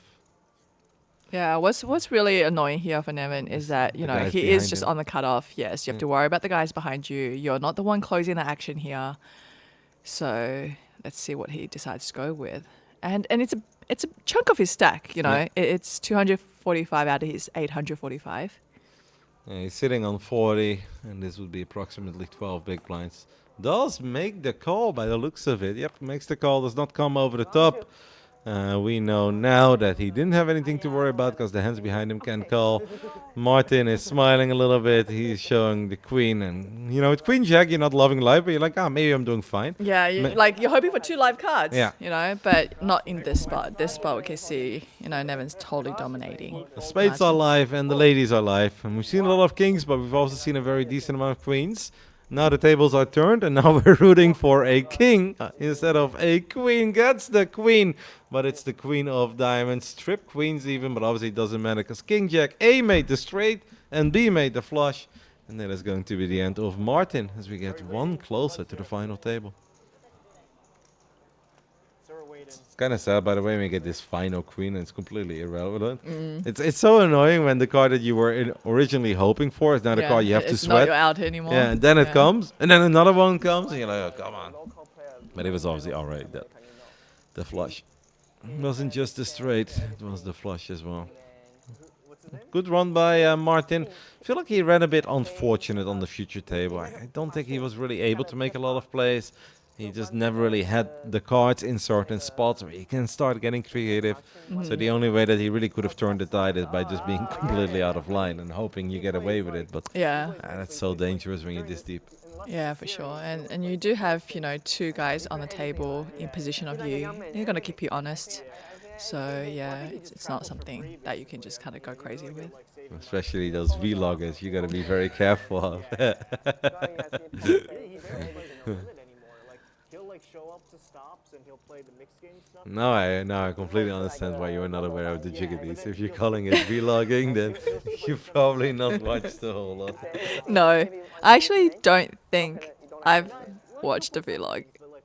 There Yeah, are some it's real, not. honestly, I gotta give Yeah? it to the poker scene. There's some really fun Good ones. content Yeah, creators. yeah. Because I've seen like that award, you know, Yeah. they've got those awards that they Yep. give out, and then I don't know any of the people they mention. No, you no, know? I think I would know probably all of them. There are Yeah. maybe one or two that I have not seen a whole lot, but it's actually what I find it is great content late at night. If I had Yeah. a long day and I know that I can't fall asleep immediately, Yeah. I put on a Brad Owen vlog and Yeah. I pay attention a little bit and I kind of doze away. And if Yeah. a hand sounds really interesting, I like lighten up a little bit and I Yeah. follow this final hand and I can fall asleep to it. But Okay. it's legit good content. It's the way that they do it as well. Always with a couple shots of Vegas. They're traveling. They're going to the cage. You know, they're exchanging money for chips. Yeah. They sit down, and then the way they talk through the hands, the way they have the screenshots, the information of all, like, all the Okay, yeah, so starting- that's actually very similar to what Nevin does. yeah. Yeah, yeah, no, yeah, yeah, It's okay. probably like they all have the same form because at Yeah. one point just universally agreed upon like this is the best way Best way to do it. to make poker vlogs and enjoy poker vlogs. And Yeah. a lot of them are similar. Like I like Corey Eyring as well. He's a young Okay. kid Yeah. who always basically he's always in the hole or on the verge of being in the hole. He's got his entire bankroll on the table. Always, yeah, he's like a right. massive shot taker, but Okay. it's a bit more on the meme side, but I Yeah. still think it's mega enjoyable. Brad Owen is very solid. You know, he's just somebody who loved poker, started his journey Mm-hmm. many years ago. Legit small stakes, like 1-3, 2-3, Yeah, yeah. that kind of stuff. Is that what he still plays now? No. Now he plays the private games in the Okay. Bellagio, like Yeah. in Bobby's room. Like see. maybe like 5-10 at least, but And then very he often. films those as well? Yeah, well, he has this camera set Mm-hmm. up. Basically, he is filming, but he won't film the people. The people are Yep. never in the shot. Okay. He's just like his hands. Like, I mean, I can show you something a Yeah, little bit later. yeah, yeah, But it's okay. very fun. These days, like very often, his starting stack is like 10K and those kind of Yeah. buy-ins he plays. So he puts a voiceover on Yeah. afterwards, Yeah, right? yeah, So he's exactly. not obviously telling the players what No, I'm no, holding no, and all that no. stuff. Okay, so he's It's a filming lot the of footage. It's a lot yeah, of editing. editing. Yep. Mhm. So and what a he lot of also work has goes into it. described is while he's making those vlogs, he has to make a million notes because because he's not talking over the footage. Mm-hmm. Like he's just playing the game the way that you normally play the game. But if he then has a big hand, he has to make all the thumbnail edits like cutoff opens of Oh, 26K. right, 'cause then you might icon. forget what Yeah, happens. exactly. So he Yeah, has to make right. all the lists and then he has to stack his chips and then he has to Mm-hmm. get ready for the next hand. So he did mention it sometimes it gets overwhelming, but yeah, that's Yeah. how they make them. And it takes a lot of editing as well to do it correctly. But you know, the thing is, a lot of these guys they start off small, make it a hobby. Mm-hmm. Yeah. But then when you catch some momentum and you gain viewership, you're like, all right, how do I polish these vlogs? How do I make them better? And you know, if somebody does it for 7-8 years, like it's a night and day difference. First 2-3 vlogs to the last 3, for instance. But really good content. Fun to watch. We've got King 9 of Diamonds here for Zhang versus King Jack of Clubs for Chang. Is that correct? It is the man that I played a few hands with yesterday. King Jack of Clubs on 3-3 with 2 spades. You never play game board. Looks like a fold from Zhang Yang here. If not me with friends, but very rarely. So like 20 Nevin is kind of flying. Eh? He is. He's chipping up without much, you know, resistance. very, very rare. Steven has really played a hand with him, having a good chat. Just too dumb. Look at Nelly. Yeah. Joe Chua has been moved to the table, a team pro for the TLPT. But when you're doing it by yourself, then it's not even fun. Yeah, we saw him in the free roll as well, no? That's right. Another All the team pros, they make it there. They make it, you know, final 2 tables. You do see a couple green jackets, pretty solid. And there's the black and white jacket with the yellow branding. Also very cool jacket. Have you found where to get one of those? No, No. I don't think they are. Like, I think they are exclusive. This is probably a different department, right? How other websites, clients in the past had a Team Europe, a Team Online, a Team Pro, Team USA. So I'm sure it's like same but different department. Yeah. I like your suggestion of that being the academy, the up and coming pros. The upcoming pros. Yeah. No results yet, Yeah. but potential. And if you have like 20 IDM finishes, you get promoted to a green jacket. And if any green jacket just kind of had an underwhelming year, it's like you have to give up your green jacket, and now you get the white jacket. More like a AK. It's good. I did think that was a very fun era of poker where you had a lot of the big websites and clients back then all having their team. And I really, like, I kind of, Oh yeah, because it's something you would aspire to. You know Yeah, what I mean? Like absolutely. you No, it look, felt be like like, a oh, I dream. want to be a team pro. it's like making Yeah. it to the big leagues. You It know? is, You it end up is. on Full Tilt, you end up on Poker Stars, whatever. Yeah. I thought it was a really cool era. It is. It is. Yeah. and I was actually. I did that for about 13 years. Yeah. Yeah. I thought it was Traveled very cool. plenty. You know, it was really fun. And when I got offered that, when I was, 26, I thought it was like a dream come true. You know. Yeah, I had a lot of fun traveling the world playing. But it also felt like it created a bit of a bond between certain players that represented the same orgs, and then it's kind of like you're watching a battle of teams, you know? It's like, it's those guys against those guys, and I thought as a neutral spectator from home, those storylines were interesting, and that is something that made, like, sometimes the tournament circuit in poker still misses a little bit. Obviously, there are so many great players, there are so many great personalities, but there are often not too many stories going on. It's kind of just like, here's your buy, and here's Yeah. starting field. This guy has a great run, and yeah, he had a great run last Yeah. week. But it isn't an ongoing bigger theme. No. And it's really fun when you've got like these clubs or clients going at it, and people from multiple regions fighting among each other. I know they've had like some nations cups in the days as well, but that's something I'm still missing a little. So cool to see these guys rocking the pro jackets. Hope to see more of it. Ja William is gonna open things up with Queen 10 of Diamonds.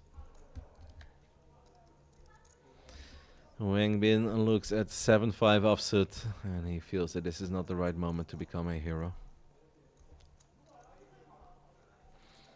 Couple of shorties now. We've got Zhang Yang with a 6.8 big blinds, and our team pro is also on the shorter side of things. Zhou Yuan? Around 12 or 13. Basically, this side of the table is not very rich. The other side, with Steven, very rich. Yeah, bit lopsided there. The table might fall over. You mentioned the Titanic earlier. And George here looking down under the gun with King 10. Let's go of it. Let's go of it, yeah. Probably eyeing the big stacks in the blinds. This is going to be an all-in though for Yang. The Queen Jack offsuit from the hijack. It is a little over 6 big blinds, almost 7. So Nevin has another decision as he looks down at pocket threes. And I actually wrote this yesterday in the Discord, in my Discord, that I really wish in poker, like obviously I've got quite a few players with nicknames, but all of these guys should just at the beginning of the tournament say like, hey, this is my nickname. I'm going to have a nickname for poker, and you can keep it simple, but then we don't have to do first name, last name. Yeah. And also, if I commentate, let's say, Chinese players in Warcraft 3, StarCraft 2, their names often are very simple. It's like Sky, Yeah. Time, Right, Infi, yeah. Ted. Like, I can never get those wrong. Right, yeah. No, and this here I'm is- looking yeah. at names, and I'm like, guys, can we enter? Can No, we get some I tell nicknames? you, it's actually really difficult. It might be better. I was actually talking to Jan about it earlier. It's like these guys, they all kind of have their nicknames because I'm telling you, in Chinese, people are not calling them whatever, right? No. You know, you could actually probably get them to tell you the nickname, translate that or something, and then you get a much better, you know, because right now, you know, Zhou Quan, his nickname in China is Emperor. Yeah. Right? How cool would it be if you could just label it as the Emperor? I'd love to call him the Emperor. That would also make it A lot easier, but B, it's cool, right? Yeah, exactly. And then now he's memorable, and now Yeah. you No, follow abs- that character, right? But that's exactly what I was talking about Yeah, before. yeah. Storylines. Storylines, ongoing exactly. If you remember the Emperor doing very well over here at the Lord Poker Tournament in Jeju, the next time you see him, you're like, the Emperor. I do remember him from all the things he did in Jeju back then. Well, obviously, if you're really in this world, you'll know this man, and you know what he has done. But if you're slightly more casual, and you can't always only cater towards the ultra tryhards, this is something I've realized in gaming as well. as Joe William decides to send it with 10-7 from the small blind. Not afraid, really putting on the pressure. I actually think we could potentially see a call here with King 3. Like, it's very annoying. I'm curious about this one, Selena. Yeah, it is annoying. Like, you're definitely much happier if you're holding a hand like King 8, you know? King 8, Yeah, I that's think slam you dunk. get slam dunk. Yeah, but when you look at King 3, you're like, you know what? I might prefer to shove myself rather than calling it off there. Yeah, but it is small blind, big blind, and you know how important every single blind is. You know what he's doing. You know he's doing this with almost any two. Like, he might not do it with 7 deuce, but could legitimately do this with any two. And then you just ask yourself, is King High favored against any two? And obviously the answer is yes. And this time it would have been as well, Matt. There's also a good chance that you get eliminated because you know that you might be favored, but you're never crushing. Like, that is the most annoying thing. Your opponent will basically pretty much always have 2 life cards, or you're heading towards a chop, or a small chance that you're dominated. But that is the worst thing about having a hand like King 3. It's just that even if you make the quote-unquote correct call, Yeah. it's still your tournament life on the It line is. for, what, 55% over 45? It's like, Yeah, and he has a stack where like he's still gonna have fold equity, right? So when you have a stack with fold equity, I don't think you need to get it in. Now, if he's sitting on say 5 big blinds, then I think that those are the spots where he's a lot more inclined to call. See, so right now we can see that his range, he's willing to shove any two, Yeah. in the small blind and pick up those chips in the middle. But if the Emperor is willing to do that, he obviously knows that his neighbor is also willing to do it. Not like this, they all just stay kind of happy. Now the 3 guys just stay kind of poor on this side. At least they're keeping the blinds for ones on this side of the table. But now we are going to go back towards the richer part. And it is important, obviously, for the 3 on the right side of the table to pick up some hands and see a few chips heading their way. As the field, by the way, has been reduced to 18 players, which means we are 1 or 2 knockouts away from just having a 2-table setup, and then obviously we'll be full ring again. Right now, this is gnarly for the short stacks with only 6 players and having 3 guys, and 2 of them obviously have a lot of experience as well. Steven, perhaps the most accomplished player in the field. Nevin, a man who makes a living out of poker. Those guys with a lot of chips versus a couple shorties is just very annoying and a bit unfair. It is, yeah. And, they've kind of kept out of each other's way. I was hoping to see some fireworks between the 2 players, but they're just happy sitting next to each other having a chat. They're vibing. I mean, Steven, I watched him earlier for an hour, and I won't say that he was grumpy, but not many things were going his way. And Zhao, the man who got eliminated early, actually made a great play on him where they were both bluffing. Like, one had 10 high, the other one had ace high on a king 4. So it's like bet, Oh, 3 those bet, 4 bet. ped flops. Yeah. Yeah. People really like to get fancy with those on the flop And these days. that was a great play by Zhao, the man who unfortunately got eliminated like 20 minutes ago. He got the best of Steven. And it did seem that nice. Steven was getting a little bit annoyed, but he still had plenty of big blinds. There was no panic at all. But let's say it started off with like 550 and then eventually kind of like trickled down to 360, 370. And that's just annoying, right? It's okay, a lot yeah. of tiny losses in a row. Joe once more is going to send it with ace 10. A small blind will get out of the way with ace deuce offsuit. Very quick fold this time by Nevin. But obviously he has to worry about Steven in the big blind. Joe Chuan is working his stack up to 14 big blinds now.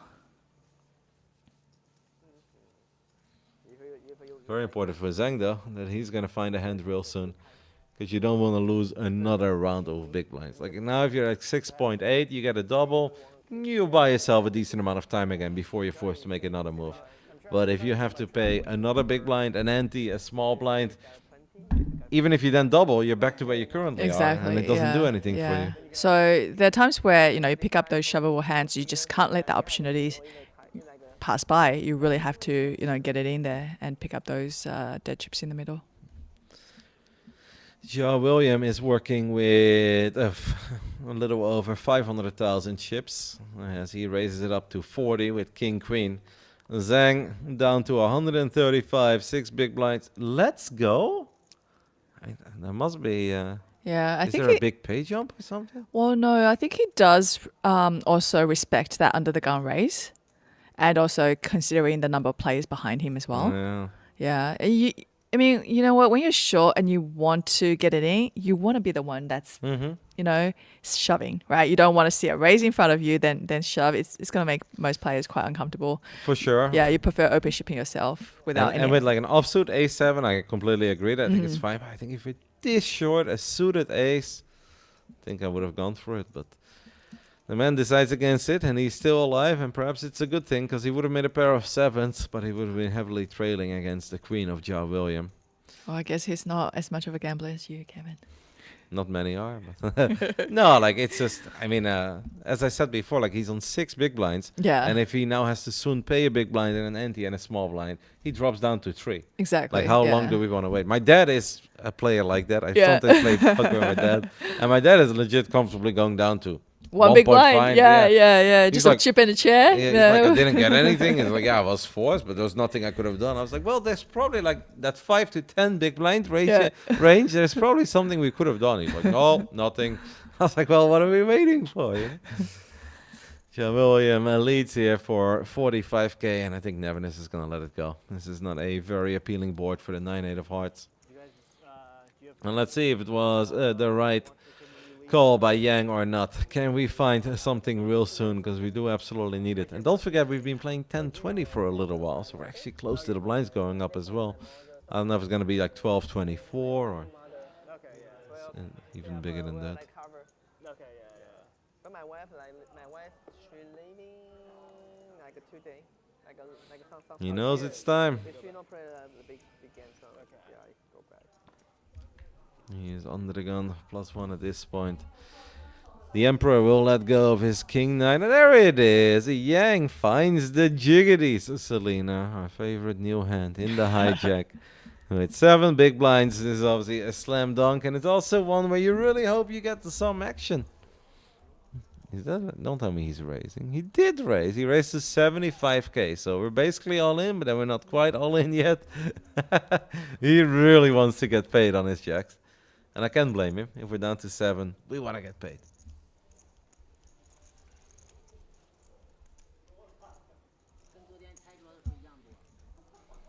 Steven actually will come along with the ace-6 offsuit. If you players still act behind him, small blind, Wang Bin is going to let go of the King 8. Ja William here actually has a real decision. 55k to play for 255k with ace-deuce of diamonds? I think I'm making the call here, Selena. Yeah, apparently Ja William disagrees. But closing the action, 55k, 5-1, suited ace. Oh, that's very unfortunate for Yang. That is very unfortunate. The man who has been so patient and waited for so long sees the one card he did not want to see. And that's even worse when you know that the big blind also folded an ace. The rich get richer. A small bet coming from Steven here. Yeah, Yang can go really, anywhere. He's really already- small. he's Oh, already all in. yeah. There's not much you can do. So he didn't ship pre. No, basically, like he made it Yeah. 75k, Okay. which obviously is very big, but yeah, then somehow we got a caller. Yeah, okay. I mean, would things have been different if he just shoved his whole stacking, which is what, like 135k, right? 130. I think that the big blind will call then, because then maybe Steven folds, And then the big blind. but the big blind will close will the come along. action, ace-deuce of Yeah, I diamonds. can see that. So it's probably an end result for him. Yeah. Same way, but except the chips is not going to Steven, right? Exactly. Yeah. Yeah, I don't know. I find it those plays I find a little bit odd. Like if you want to raise, if you've got a stack that can raise. But if we're working with 6 big blinds, it's also like, what are we trying to really accomplish? Is this a mind game? Yeah. We have 6 big blinds. Like there's only so much you can do. Not a whole lot that you can confuse your opponents with. Means that we get one closer to going back to 2 full tables. 17 players left today. Will be playing down to 9. Ooh, aces. Oh, pocket aces. I played a lot in Commerce Casino in LA. I'm sure you've gone to Commerce a couple times as well, right? No. Have you never been Never to been. Commerce? All right, you're not missing out. I used to describe it as a bit of a war zone. Like, I'm feeling like you're more of a poker pro than I am now. I mean, You know all the terms, you watch all the vlogs. But you do know Commerce, right? You've obviously known. I've heard of it. Yeah. It's got what, like 200 poker tables. Yeah, Something it's crazy, very right? big. I Yeah. used to live like somewhat close to it, so that's why I went a decent amount. Oh, you Uh, lived in the States as well? Yeah, for Oh, 6 okay. years. Oh, okay. Yeah. Is that when you were doing esports a lot, Yep. or then? Yeah, still. Okay. Just I moved over as a StarCraft 2 commentator. I did it for a German Ah. company, but then there was an American company that was like, "Hey, you two are really fun." I was working together with an American guy who lived in Germany, and then we moved together to California. That's quite an adventure. Yeah, How did you absolutely. like it? I loved it. Yeah. The first part, like I have a very hot take. I don't know how well you know the LA area. I know bad traffic. Yeah, exactly. Well, that Yeah. has part to do with my hot take. So I lived in 2 different places. Well, let's say 4 different apartments, but 2 different places. One was called Rancho Cucamonga. Okay. It's a bit It's a of mouthful. yeah, it's a desert city. It's basically the last city that if you drive from LA to Vegas that you pass before Okay. you take the north. Yep. You know, that's the absolute last city. And then I lived in West LA. And everyone that will tell you is like, Rancho Cucamonga sucks and da da da. It's too hot there. There's nothing to do. I loved living in Rancho Cucamonga a million times more than I love living in LA, partly because of that traffic. I Yep. felt like I was a total prisoner. Right. You living couldn't in go a- anywhere. No. Yeah. And Rancho, I just had a much better apartment. I had freedom, so many great places to eat. So I'm one of the very few people. I absolutely love that. And that's my time that I went to commerce a lot. And long story short, there was one guy that I played with. He was a bit of a comedian. And instead of calling the Aces the American Airlines, he was always like, Armenian Airlines. And he would just kind of shout it through the commerce room. And everyone was so embarrassed to That's play so with funny. him. Yeah. But that was good. We see actually an interesting hand happening here from a raise under the gun by Steven with Ace King of Diamonds. And we actually see Wong being here on the cutoff, deciding to 3-bet Steven with Ace Deuce suited. Making a move, but it is the wrong moment because I wouldn't be surprised at all if Steven just ships it now. Is looking like he's going for the 4-bet. Yeah. Up to 180k. Ah, that's such an annoying sizing. Oh, come on. That's so frustrating if you're Wang. Because now it is 75k extra. You're talking 4 big blinds. This is like legit clicking it back. Yeah. Like, you can't ever fold for 75k when there is 410,000 in the middle. Oh, you do see players fold off. It goes into the muck. Yeah. Yeah, because these days there are a lot of spots where the pros you see they raise really really tiny, Yeah. 3 betting, 4 betting, and the opponent just fold because they're essentially just making a move, right? So in the event they're essentially just making a move, they're like, nah, like that's it, it's going to the muck. Yeah, so he's not looking to see a flop. He's not looking to connect with the board or anything there. I just I found it so difficult. I know his stack is not massive. Like I think if you're playing with over 700k, I think that's always a call, right? Yeah. Because just the pot Well, odds are massive. I think that if he was holding something like Queen Jack suited, Jack 10 suited, he's probably more inclined to calling there. But once again, with that kind of hand, I don't know if he's 3-betting pre either. He might just flat. So yeah, it's one of those things where it's really polarized, right? Yeah. It's like whether it's absolute garbage or they could have a nice big hand in that spot. So, Yeah, no, I don't think we're ever loving life with Ace Deuce, but it's just that's maybe then the gambler in me. But at that point, I was like, I came this far. It's 75k extra. There's gonna be almost $500,000 in the middle.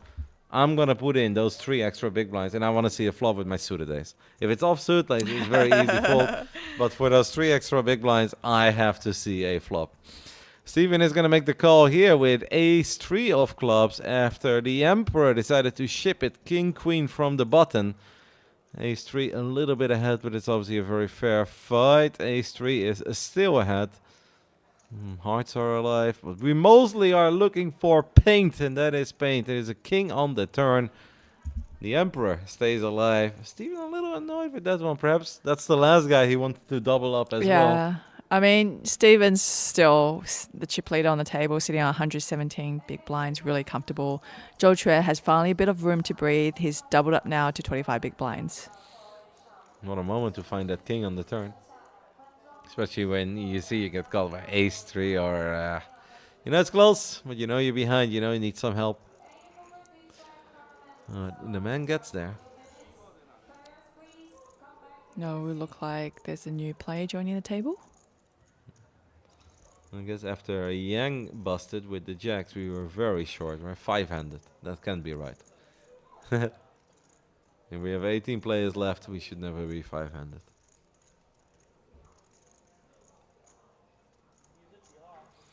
So now we're back to a perfect number. I Because guess. it's 8-handed, right? That's why.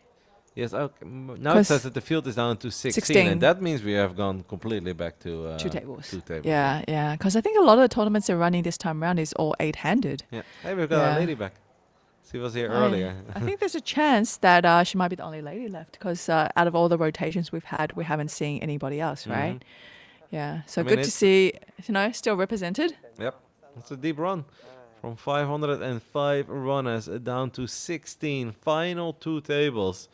As I think we already saw that Ja William picked up queens here, unless that is a error. yeah, but no. That's It's like so nice. Full table first hand. You're getting the ladies immediately. raising up to 40K here. That's one of our new players. I haven't seen this man yet. Oh no, changed his mind. Production very busy right now trying to add all the names. They went from 4 5-handed to all of a sudden a full table. Have to find everyone. Players are still miking themselves up as well. Normally say so we can hear what they say, but unfortunately we cannot. Nevin, let's go. Steven in the small blind. He can absolutely let this one go as well. There's no need to get fancy with the 10-5 offsuit, and he knows it. Oh, Oh. King Queen here. Just 20K. That is definitely, I think, a call, even against the under the gun open. It does feel like Wang had a lot more chips a while ago. That little battle with Steven obviously not helping out that we just witnessed, where he couldn't even see the flop. Does toss in the extra big blind here, and we are off for a little race. A 7, 8, a 10 with 2 hearts.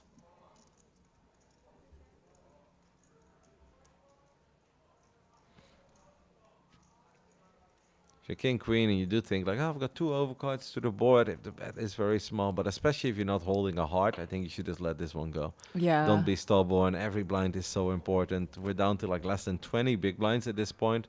I think it's like this, for instance, I would find worse chasing this than calling the extra 3 big blinds with the ace deuce to see a flop. Yeah, for sure. Because, the 20 big blinds, if you dwindle down a little bit, you're in a spot where you have to open ship pre-flop, right? But when you have 20 big blinds and you maintain that, you still have a lot of playability. You can raise, you can see flops and so forth.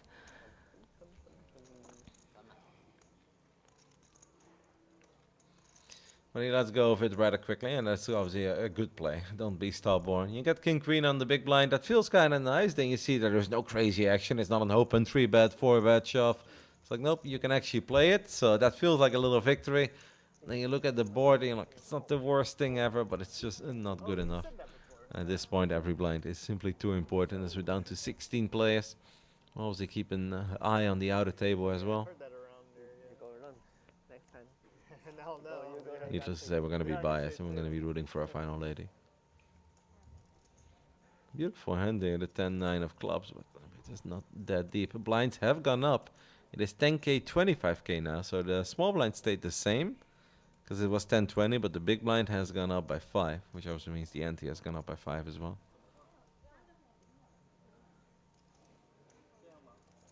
I was thinking about it, but decides to let it go under the gun. Liu Zheng? Yang. Yeah, now it's a Zheng. Damn it. That's a Y. Yeah, I know. I see it. Oh, you see it? Yeah. But earlier when I said Yang, then Todd corrected me. It's I'm at the borderline. I'm giving up on these names. Let's go with Liu. Liu. Liu. Yang. Maybe he's saying Yan, right? Yan? Yan. Yan. Yang. Yeah. Yeah, but I mean, like, if American Yeah. sport broadcasters Yeah. Yang. would, yeah, they Yeah. were always going Say Yang. Yeah. And I also think when it comes to like American, Chinese, or American, they also kind of introduce themselves more as Yang rather than Yeah. a bit more Asian 100%. side. Yeah. We got the 9-8 of spades. It's a beautiful hand to see a flop with, but you have to be careful. You can be calling too loose because you still have those folks behind you to worry about. And one of them is Steven, who has apparently taken off his Triton hoodie. He's like, it's too hot under these bright lights. So keep our eye on Nevin. Is Nevin putting in a raise?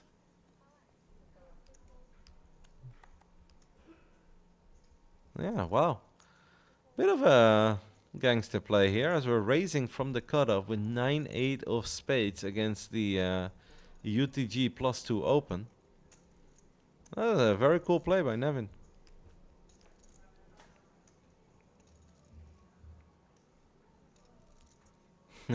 Gets it done. Yang lets go of the Jack-10 offsuit. That is a baller play. 3-betting with 9-8 from the cutoff.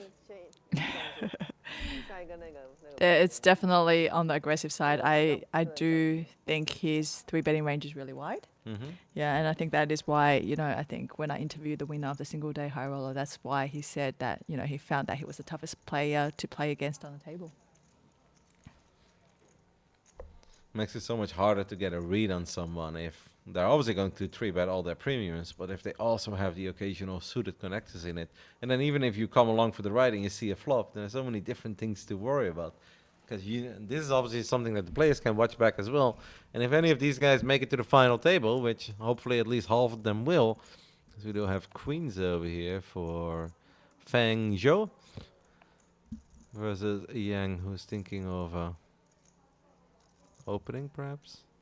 I don't know what we're gonna do with 8-5. I do love 8-5. I am born on the 8th of May, so it's a very special hand to me. Yeah. But this deep in the tournament, I'm willing to let it go. In a cash game, I am willing to dust off a few big blinds from time to time. But this deep into a tournament, I think you gotta. Did he just call? Is that what happened? So we He did just call. I mean, he does almost have a million chips to be fair, but the queens just called. Yeah, What? it's very, very hidden right now. He might be Stevenson here. he might be hoping that Steven or whoever is in a later position is going to raise to punish the Olympus, and then I may pray that we come over the top with the queens, right? That's So right. So we do see that exact situation where Stevenson here has opted to raise up to 90K. That's I mean, it might just work out in a perfect way there for Feng Zhou to first just call the limp. Oh yeah, no, that's great for Zhou Fangzhou here. But we're calling? Oh. Yang is just lighting some chips on fire here, by the way. First limping with 8-5 suited under the gun. Now he's calling the raise from Steven as well. He 3-bets to 240K. What do you do with queens now? I still Oh my ship it. goodness. No, I still ship No, it. but that looks pretty damn strong, right? Like for under the gun +1 to limp, re-raise. Yeah. Oh, well, you know what though? Yes, you think, oh, my queens could still be ahead, but you're not loving life right now. No, you're absolutely not loving life, because this is the ultimate showball way of playing aces, right? You limp under the gun and then somebody else raises and you fire back. But queens are queens. Yeah, You're just late in exactly. the tournament. It's the final 16 players.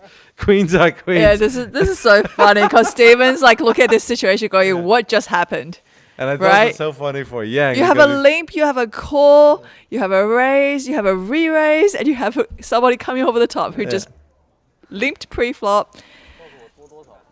this is really funny. But I also love Yang's reaction there. He's like, damn it. This is the ultimate I got caught with my hand in the cookie jar moment. It's like, it's not what it looks like. Do you have to call here though, Selena? Like, No, you don't need to call. but it's 9 big blinds. Yeah, Well- I know. He's getting good odds. He's getting 41, but he doesn't. No, he doesn't have to, right? It's still a third of his stack. Yeah. But I'm just saying, like, at this point, Yeah. okay, he has does it. to find he pretty much gonna find a call, especially if you know what, if you're looking up ace king. yeah, he's You praying know? that this is ace king Yeah, suited, right? I It's mean, like, this is not the hand that he wants to see. But if he saw ace king, he's got a lot of equity still in the hand. absolutely. And it is not ace 8-5, and I'm sure the rest of the table is like, what on earth has been happening over here so far? It is incredibly clean. Open ender for 8-5. Ace or a 6 would have done it. Always a sweat, online or offline. But the queens will hold. What is it? No, the board was 2-3. It was 2-3-4. It was a 4 on the turn. And he has No, it was 8-5. another 3. No, it was 2-3-4. Was it? Okay, I'll Okay. look it back. I really thought it was 2-3-4. You think it's 2-4-4? There was no straight, nothing. No, I think It was Jack 2-3 and the turn was a 4. no. No? No. Okay. And he's got 5-8. Yeah, exactly. So if you have a 5, you have an open ender, because with an What ace does you he? make. I thought he just paired the board. Okay, I don't think- maybe, yeah. Thought I I was thought it gonna was, look it was back the at it. 3 on the. I'm like, it's 2, so 3, 3. yeah. So I'm like, oh my goodness, like what's going on here, Kevin? I saw a 4. You saw a 4. That's why I was like 2, 3, 4, and then you have 5, ace and a 6. But no. Then he was already drawing that. The turn. I really thought it was a 4. We need to move the TV even closer. Even closer, right in front of his face. Because when he said that, I looked at him like he was crazy person. And he's like, what? Yeah, no, but obviously, if my reasoning makes sense, right? If I Yes, think yes, that's a yes. 4. That is if it was a 4 on the turn. Yeah. Now I know that 2, 3, 3 does not give any straight outs for 8, 5. I'm completely aware of that. No, but I really thought it was a 4. Now we have Nevin here raising it up to 50k with ace 5 of clubs, and then Stephen on the hijack with queen 9 of diamonds and going for a 3-bet. More importantly, whether or not that was a 4 is obviously that the queens get a dream double. And a very interesting way of playing queens, as we had the under the gun limp, the under the gun +1 limp, Steven raising, the original raiser 4-betting. Yeah, well, what a hand. What a hand. And that's funny as well there with the queens, because you said like you're not loving life right now. Then when it finally does get turned over, the absolute last thing you ever think you're going up Yeah, against exactly. is 8-5 suited. You're like, wait, what? What? 2 undercards? What happened? This is not even a flip. It's not even that you have 1 over.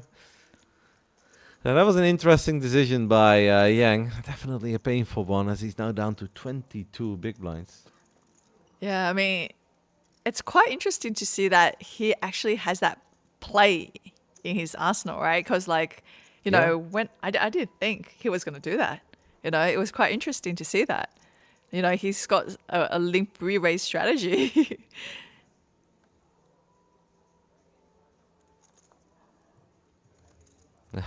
It's I mean, sometimes you just think this is your moment. I'm going to make a play, and the way that he played it, like if you think of amateurs, they love nothing more than limping with aces under the gun. Let every somebody else, raising, right? Yeah, because you're like, you know, thinking that's what people do with aces, right? Especially with, you know, a tournament buying. Sometimes, you know, you can qualify into this with 500 USD. So you could get all kinds of players in this field. No, absolutely. So I love it. It's just unfortunate timing. It's a cool play. It's cool play, Just unfortunate. Just unfortunate, ran into queens. That also happened to limp pre-flop. Yep. And that were also like happened to already be pot committed. Because if the queens is playing with 120 big blinds, then there is actually a chance that they're like, you know what?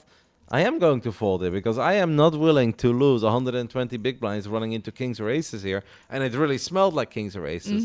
But yeah, in this specific scenario, unfortunately, there was just nothing he could have done. We've got Wang here with the kings, the same kings that I have still not seen being cracked on this stream.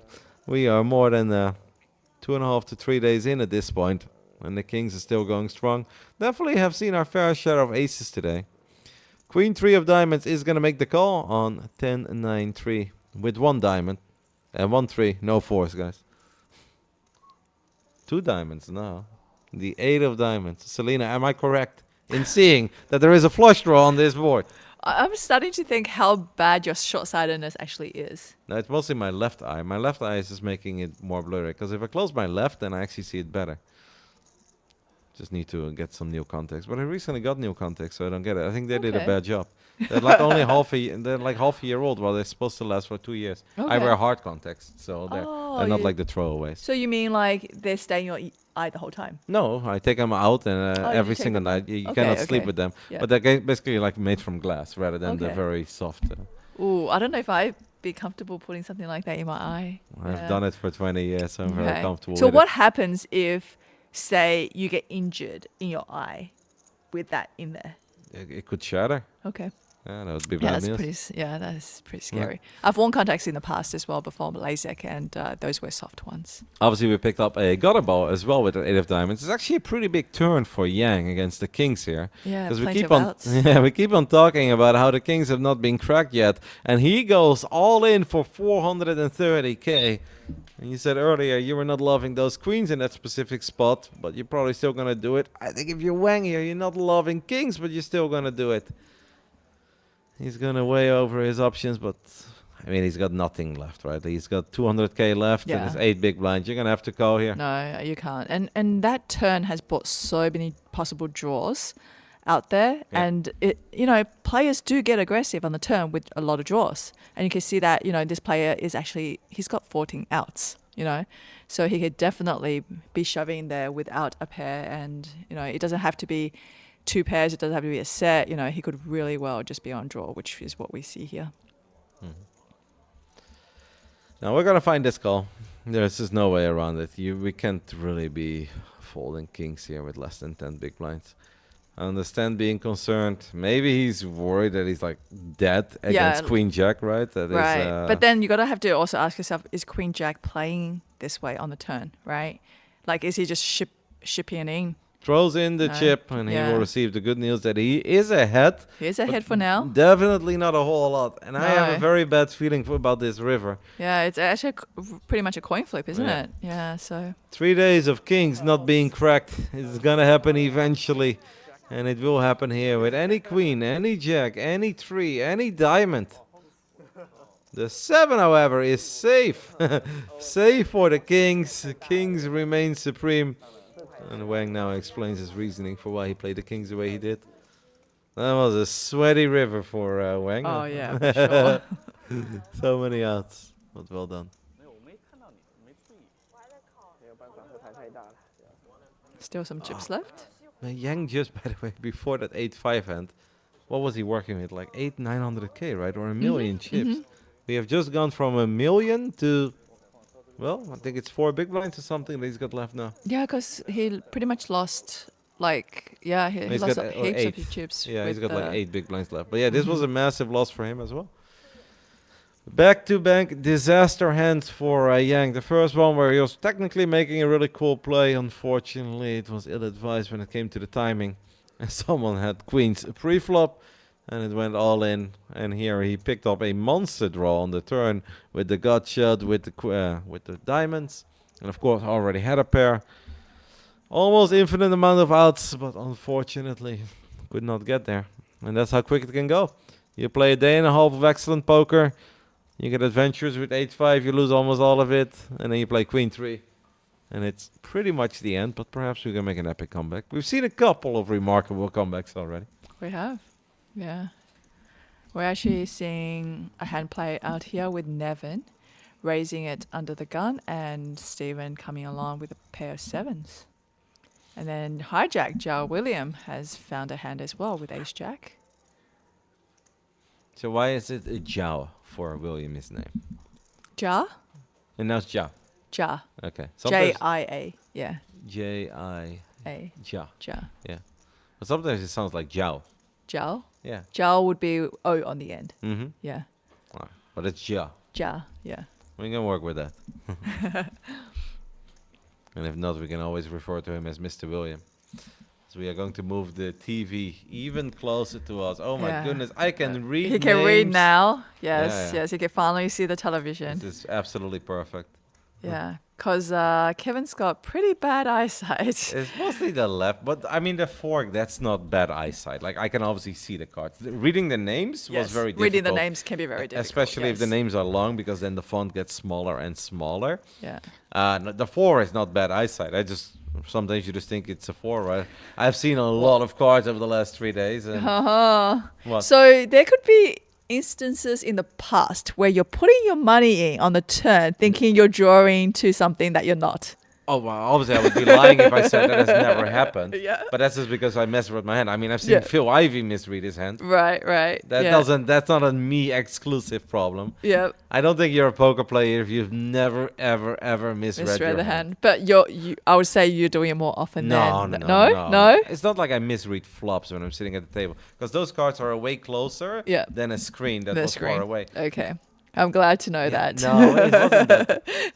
It's just like in the glimpse, and sometimes Can you like, imagine going all in on the turn, thinking you have like some sick draw and you turn it over and it's exactly like not the right suit and not the right number? I think it has happened to me once that I completely misread my hand. where I thought I had trips or I had a straight, and I just didn't because I had the wrong card. But that's also not because I can't see. That's just because you're quick. And here it's as well. Like it's quick. It looks very bad for the 8-5 player. It's a bizarre hand.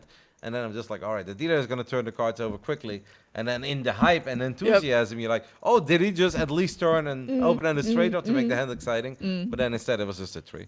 So it's more like memory loss, where instead of remembering the board as Jack 3 deuce, maybe I thought the board was Jack deuce 4, and then the 3 on the turn gave him the open. The open-ender, yeah. No, I'm not that blind. I can legally drive a car. I've passed the test back then as well, but as I said, the context sometimes, especially the left one, seems to bother me. It was just an accidental misread. I mean, we've been talking over poker hands now for a solid 16 to 20 hours. Once in a while, you're going to see something that's not there. Oh, there's actually something else that I wanted to mention as well. Yeah. You actually have trouble telling Chinese people apart as well at times. Because they do, some of them do look really similar. Yeah, of course. They do, yeah. And then, But I would say that I'm way better in that than the average European than or the American. average European. I've gone No, to- but I have the same problem at times as well, because some of them have the exact same look. Yeah. Do you know what I mean? If they have glasses and Yeah. they have the same haircut, Correct. then it can happen. But Because they always wear the same black rim glasses Yeah. too, right? It's always that very Hong Kong style look about them. And then they kind of all follow the similar kind of fashion sense Yeah. as well, So yeah, I can That- definitely see that. that could happen, but that's definitely not like an exclusive Asian thing. Because if you show me 4 Danish kids and Yeah. they all have the same haircut and the yeah, same yeah, style, yeah, it would be the I same can for also you. mess them Yeah. up. Right? I actually I like to think that I am very good in identifying where Asian people are from when it comes to the origin, whether they're Yeah, Filipino, because you've Japanese. kind of like come I've gone across contact with a lot of I've them. gone Yeah. to Korea, I've gone to China very often, Yeah. and I've known a lot of Vietnamese people in my life. So I like to think that I am in the 0.1% when it comes to non-Asians in recognizing Asian people. But yeah, when it comes to a poker tournament, and especially if people come and go to a future table, of course you can confuse folks. Yeah. Big flop here for ace 4 of clubs, a small blind versus under the gun +2, Ja William being the original aggressor. I know this is Ja William because he's the only one who's got the red strap with the With the white mask. With like, the because white of that, mask, yes, it's he's- quite memorable. yeah, Yeah. he is gonna let go, as that was obviously not his board. It was an amazing board for the ace 4 of clubs. As we're down to 15 players, we're gonna play down to 9 today, and I think that is it. Or perhaps they will surprise us with a fun other broadcast. But it's actually still very early. There's obviously so many tournaments running from different times. But for the main event, this will be it today. We have 2 tables running. We're going to play down to 9. And then we'll come back tomorrow. And we've got a full night to remember the names, learn how to pronounce them, and remember their faces. Oh man, I had a lot of trouble with the names this morning because without the knowing the sound of it and just written out in English, it was actually like kind of like, oh well, exactly how to pronounce this one, right? So yeah, it's not that straightforward. Actually, the more I realize, helping my daughter learn Chinese, I realize Chinese is a really tough language. Yeah. I don't speak Chinese, and I'm absolutely aware of that. The day that I learned that you've got like 4 things that are written the exact same way, but it's gonna be like oh. Exactly. I was like, oh, I give up, guys. Like, I'm done. yeah, this is Yeah. absolutely not for me. It's And actually then- quite interesting because in Cantonese, it's actually 9 different sounds. Yeah. Yeah, so it's like just another. But that's more almost that becomes a complicated. gift. That's like legit not Yeah, something you yeah. can just teach every Yeah. single person out there in the Western world. That is legitimately impressive, like doing that. And also when I discovered the data, it's like, all right, yeah, Korean is something you can like somewhat easily learn because they just have an alphabet and you just like learn which letter like represents which symbol, and then you can at least start learning how to read rather quickly. And they're like, yeah, in Mandarin is not quite like that. They basically have unique characters for everything. I was like, how many? Well, we only use like 5,000. I'm like, Yeah, 5,000? Like, you actually have to remember it, right? Yeah. I was like, I mean, Korean is going to be tough, but no. I had a dream for a couple of years. I was like, I'd really love to learn Chinese, and especially because gaming was so big over in China. yeah, and I went to China already a few times, and everybody was always so kind and nice to me. I was like, this would be really fun, and I did do like a tiny course, and I was just like, nah, this is too hard. Like, unless I can dedicate a year of my life into learning this, and I don't have like any other obligations, this is just not really going anywhere for me. So I give up. Yeah, you can learn to speak it and it'll be okay, but learning to read and write, it's a totally different story. Interesting enough, the player who has taken down pots without any showdown whatsoever is actually Jar William on this table. So just chipping away without, players getting much info out of him. He's pretty aggressive. He's willing to make it big as well. Correct. So he's kind of blowing players off their hands, Yeah. right? And not having to go to showdown. It might be an excellent strategy because he's playing against a couple of very accomplished players, right? We have got a team pro. We've got Steven on the table. Poor Liu Yang. He's so short now. He's like, all right, future table, it's my time to shine. Send out a text as well. He's like, honey, I'm here. Like, take a look. His phone is blowing up. 8-5. Like, we got pocket eights for Feng Zhou. I'm gonna open things up. Ooh, ace queen on the big blind for Wang. I hear people cheering, by the way, Selena. Oh, yeah. I think it's another hand of back row, though. That's what Most likely. That's what gets them going.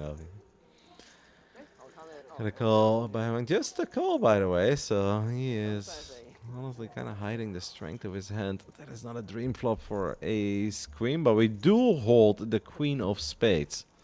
There is a flush draw there. And that is a very frustrating flop for pocket eights when you're not holding the 8 of spades. Yeah, for sure.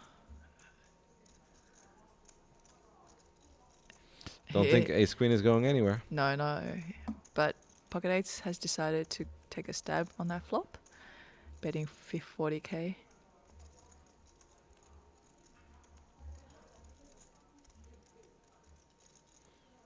think at this point, keeping it small makes a lot of sense. A little bit of pot control. No need to get very adventurous here, because then if your opponent raises, there is a chance that you just never get to see that turn. Ooh, that is what a spicy turn card. I love it as well that it's the one-outer in that regard. He was ahead, don't get me wrong, but obviously a lot of bad cards to come. But the 8 of spades would have been an action card, but would have been a very scary card as well. And even if you then have a set, you're going to slow things down because you know you're not holding a spade. The 8 of diamonds, that's really going to spice things up.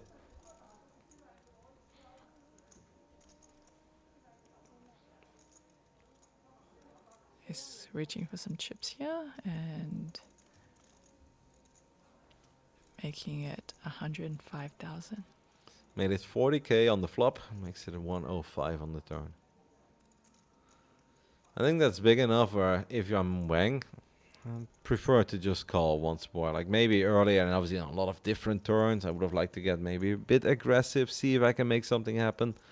But I think the 105 is big enough where I said, let's just play a river. Obviously, in his mind, there's a chance that any ace is still good. Potentially, a queen is good, right? A queen could be good from time to time. And if it wasn't for that 8 of diamonds on the turn, it would have been. Will there be a spade? And nope, it is a jack, which means ace queen is left with ace high. Now, we could pretend that we either flop the flush or that we have queen 10 here, but I don't really ever see Feng Zhou folding. Let's see if he can find maybe a value bet here.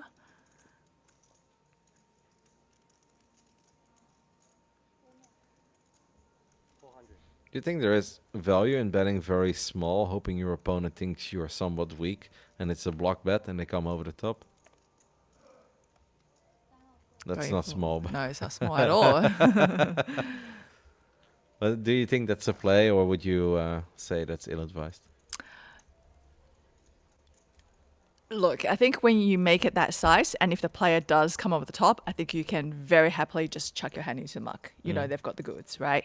If you make it really small and the player looks at that, quarter pot bet or whatever, and decides now he will make a raise because you bet so small, Yeah. now you've got a bit of a decision to make. And that can be a problem because there are times where you have decided to bet the river and something happens and you're like, why did I do that? You know, I told myself that I was going to go for check, but somehow I decided I was going to bet. And then now I'm faced with this raise and I don't know what to do. Yeah, but I think the set of eights is way too powerful to ever check there on the river, right? Yes, then yes, we're playing definitely. too scared, and we're gonna Correct, have correct. It's more about what sizing you would choose, you know, to kind of, I think it would be somewhere between 200K and 400K. But I do find that 400K was just a little bit too much. 400K is Yeah. basically putting his opponent all in. It is, because you want to find calls from, say, that top pair, Yeah. you know? And I think 400K is a bit too dear for that top pair. But if you bet, say, something like 260K, I think that top pair might be able to find a call. Maybe he thought that perhaps his opponent improved to 2-pair with that river. So Steven wakes up with aces on the button as well as the chip leader of this table. I think with that bet, he is specifically targeting 2-pair. Targeting two pair, yeah, yeah. But yeah, I was just wondering, because I don't think if I bet tiny on that river, yeah, obviously the moment they hit me with the all in, it is a bit scary, but I am almost immediately snap calling. It's just- snap calling. It's one of those, if you have it, you have You it. have It it, is yeah, what it is. yeah. Because the eights there, you're just not very often going to end up with a set of eights in the way that you played it as well, where it's pretty polarized. Yeah, but then do you really think that, like, what do you think you're looking up though? Because how often can No, I players- bluff like but- like the ace of spades, the queen of spades, like just as a single card blocker. Yeah. Or even pocket tens that gets turned into a bluff. bluff, yeah. It's also kind of makes me think that, like, you also have to think that the player is capable as well. Yeah. And I don't know how many players out there is actually capable of that move. You know, that's one of those things that I would look into and consider. I have to admit that a few of the guys have truly surprised me. Where Yeah. it's like, they're gonna play a relatively Right, like straightforward straightforward. ABC poker and Yeah. solid but Yeah. standard. And then they're hitting us with crazy plays where it's 8-4, 10-3, 3 bets, 4 bets. And I'm like, what is happening? Like even at 8-5, like right now we look at it, we're like, that was silly, but it's only ever silly Yeah. because the other guy had queens. Correct. If that guy is sitting on ace king offsuit, Yeah. he's probably letting it go. Yeah, right? yeah, And then he- it's the gangster play, and we are loving it, right? Yeah. Or the queens was never in the hand, right? Oh my goodness! Oh, what a turn. Mhm. Here, you know, we have Jar Williams with king deuce suited in a big blind versus Stevenson's pocket aces on the button. I'm starting that- to believe in a bit of destiny, by the way, for Ja William. yeah, it because is. It's a what a turn for him. Yeah. We just keep seeing him. He keeps on appearing on these future tables. He's never mega short, but whenever when it's starting to look like he's entering the danger zone, he finds himself in a scenario like this. Steven is incredibly good. I mean, Todd has been singing his praise for a while. He's obviously a very accomplished player. But I don't see how you get away from, like, never 55K. I think even a bet on the river, there are very, very, very few bets that I think Steven would ever fall to. And it's going to be an interesting river, though, because Ja William, with this tiny bet, does kind of set himself up for a shove, right? There's 400K in the middle. He's working with 420. It's kind of perfect. You've It got a is. pot size bet left. Yeah. And, you know, players like this, they plan for it. You know, they plan on early streets how to bet in a certain way where he would leave himself, you know, a kind of pot size bet left here. Could also just try to really get the call from whatever you can beat and go for something. Did he check? He did check. He checked his option over to Steven. Wow. That is not what I expected. No, that's not what I expected, is it? I don't know. I think Steven might be good enough here to actually, I don't know, maybe find a check. I don't know. There are 3 diamonds on the board. Yeah, there are 3 diamonds. The flush got there, you know. Oh, let's see if Steven can find a... I mean, there's also the straight got there too. You know, if you're holding 9-10. Yeah, that's correct. Yeah. For a split second there, I was like, are you making fun Oh of me? my goodness. I thought, I was like, Yeah, I know your pause. I was like, I was let like, me double check that. I was It like, is queen 9-10, queen right? 10. I was like, queen 10 didn't get there. Ace 10 didn't get there. But 9-10 absolutely did good there, yeah. Yeah, you can really see he's got a real decision here because he's like, man.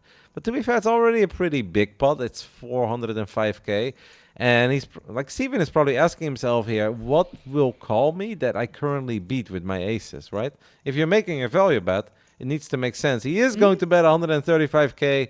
Ja William, his master plan comes together. And he's just gonna go all in probably at this point. Or do you think he calls because he's because there's lot of also things a that beat lot him? of a lot of hands in Steven's range that does, contain possibly making the flush Yeah. and making straight himself, right? So I do think that his check on the river was always planned for maybe just a check call. Check calling? Yeah. No, that'd be perfectly fine because we're obviously not quite sitting on the nuts. On top of that, there is a very rare scenario where we're just going up against a better king, right?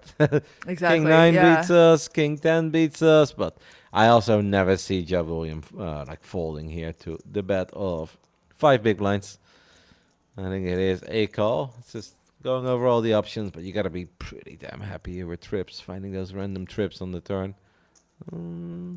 Looked for a split second like he was grabbing everything, right? It does. It looks like he's grabbed. Yeah, he looked like he was grabbing everything. Because the problem is now, if you shove King Deuce, you got to ask yourself, what am I going to get caught by? Nothing. The only Exactly. real advantage is that there is a good chance your opponent folds if he doesn't have you beat, and you don't have to show your hand. Mm-hmm.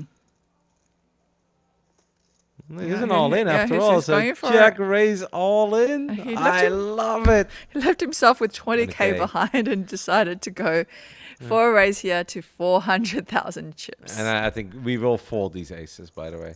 Because the aces, they just don't look no, pretty no, anymore. not at all. If you get check raise on the river on this board, I mean, your opponent would have to be an absolute monster. Like 9s or 10s with a diamond would be a sick bluff hand, right? Yeah. But who does this when there are 15 players left in the field? You got to be an absolute stud muffin to pull this off with pocket 9s or pocket 10s holding a diamond. He's going to let it go, I think. Thinking it through. Mega fun hand, though. Super interesting. Yeah. A very entertaining hand.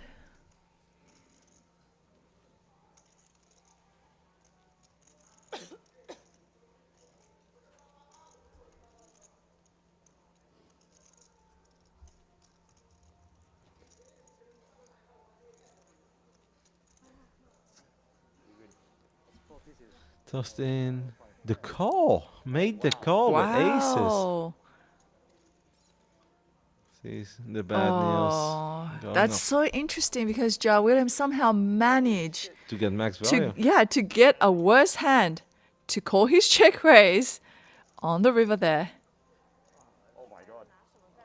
You know, originally when he checked, I really did think it was to just check Mm-hmm. raise all in. But with the straight coming there Yeah, as well, and yeah. obviously there being 3 diamonds, and then on top of that, it's very, very rare, but you do have the crappiest of kings. Correct, Like you correct. could lose to a better yes, king. yes. It's There's not- so many things out there, Yeah. right? It's not an unheard of scenario. It's like, oh Mm. my goodness, all 4 kings played? Yeah, well, it's a thing.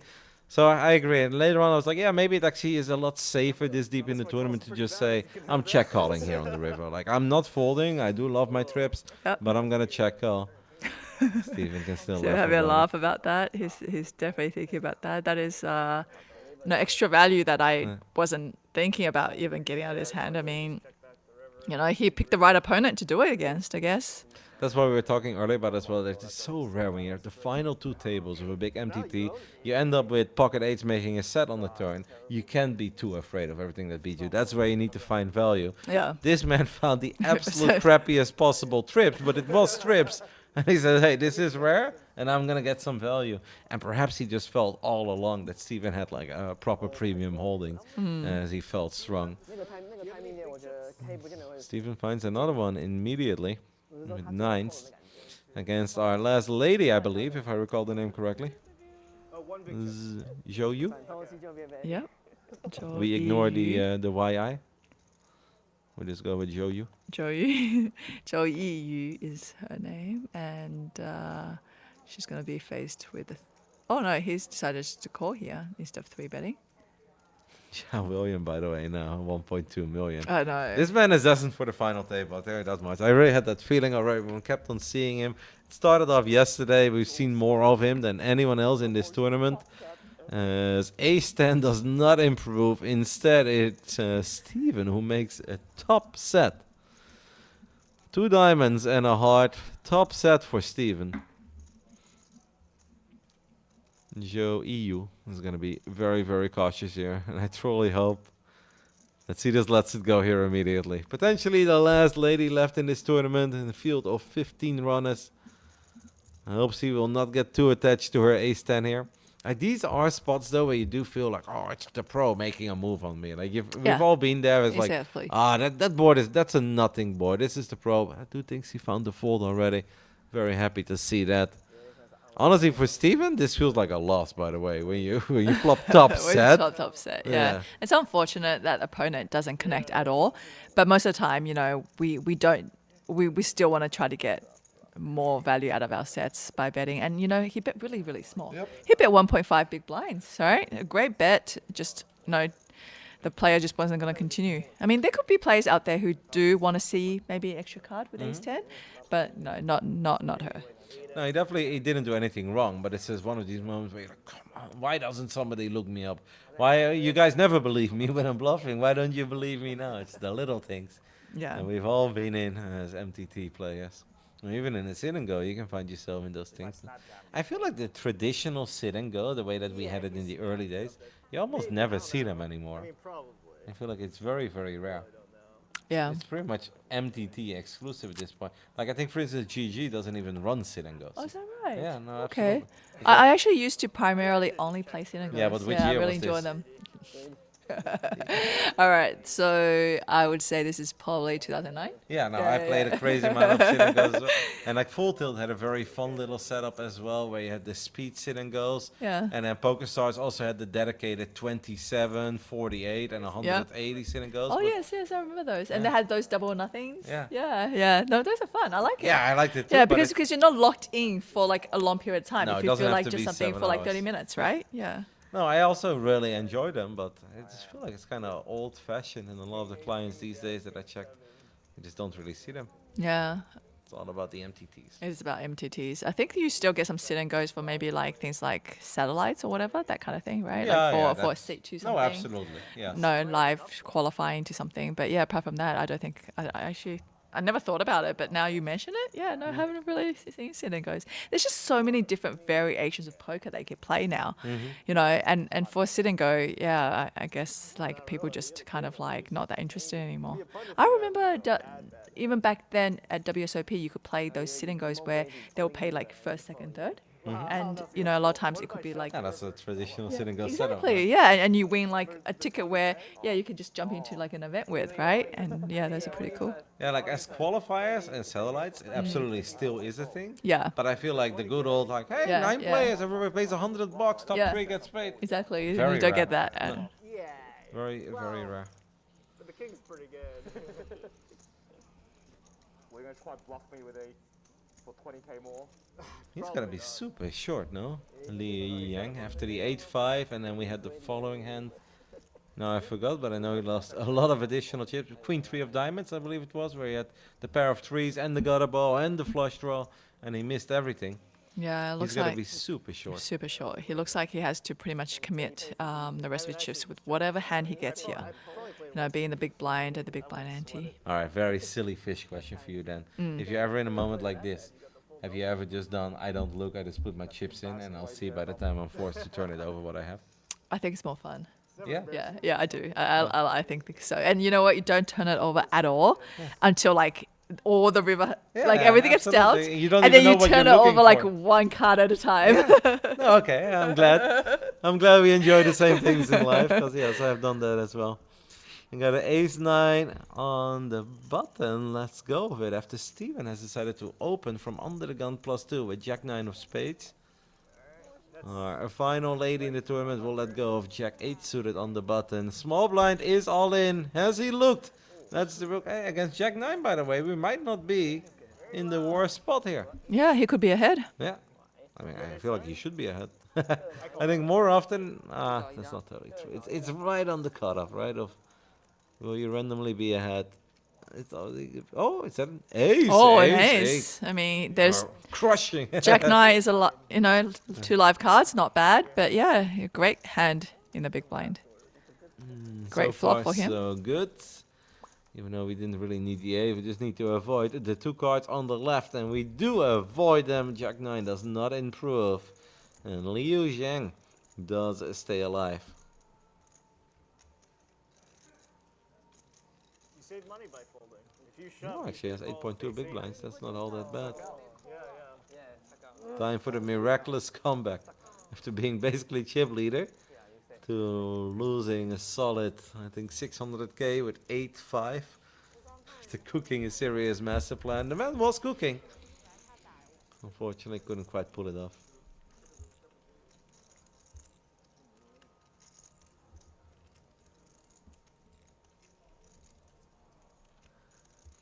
Still 15 players left. It feels like the players haven't gone on a break, by the way, in forever.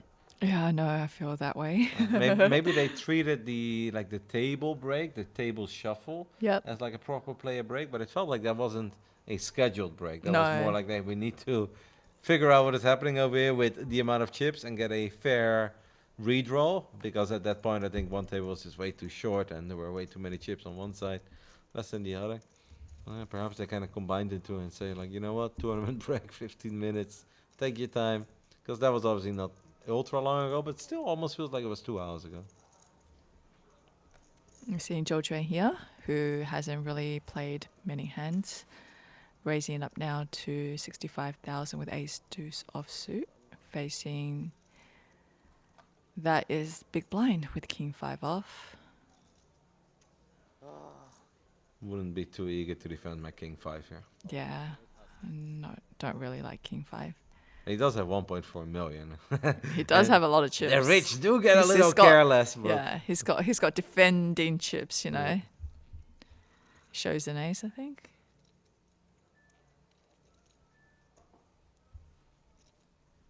I believe you. I didn't check. I didn't want to call it out, but if you say it was an ace last time, I believe I saw something that looks a lot like an ace, and it wasn't.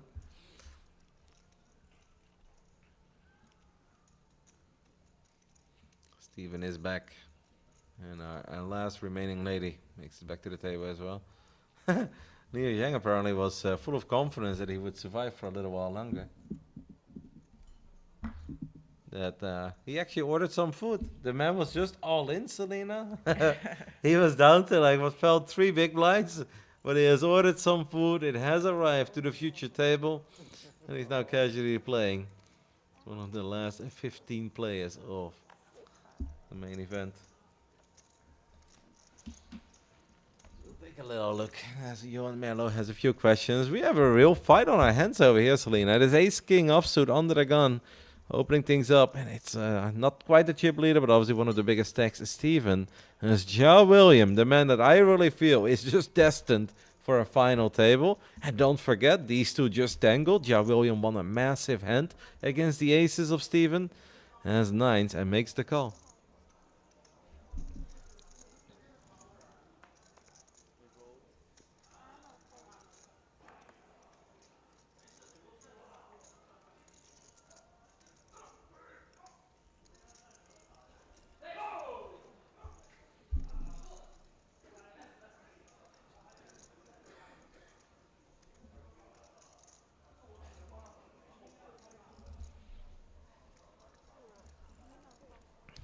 Not sure what Jack 5 is doing among these hands, but Yeah. one of these hands is not like the other. No, he's kind of looking around. Maybe there's a money jump. I don't know what he's kind of thinking. I mean, he's got a really comfortable stack anyway. So a great flop for pocket 9s here.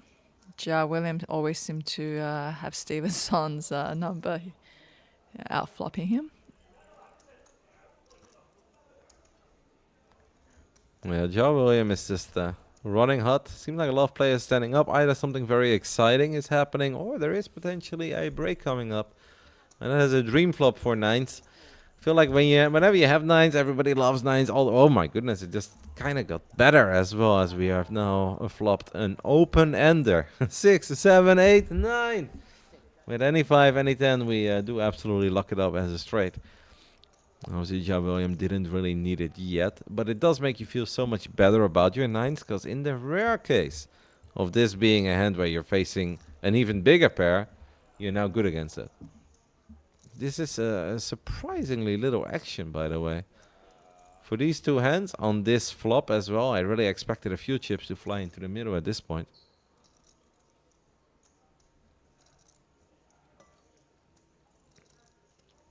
Steven thinking about it, wondering why he is not able to get a W over Zhao William. He is going to fire though. The check, check, check, check line by Zhao William once more working out. There's no way he's ever folding. This is probably a very quick call. He's forced to show the fact that he was working with the pocket nines. And it's another W for Zhao William over Steven.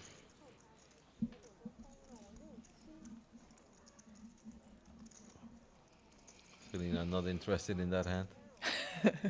I think it's just, yeah, I realize I've just been like, you know, nonstop with the whole presentation and the commentating that I think mentally, you know, sometimes check out. Zoning out a little. Zoning out just a little bit, yeah, yeah. Nines against ace king. Could have been fireworks, surprisingly passive. No, Check, surprisingly check, passive, check, yeah. It's quite interesting because a lot of times that you have two big stacks up against each other and, you know, they like to take it easy. You know, there is just really no need to go crazy, right? Zhao William continues to find hands that are at least playable. No ace jack under the gun +1 doesn't mean you should get incredibly carried away immediately. Oh, Oh, the lady at the table yep. finds pocket kings. And that is what Zhao has been waiting for. We're gonna ship it, and there's a very good chance that he's gonna get looked up as well by Zhao William, who's got a crazy amount of chips, has opened in an early position, put in 60k. It is a 3-bet to 160. Leaves her with 210,000 chips behind. Excuse me. I'm starting to get hiccups. Need a coffee. Oh my goodness, we got an ace queen in the mix as well by one of our more inactive players of the table. Actually, that's not true. Nevin has been pretty involved. He's being pretty Yeah, active. yeah. No, I confused him with the man on the left. See, I told you. No, it's not the face. No, it's not the face. Because he is very recognizable. He's got the gray hoodie, he's got the natural 8, he's the vlogger. No. It's just I was only focused on the last name part, but because his name is very small, Yeah. I confused it with this man. But not look-wise, because they don't look anything alike. Come on, Selena. Well, I would like to hope so. No, come on. Okay, so Joe Williams here faced with a 3-bet with a relatively small stack, Yeah. right? You know. No, Oh, that's- finds a good fold. Yeah, that's Yeah. an impressive fold. Maybe realizing that C hasn't been ultra involved. And perhaps the fact that instead of shipping it, C is going for a raise, that it also screams strength. It's like you're 3-betting of a 6 to 7 big blind stack. Like that may have made the alarm bells go off.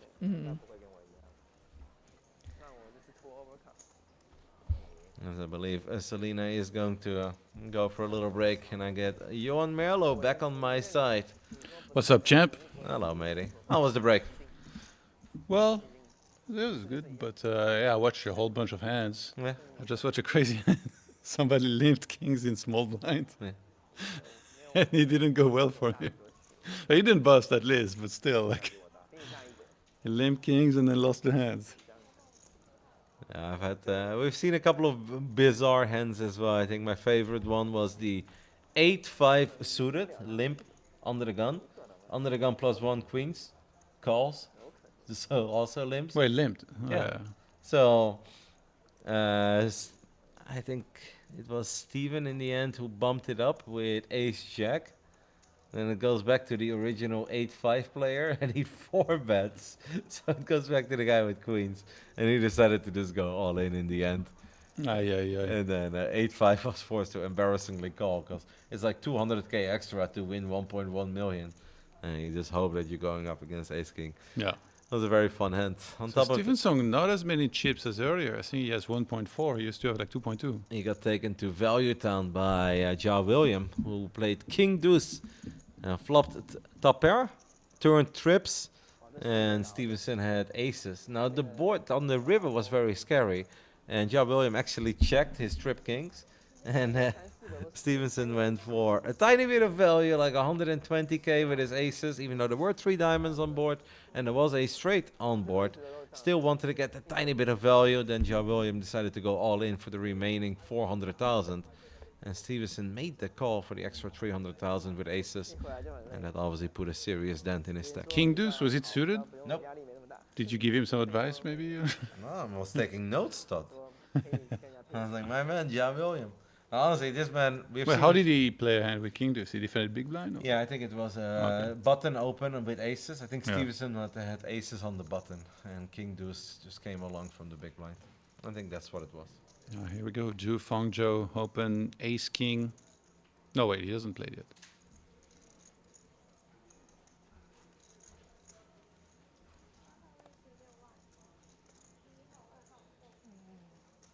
And yeah, there's going to be the break, I think, in around, by now must be like 25 minutes plus, and the break will be an hour long. Okay. So sort of dinner break Yeah. for everybody. Proper dinner break for the players. Yeah. We're very close to the final table bubble. Good to get some rest.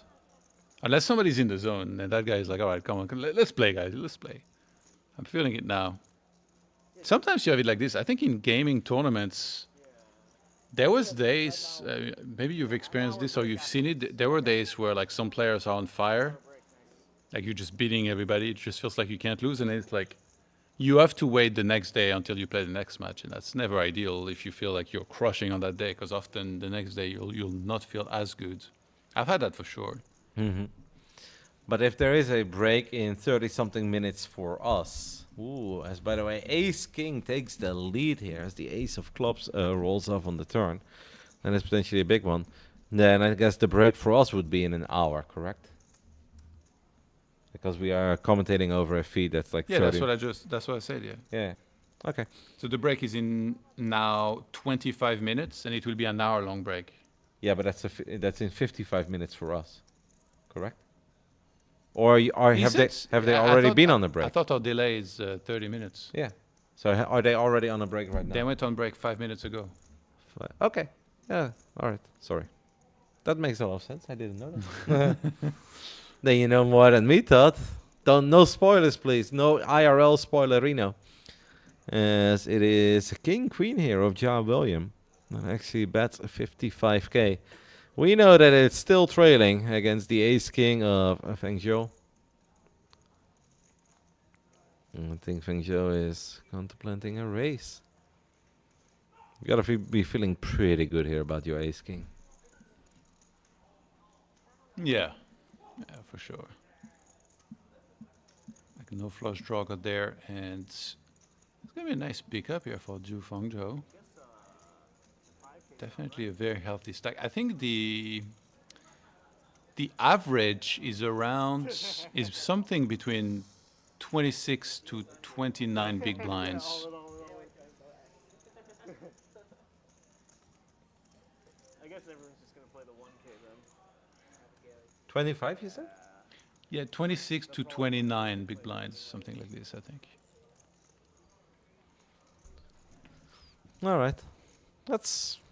So, I mean, I guess that makes sense. This deep into the went down to 15 because you always have a few players. Seems like our Emperor could really use a break, by the way. I am a man who can definitely let go of a big yawn, Todd, but that was one that I am jealous of. He went for it for a solid 12 seconds. A labored yawn. You know, that stuff's contagious. Yang is going to go for it for his final chippies. The man who had a solid stack not too long ago. But he kind of dusted it all off. First with the 8-5. That was obviously just a bit unfortunate.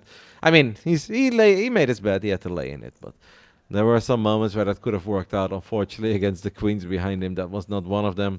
And then the queen 3 of diamonds afterwards. Can't blame him too much for. Except for the fact that it's queen 3 of diamonds. But yeah, just he had a very strong hand on that turn. And I understand that he went for it. He's now all in for his final 7 big blinds, 230,000 chips. It is a 6 of hearts, against the ace jack of one of our biggest stacks, but not as big anymore as a while ago. Stevenson. Yeah, looking to rebuild back up, perhaps to a lead. Oh, 6 in the window. How about a chop out dot? Well, it's very unlikely after the 6 is there. And Liu Yang is going to find a double. Stevenson losing another pot here. I was just thinking of the straight run I'd made. The cards were already perfectly in the line. Yeah. Right? It was like 4, 5, 6, 7, 8. Now, every time Stevenson's on the feature table, it just doesn't go his way. No, he was doing well earlier, but Okay. especially the aces that really put a serious dent in his stack. Yeah. And yeah, a couple of other unfortunate moments. You're right. He was indeed doing a whole lot better on the other table. He's probably calling for the floor right now. He's like, break! Can I get moved? Get me off this table. I'll just grab myself a coffee very quick. I'll be back in 10 seconds. No rush. Take your time, bro. It's also been 15 for a while, right? Maybe the stacks are starting to even out.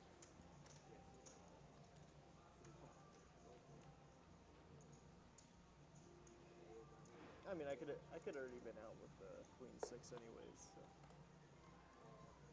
I'm running good just to still be here, you know. Quite different chip stacks here on screen. Yeah. Come on, you could have at least pushed your cards Really bad. into the mug, my man. Just stood up and left the cards there. Either forced to reach out to fold these. Nobody has anything so far. Ja William, 9-8 of suit on the button. He knew too. He tagged. He didn't even snap call. When he was tagging, I was like, I thought he was gonna fold. And then he called. I was like, oh man, he might have like ace queen or something. And you know, or he jams. 2 9s, maybe 2 8s. I guess the small blind and big blind were quite short.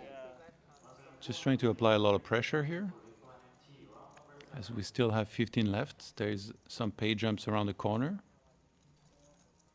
I think the pay jumps on 14, yeah, so there's more incentive for them to fold. Yeah, they're strict here.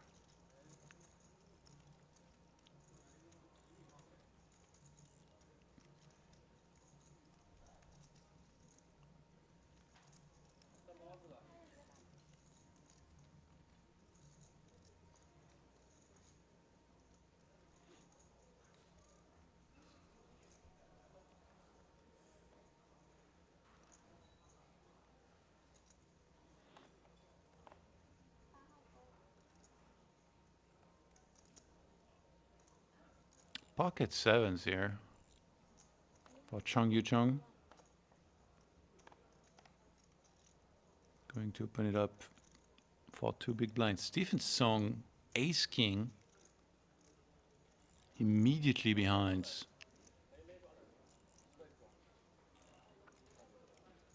And we're almost certainly going to see a 3-bet here.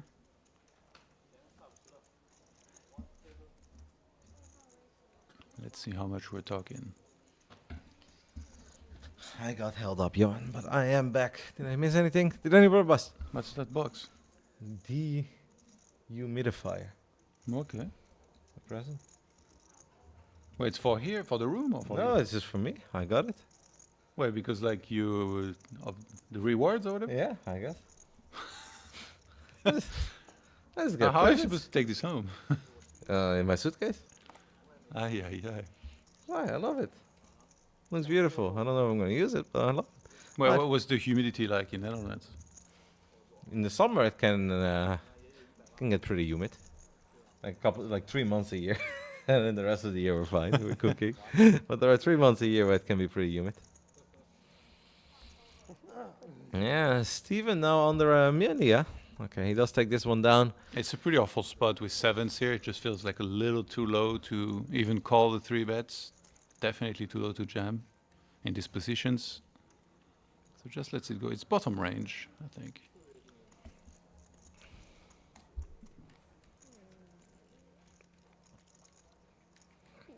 Did I see you drink a coffee early this weekend? Did I see you drink coffee? I had Starbucks twice. I feel like you were never a coffee guy. I am now for sure. Yeah? Actually, I think I'm gonna buy a machine soon, and I've been studying like which ones are the best. I've got a nice machine. It's like a Yova, something like that. Okay. I'm not very good with names, but it's supposed to be like when it comes to traditional beans, just fill in the beans at the top, press a button. Oh, get you black just coffee. press a button. You don't have. Okay, so Yeah, it's. I'm considering getting like a proper one where you do like some of the stuff yourself, Ah, and the one with the. Oh, you mean like the ones they have in the French cafes, Yeah. Tuck, tuck, tuck, tuck, tuck. And the one that also makes like a milk warmer if you want to do like a Yeah, yeah. cappuccino and stuff. I have that. But I feel like it's such a hassle, so I'm really hesitant. Like, do I want to give up quality for convenience? Mine has So I'm that not as sure well, either. but I never use the milk thing because Yeah. I don't really. I mean, I like cappuccinos, but when it comes to coffee, I started drinking it black a long time ago, and I was like, I should just continue drinking it back. Yeah. Got a little battle here of the suited aces, ace 4 versus ace 5. Yes, Then you call. the Emperor. Did he make a move with the Solver special No, no, even on if Ja I'm William? I only prefer. Oh, looks like it, right? Because they only Yeah. call now. We bet to 145. Ace 5 suited, one of the best 3-bet bluff hands. Most max value. Why do you think the computer loves it so much? Because you can connect with the straight, you're also playing the flush, and you block. You block aces. Since you're holding an ace, it's less likely somebody's gonna have two aces or any sort of ace something. Pocket finish show you. Are you a fool? Very good hand for that. I'm not that scared. Yeah, there you go. Yeah, A 4-bet. Oh my goodness, Ja William with the place. Basically putting the Emperor to the test. Do you want to play for your tournament life or not? And that is a baller play by Yeah, Ja that is William. sick. And I don't think ace 5 can ever continue No, here. This no, is no. so crazy. Like, this is just a pure 3-bet bluff. Sometimes you can 4-bet bluff and even like jam your ace 5 suited, but to call an all-in is Yeah. nearly impossible, I think. Unless he thinks he's committed. And funny enough, he would be ahead. Yeah, but I feel like more often than not we had to a chop pot here, right? I feel like we chop this one incredibly often. But I think you're right, mate. I don't think you can call off with ace 5. Can you make the play with ace 5? Absolutely. It does suck to go all the way back to 11 big blinds right after Joe was chipping up a little bit again. I'm afraid he's going to have to let this one go. And he will painfully throw those cards to the middle. He's got a cool watch, by the way. What is it? Yeah, I wish I knew, but I just like the look of it. I like the style. Like Are you talking about the pro player? yeah. It looks like Richard Mill. Then he has done incredibly well, if that's what it is. like you said. Or maybe he got it If it's on a a Richard Mill, we need to see him in the 50k short deck. Yep. And if it is a Richard Mill, I also want to know if he got it on a beach on Spain or in an actually jewelry store. Because those thought I can get to. There's a lot of them. Yeah? On the Spanish beaches, they walk around, they open their jacket, and it's kind of like, it's like look at the goods. And it's just like watches and golden chains. Well, you were here for a StarCraft event and you saw that? Or? No, when I was a kid, I went to Spain a few Okay. times. It's a very popular holiday destination for Dutchies. There's a couple cities that the Dutch take over. I thought those guys mostly sell sunglasses and Yeah, but a lot of like just, and they're not pretending it's real, by the way. They're like, it's a very good fake, Rolex, Breitling, Patek Philippe, anything you can find. I mean, it will probably last for around 3 weeks, but at least for 2 nights you can pretend like you're the man with your fake watch. Pocket nines once more, this time for Feng Zhou. People will be like, if I ace king or ace top pair on four. A lot of Zhou's in there. Wow, by the way, the Emperor not discouraged after that ace 5 hand. No, never mind. This is our lady, sorry. Confusing the names here. Zhou Yu is the one who's opening things up with ace 7 suited on the cutoff. on a pretty shallow stack, actually. By the way, even Selena said that it would be so much easier if all of these guys had nicknames. Like, for instance, Yeah. Seed 1, she knows him as Nevin, and she's like, yeah, that makes it easier. And now they have too many similar names, and it's going to be very hard to follow their journeys and get very attached to the players as well. Yeah, I think if she explains that to production, they might choose to do it like this. Like we have It would be funny tomorrow we tune in, it's the same table. It's like Peter, Sandra, Barbie. But it doesn't Karen? even have to be English names. It can be a gaming name, right? It doesn't have to be like, this is what I'm called in You know, when I go over to America, because they can't pronounce my name properly. But you know, as long as it's a unique name, because right now we legitimately have 3 people with Zhou in their name. Yeah. That just becomes hard to remember. It's just a common name, man. Yeah, it's the John Smith of the China. No, they don't do that anymore. only can play top range.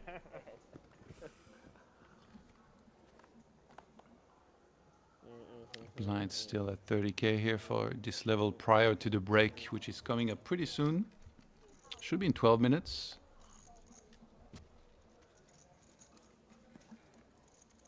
And Jia William is going to open up the King Jack suited, very pretty hands. Zhu Fengzhou wakes up with pocket sevens on the button. Against an early position open, I feel like a 3-bet is quite unlikely, because it's a very strong range, but sometimes, you know, somebody's feeling spicy, might go for it. Especially since John William has been very active over the last hour and a half. And can't blame the man. Everything he touches turns into gold. Even when we defend our big blind with king deuce offsuit, we turn it into trips and we crack aces. Aces literally been cracked on this stream before kings. And not just one. There's been a lot more kings, though. Yeah, absolutely. Yeah, but today the amount of aces has really been picking up. So I Well, think it wasn't, well, obviously, at some point, you know, people are meant to have aces. I know. They're like that is correct. And we've got King Jack of diamonds against the sevens. This was a pretty damn sweet flop for sevens. 9-5-5, only one overcard to your sevens. And it's not like one of the overcards that the under the gun +1 raiser would connect with very often. So, say almost as good of a flop as it gets for sevens without actually finding the set. You know, I recently watched a video where a card magician was talking about like being able to produce a certain hand, you know, by the way that he shuffles. Yeah. And it's really funny because he was like, I can deal myself trips. And I was like, thinking to myself, it's like, he means a set. It's like he could read my mind. And he's like, and before the guy out there on the internet is like, that is not a trips, it's set. Trips is 2 on the board. Nobody cares. And I was like, oh my God, he's talking to me. Like, through this video, he's talking He's to a real magician. Yeah, I was like, I was that guy. I was like, he's talking about dealing himself 3 of it, like kind of make a set, but he's actually like, he was referring to it as trips. And I was like, thinking, that's wrong. And he's like, nobody cares. I was like, oh no, this guy had a soul read on me without knowing I was watching his video. I was like, damn it, I'm the annoying guy on the internet. Yeah. 100? Okay, so it won't overlay probably. Jia William, ace-10 suited under the gun, easy open.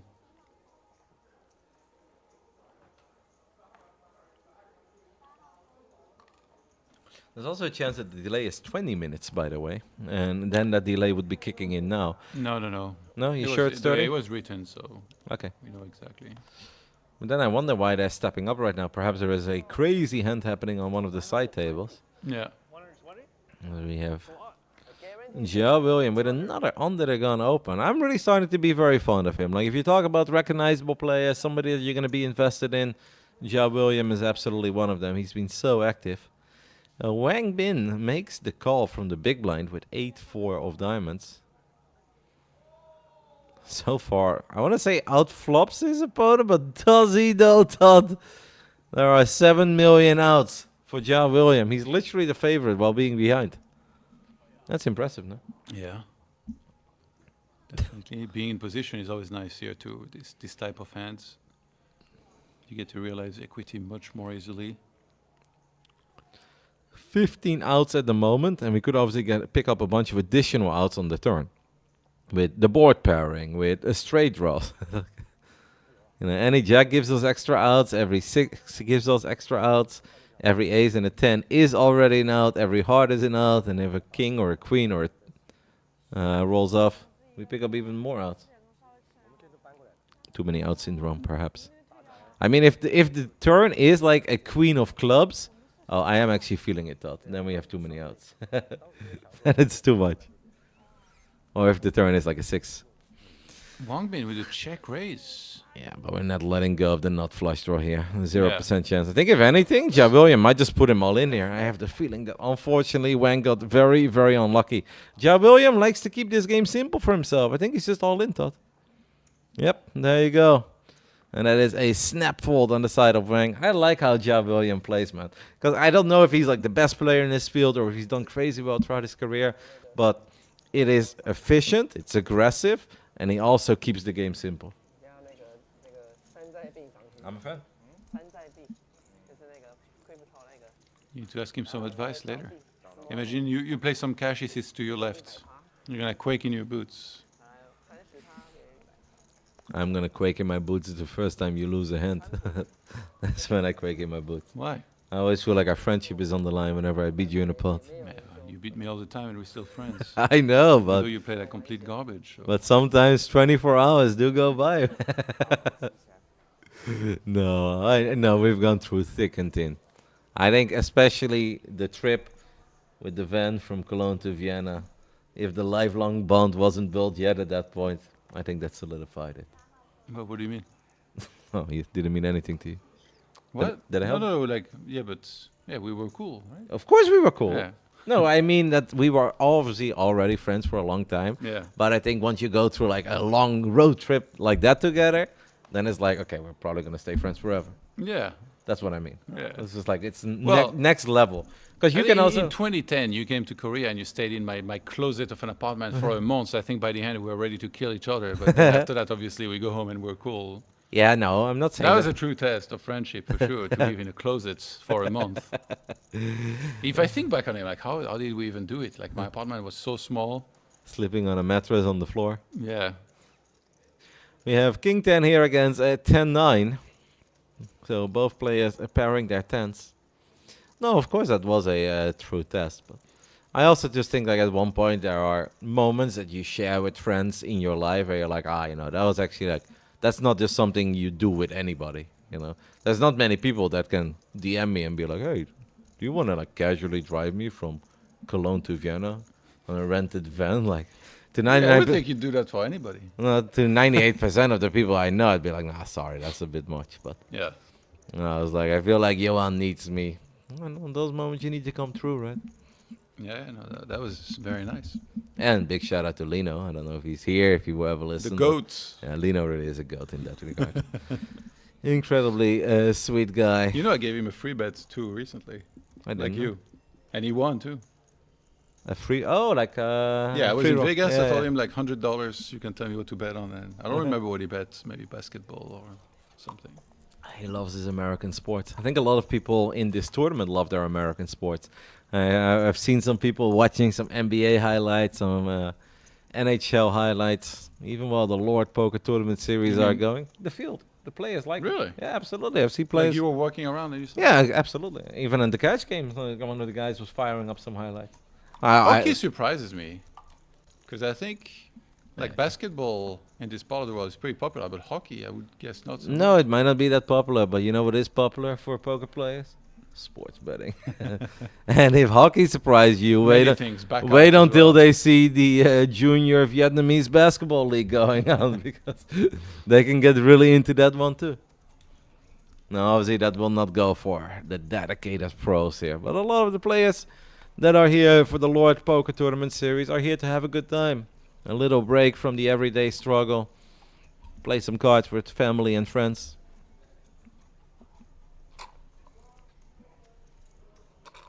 What you gonna do in the break? It's a good question. I think I'm gonna change. Mhm. Like I dress up proper and I'm so uncomfortable, so I need like sweatpants or shorter. And then later, KBBQ. Yeah, I'm definitely done. I mean, we are close.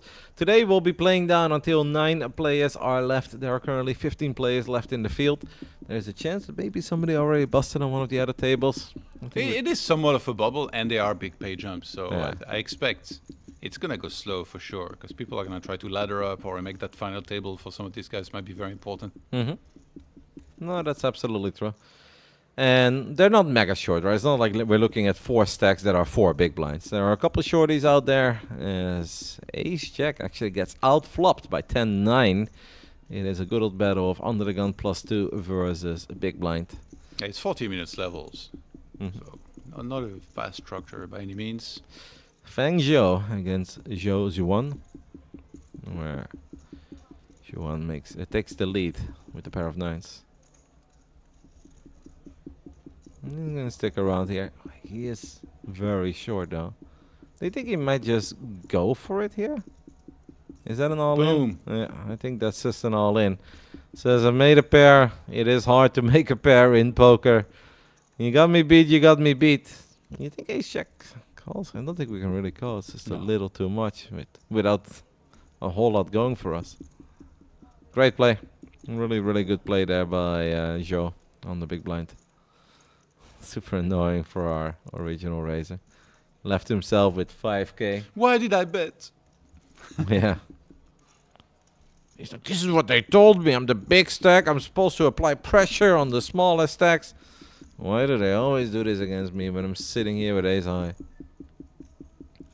Obviously, if getting you, a pretty sick price. Yeah. That's what he's thinking. He's like, wait, yeah. there's a couple draws out there. I mean, he blocks like Jack 10. And he also there's a good chance that he would have 2 lifeguards. Obviously, if his opponent somehow flopped a king, then you're just drawing to the ace. You're drawing very slim. In a scenario where you jack his life as well, you could consider That's when it. the miracle can come, though. Mhm. That's why you go rabbit hunting to find. Well, he You he should keeps go the there. game simple for himself, and I can live with that. 15 players left. This is a full table, so as long as there are 8 players here, I think it's safe to say nobody's busting on the other table because they won't play 8 and 6. So at this point, it should still be 8 and 7. If one of the players of this table does get moved to the outer table, that obviously means that we're down to 14.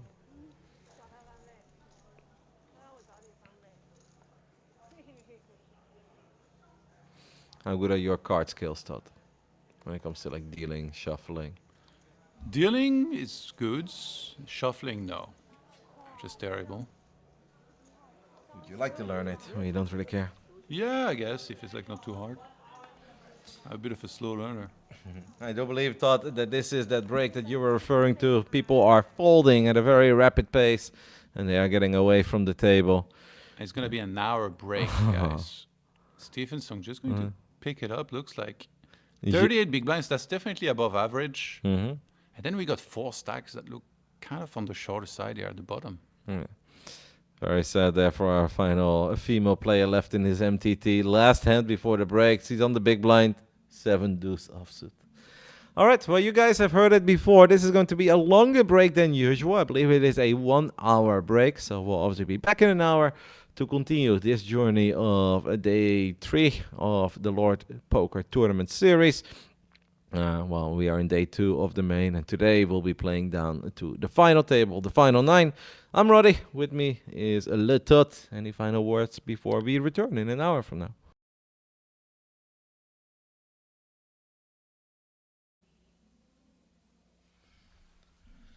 Welcome back, everyone, to the 3rd day of the Lord Poker Tournament main event, where we are going to play down all the way to the final 9. We currently have only 15 players remaining, which does include a couple of recognized pros like Stevenson. But of course, my man, Ja Williams, still going strong. I will be joined by Johan Mello for the first bit of this, not quite final table, but second to final table. Semi-final, I think Yeah. some people call it.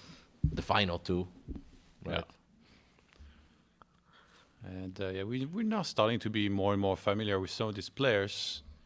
Wu Shuai-Tsong here in seat number 1. We've seen him play very fast before. We've seen him limp a bunch. And actually, I was watching earlier when he was playing off the featured table. He had an insane comeback because he lost a huge flip with ace queen against jacks. He barely had any chips left. And then suddenly I checked again and he had more chips. Right now it looks like he doesn't have much, but I think the red are 100K. So he's actually not necessarily that short. Yeah, 760K. 19 big blinds. Yeah. The man is playing 19 bigs. And he's been nursing that short stack for a while previously. Then apparently he was able to rebuild back up a little bit. Yeah, because at some point he was very short. After he lost that flip, I really thought he had minutes left in him. But now we're there like 2-3 hours later. Yin Bo Shin comes along from the small blind with Queen and 9 of Hearts. As the option is on a new player that I have not seen yet. Is that a tattoo? Yeah. This man looks like absolute G. Where the hell did I get this guy from? He's straight from the underground, ready to play some poker on the big stage. He's been dominating those basement games around the world next to the billiard places and the darts halls. I saw him make a big rejam earlier. It was open, 3-bet, and then he jammed over the top. And both players folded. Wai Zheng? Is that his name? Am I reading this correctly? Zhong Wei Zhang. Wei Zhong? Wei Zhang. All right. Then we'll go with Wei Zhong. Casually flops trip aces over here on ace, queen, ace.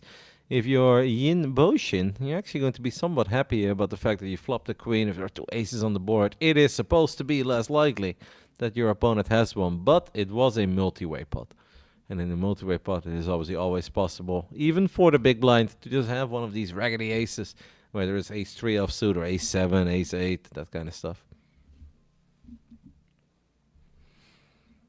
And it looks like he's going to bet his trips. Very small. Maybe trying to get a call from a queen here. Jin Boshin obviously not going anywhere.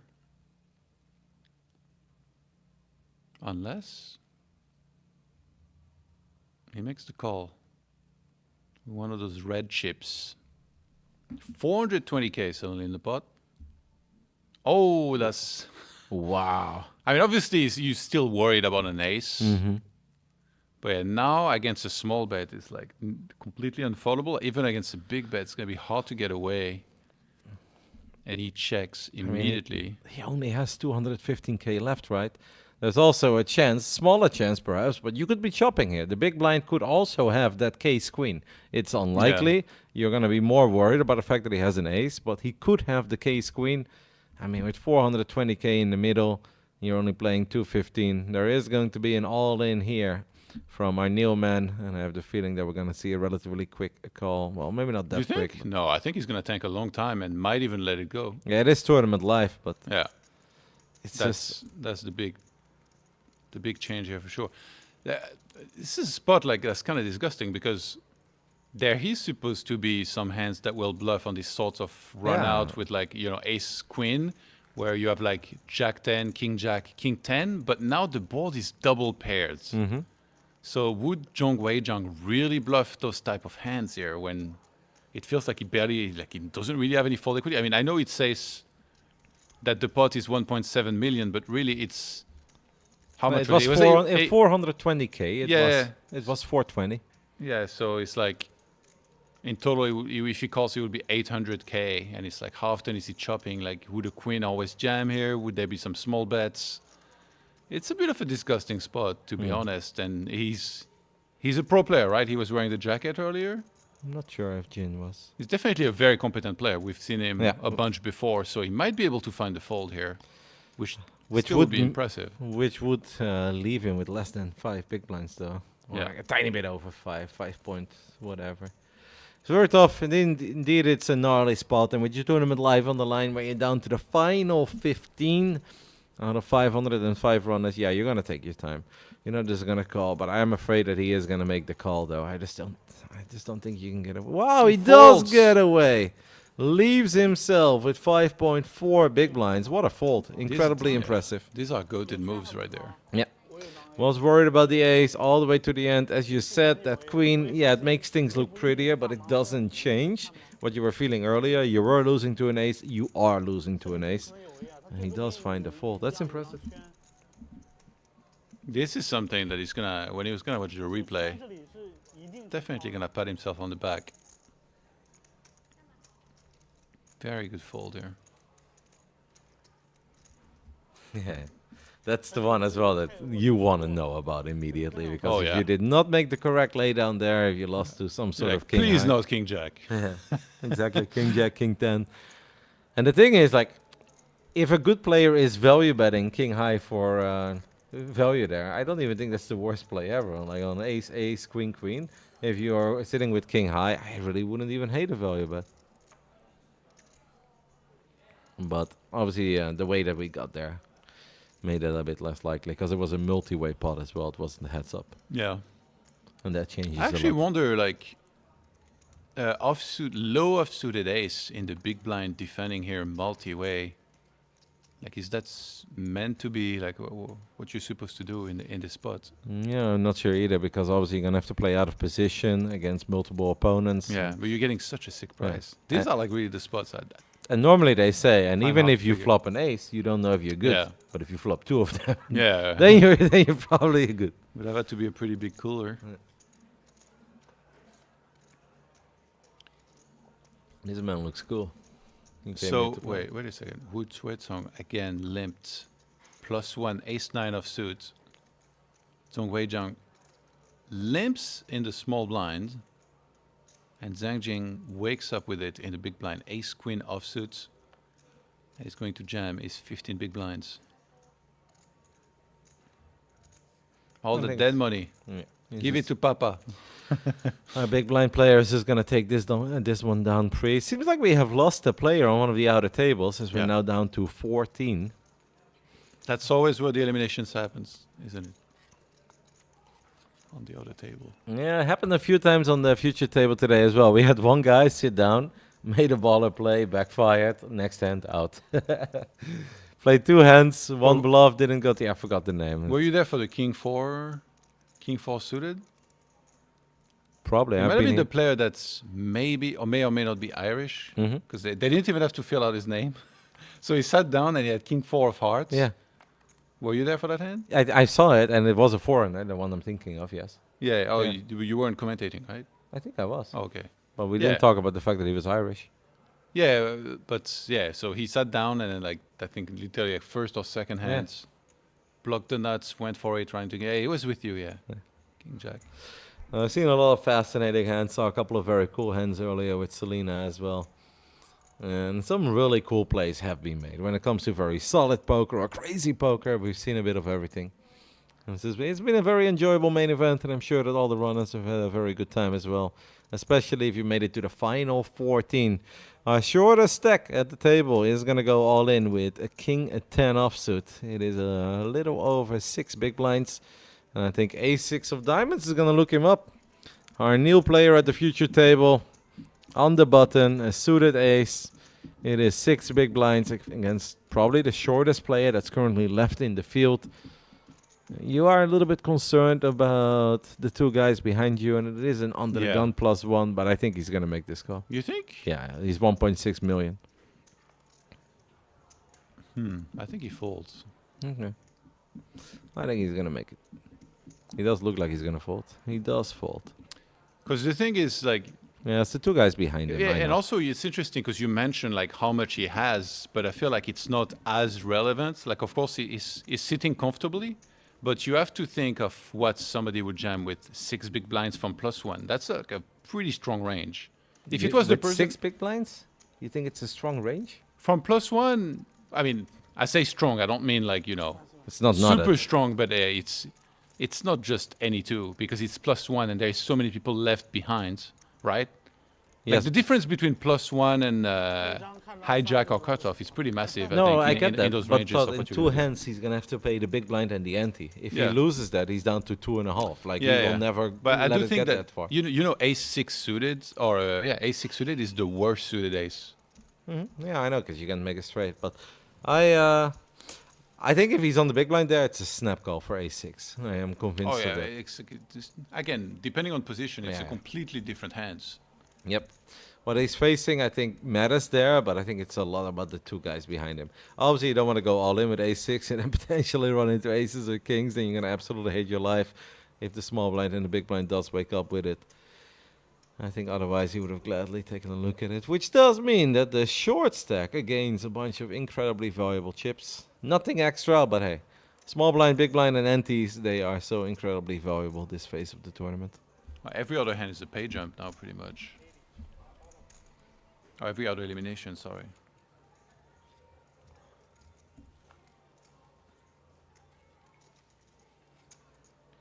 Raise to 80k here in the cutoff with ace-7 offsuits for Zhong Guizhang. Very active already.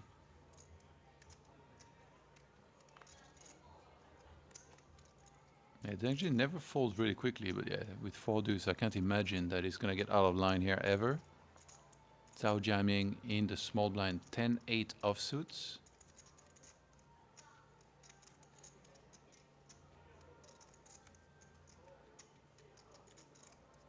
He has 1.6 million. So would be 40 big blinds effective if he were to play, but just gonna get out of the way. And then Wu Shuizong in the big blinds. I'm guessing he's probably gonna defend. No way, he's on the shorter side. He's gonna let it go just because of his stack size. Probably feels like he can't play too much post flop with this type of hand, Jack 9 offsuit. I think if he had been deeper, it probably would have called. But yeah, 16 big blinds is pretty tough to even add one more big blind in there and try and play post flop in what would be a 5.5 big blind pot already. Would be like SPR 3.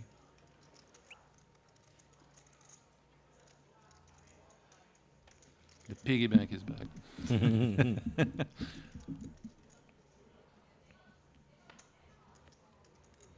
Some players do things like this where like they have like a little box or whatever, and then whoever they eliminate, they give them like a candy or something. It's like the ultimate like taunt.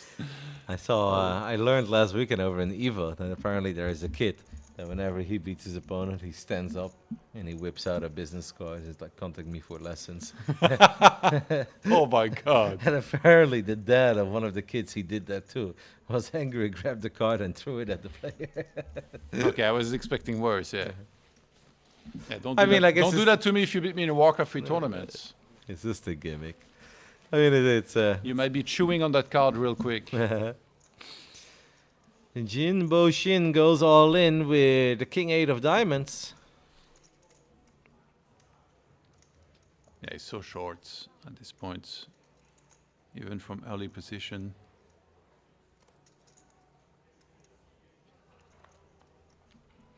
Five and a half big blinds. Zhang Yin in the cutoff with 9-6 offset. He's gonna obviously let this one go. It's been very quick. I'm very sad that they moved my man Ja William away from this table. I find him so fun to watch. Comes down to the big blind, who does have a pretty hand, but I think it's just a little too much for him. It's 195k. You know, you're pretty much always going to be behind. Apparently, that was the small blind. The big blind, however, has, yeah, I want to say a hand that he could theoretically call off with. The problem is he's got no chips. And if you only have 275,000 chips, it really sucks. I think if the small blind would have jammed into the big blind, he calls, but against the early position jam. He's taking a look at the board as well, maybe going over the pay jumps. Queen Jack is a pretty hand. He's going to flip in one of his time bank chips. Queen Jack is pretty, but you have to also know that you're very rarely behind. You could be flipping, but very, very rarely are you. I said behind, but I mean ahead here, obviously. There are not many hands that you'll dominate. Unless you think your opponent is capable of doing this with Queen 10 suited, which technically is a play. If somebody is that short, like 5 big blinds short, Yeah. there is a chance they do it with Queen 10 suited. But that's then you're really searching for the 1 or 2 hands that you're going to do great against. It's interesting because I just looked up some ranges, and King 8 suited in this position, in this scenario, it is plus EV, but you know, not by a lot. Like you shouldn't be too thrilled to ship it in. I do think that's because he's one of the lowest, like shortest stacks. Did he call? Yeah, He it looks flipped like over the called, yeah. cards. And so Queen Jack, though, on the other hand, if somebody's going all in with all the hands they're supposed to go to, it's a pretty easy call in the big blind here. Okay. Yin Bo Shin knows that his tournament life is on the line, but honestly, the same can be said for our big blind player when Queen Jack versus King 8. King 8 so far is still good. We've got a diamond on board as well, but a queen rolls off on the turn, and that is a dagger in the heart of Yin Bo Shin. This man, unfortunately for him, will be eliminated in 14th place, which means we're down to 13, and we're only 4 players away from making it to the final table of the main event, which we'll be broadcasting tomorrow. Jin Bushin played really well, I gotta say. Like all the times we've seen him here on the feature table, delivered and Yeah. just bust on a pretty standard hand here. Nothing much else he could have done. Like I say, like King 8 is, it feels a little borderline, but as long as it's plus EV, you kind of have to go for these spots when you're this short and unfortunately not able to double.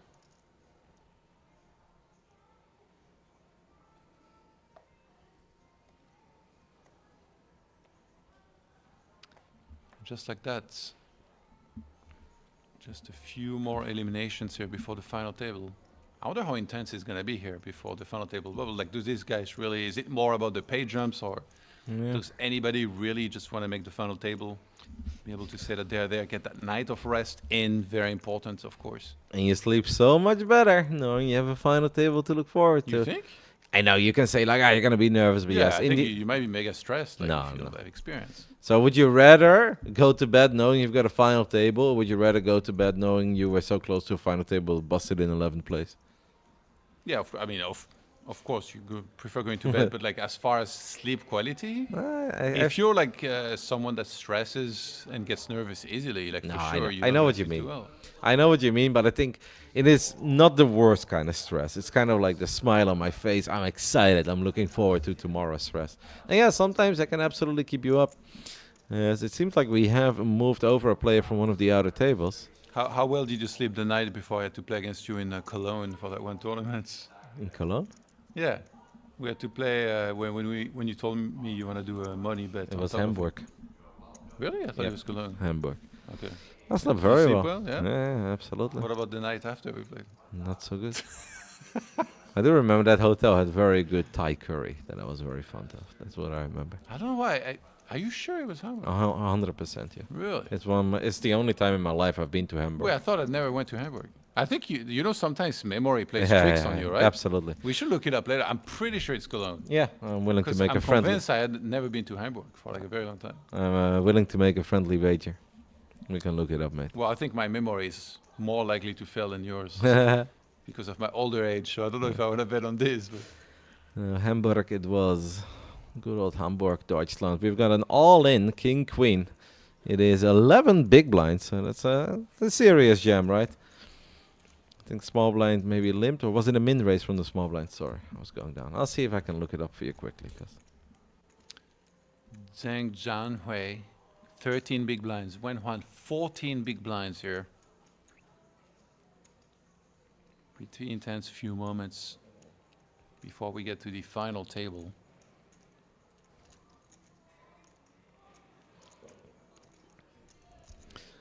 We're getting close, right? 14 or 13 players left at this point, so we are waiting for 4 more players to be eliminated.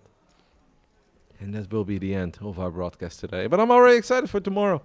Very excited to see the journey of Joe William. Excited to learn how to properly pronounce these names as well. I'm going to practice all night long, Todd. Wait, Just- did you ask him? Oh, you mean you're going to ask him? No, I'm going to ask Selena, and I'm going to write it down, and I'm going to rehearse with whoever wants to help me. Is going to sit down at the cash table and be like, hey guys, I've got a list of names. Help me how to say it. And then I'll just toss them a chip every now and then. Service. King 10 off suit here. On a pretty small stack. Wow, he's actually gonna play. He's gonna limp. That looks like a raise. Usually we've seen Wu Shuichong go for the limp here very often. And he does open it up. Cut off. I feel like that'd be a hand I'd happily stay away from if I was one of the small stacks here. King Jack off, I think I'd open. Might be able to get it through here. Big blind 7-4 suited though. 1.7 million for Zhong Weizhang. He's gonna make the easy call. Ready to play. Came here to battle.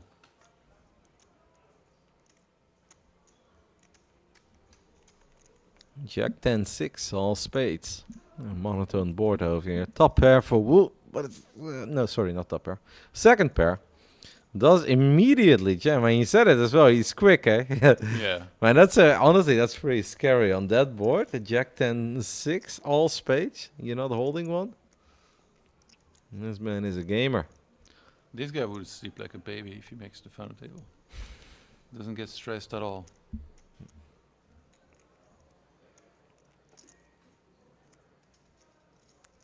Five players away from that final table of the main event here, the Lord Poker Tournament Series. Brought to you guys by AA Poker, a very popular poker app in this region of the world. And a lot I of think we're players. 13 though, right? Because it said 14 before the elimination happens. I think you're right. So now we're 4 players away from the money. Unless they already calculated someone was going Yeah. to bust and they just updated a bit too early. But it's 13 or 14. Either way, we are incredibly close. We are going to witness a few more players getting eliminated. And then we've got our final table lineup. It will be very fun to learn a few things about these guys. So get to see them play their final hands. This man is pretty short, Todd. Zheng on the button with pocket 7s. He's got a 12.5 big blinds. There is a raise from under the gun though, so he also knows that if he ships it here, it is likely that he gets looked up. Now we know that the raise is from a really weekend under the gun. It's king 4 offsuit. We fold the 7s. Would have been a fantastic moment for him to jam it, but I do completely understand. This close to the final table. We are 4 eliminations away from being able to call yourself a final table player. The main event of this Lord Poker Tournament Series.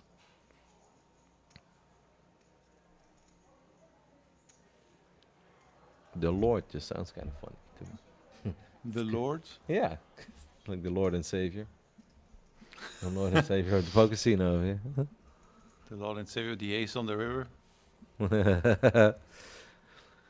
We actually have a lot of action. So instead of the 7s jamming, we've got ace-3 coming over the top from the small blind with the 3. But man, our new player that I'm not that familiar with yet, he is a gamer, Todd.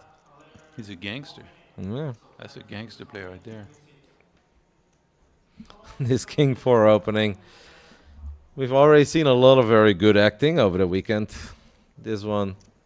Oh my goodness. He's tossing in the time bank as well. He's playing the long con. He's like, if I make it to the final table and with this chip stack, I'm going to do it anyway. What? He calling?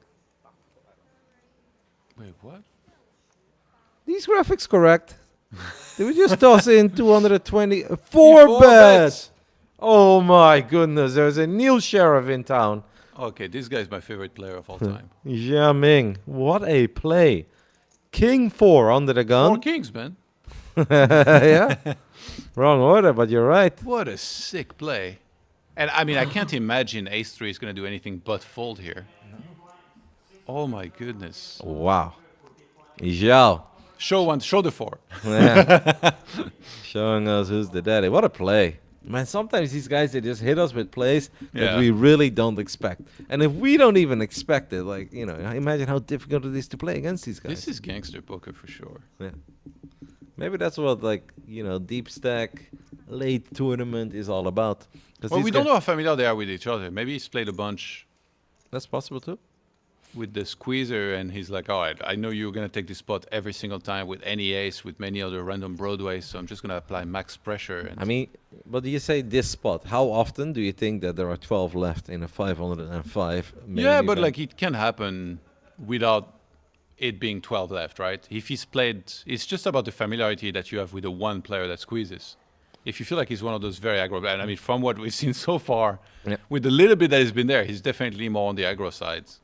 But it is a pretty unique spot. This is not a spot that anyone is in. No matter how good you are in poker, Yeah. you're simply not this deep that often. Even the best players in the world are going to have a very tough time making it to the final 12 of any field of 505 players. And also, it's a very simple hand to play from there in that if villain jams, then you just folding. Yeah, You're yeah. king 4, right? You don't Yeah, but then decide you to do go. think like, man, I just dusted off 600 something K.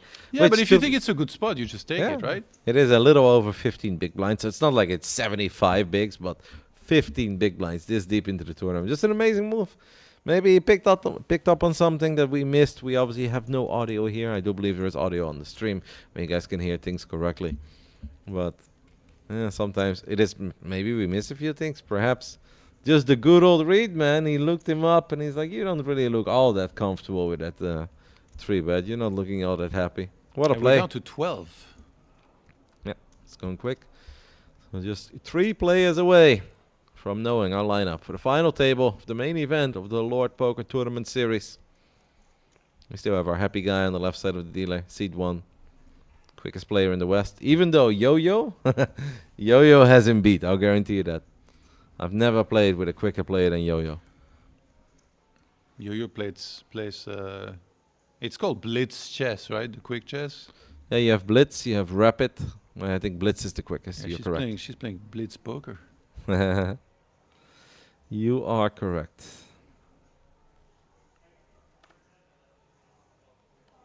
7-3 offsuits. No, thank you.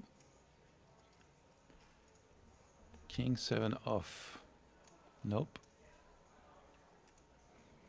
All right, that's gonna be a raise. 15 big blinds for Zhang Jin. Not been very active. Kind of waiting to pick the correct spots, and this might be it right there. He's been very short, right, to be fair, for a little while. You really have Raises to to be careful. 100k. 2.5. Just wants to get paid, right? He's like, I know I'm not going to get jacks a whole lot over here this deep into the tournament, so we may as well. He's gonna pick up the blinds.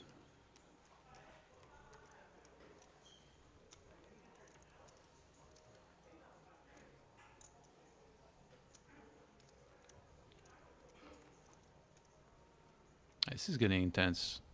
Everybody can feel, I'm sure, that they're very close to the final table here. And at this point, if you're so close where you can almost taste it, when you're at the finish line, of course you don't want to fumble, you don't want to do anything silly. And this day may not have been as long as some of the other days. I tried to look it up, by the way, about Hamburg, but I can't find the Wikipedia. I feel like they should have had one about that one, because they have... Was it the exact tournament? I think it's BattleNet Season 5 Ladder Invitation or something. I'm sure we can find it. Maybe it's got like a funny name. Something among those like European finals, whatever. Got an ace-5 of diamonds here in the hijack. As the cutoff has a decision. Ace-5 has opened. Cutoff is thinking about it, but with Queen-5, we shouldn't overthink it. Poker is hard enough as it is. 6 deuce by the man who's now sitting on 2 million. He's gonna let it go. Kind of sad, by the way, that Steven has been moved to the other table. He's always been fun. Like, I love that dynamic with Steven and Ja William. It's such a cool little battle. Yes, one of the shortest stacks here, but he's really not all that short, right? Like, we're looking over 15 big blinds here. We don't need to be rejamming King Queen with over 15 bigs. It'd be a cool play, but we really don't need to do it, and he won't do it. We could put Wen Huan in the big blinds. One also big blind with a pair. pretty short stack. Yep. But it's one big blind with a pocket pair to see a flop. We toss in 40, we play for 220. I'll be honest, I'm short, but I'm calling it in here. I'll gladly go from 12 to 11. I actually really wonder, like, is this better to just go all in? That's or very to risky, call? though. And he's gonna call. Yeah, the problem is that you set mine with threes. It's like you're only playing a set, right? There's like, it's not like you're gonna flop deuce, deuce, deuce and be like, oh, I got the overpair. No, but you can flop 2, 4, 5 and that kind of stuff, like 2, 5, 8. You know, just boards that look reasonable. Well, you're not too thrilled on 2, 4, 5. It's still 2 over. Ooh, well, there we have some sort of a scenario, the one that we were just discussing. Like, you're not happy with the ace, but if the ace was a deuce, you'd be very happy. Yes, there are 2 overcards, but you also have an open ender. Now we've got a pair and a gutter ball. But ace 55, Yep. 80k. Ace 5 bets 80k, 2 big blinds. I honestly, this is very annoying. Very. Couldn't do 55. Yeah. I think because of the 2 hearts, I'd be somewhat tempted to let this one go. But you probably think, like, what if I just come? What if he goes check, check on the turn? What if I get to see all 5 This is why you jam cards? pre. So you don't have to play. Yeah, but I think it like jamming 12 threes when somebody else has opened. This has been much. The king does not change a whole lot. The man with threes is sitting there just, please check it back, man. Like, there's no need for all this violence over here. Pot is big enough. We got 380k. Obviously, our hijack player has different ambitions. Did lose that big pot where he decided to 3-bet earlier, and we thought he was gonna get it done, but had to fold against the 4-bet of the king 4. He's gonna make a bet, and this is honestly, I think, where I give up on the threes. Yeah, 175k. This is for 50% of your stack. It's painful, it's sad, but I think you have to let it go. Scotty Todd. chips. Oh. Again, it's Dong Weizhang, which I think we're starting to gather is one of the aggro players. But yeah, here you really basically have to be able to tell yourself that, all right, he's doing this with a flush draw every time. It's kind of hard to put someone on only a draw, although it is. In lower stakes, that's done pretty often. Being put on one single hand, on one single type of hand. I don't hate the way that the man played pocket threes there, even if we end up losing a couple of chips. He started the hand with 12 big blinds, Yeah. you say? Mhm. I mean, in theory, it's a pretty comfortable jam. Big blind against hijack. It's more than +1 EV. But yeah, obviously you have to, to do it, you have to think someone is opening close to what theory is opening, which is extremely rare. And it's tournament poker, it's live, there's pressure. Can be looking those things up Yeah. in the moment. And on top of that, you just get attached to your run. That's just what it is, right? In the end of the day, you'll get very attached to you being in this tournament. Because it's a bit of a high. You know this as a poker player. Like, if you survive for that long, you stay in there, you continue to battle. It just feels like you're on a bit of a high. As we are potentially, by the way, at this point playing hand for hand, because we were waiting for quite some time there. Which could mean, though, that we had another bust on one of the outer tables, and we're only with 11 left. Or maybe even without that, like if every hand is a pay jump, Yeah, no, absolutely. and it should be by now.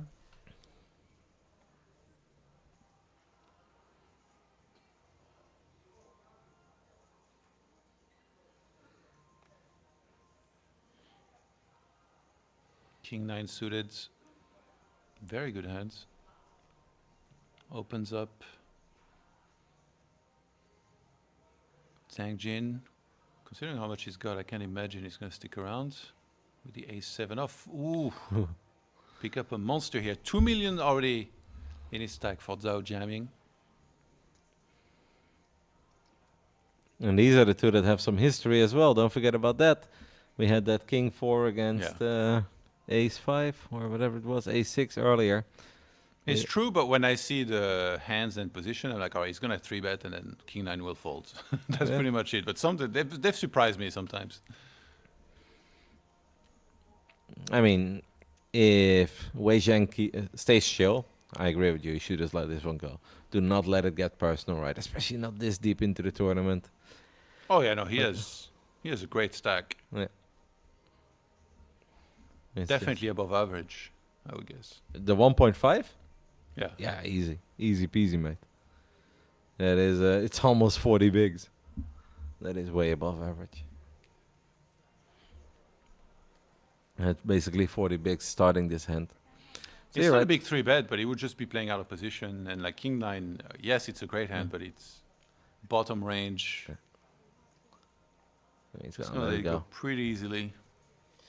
And it's also about the fact that you're playing against another player with a monster stack. It's just very risky. Like if I'd you be curious, like from what hand he has to defend here, like King Queen suited maybe. Like you just start calling the 3-bet this deep.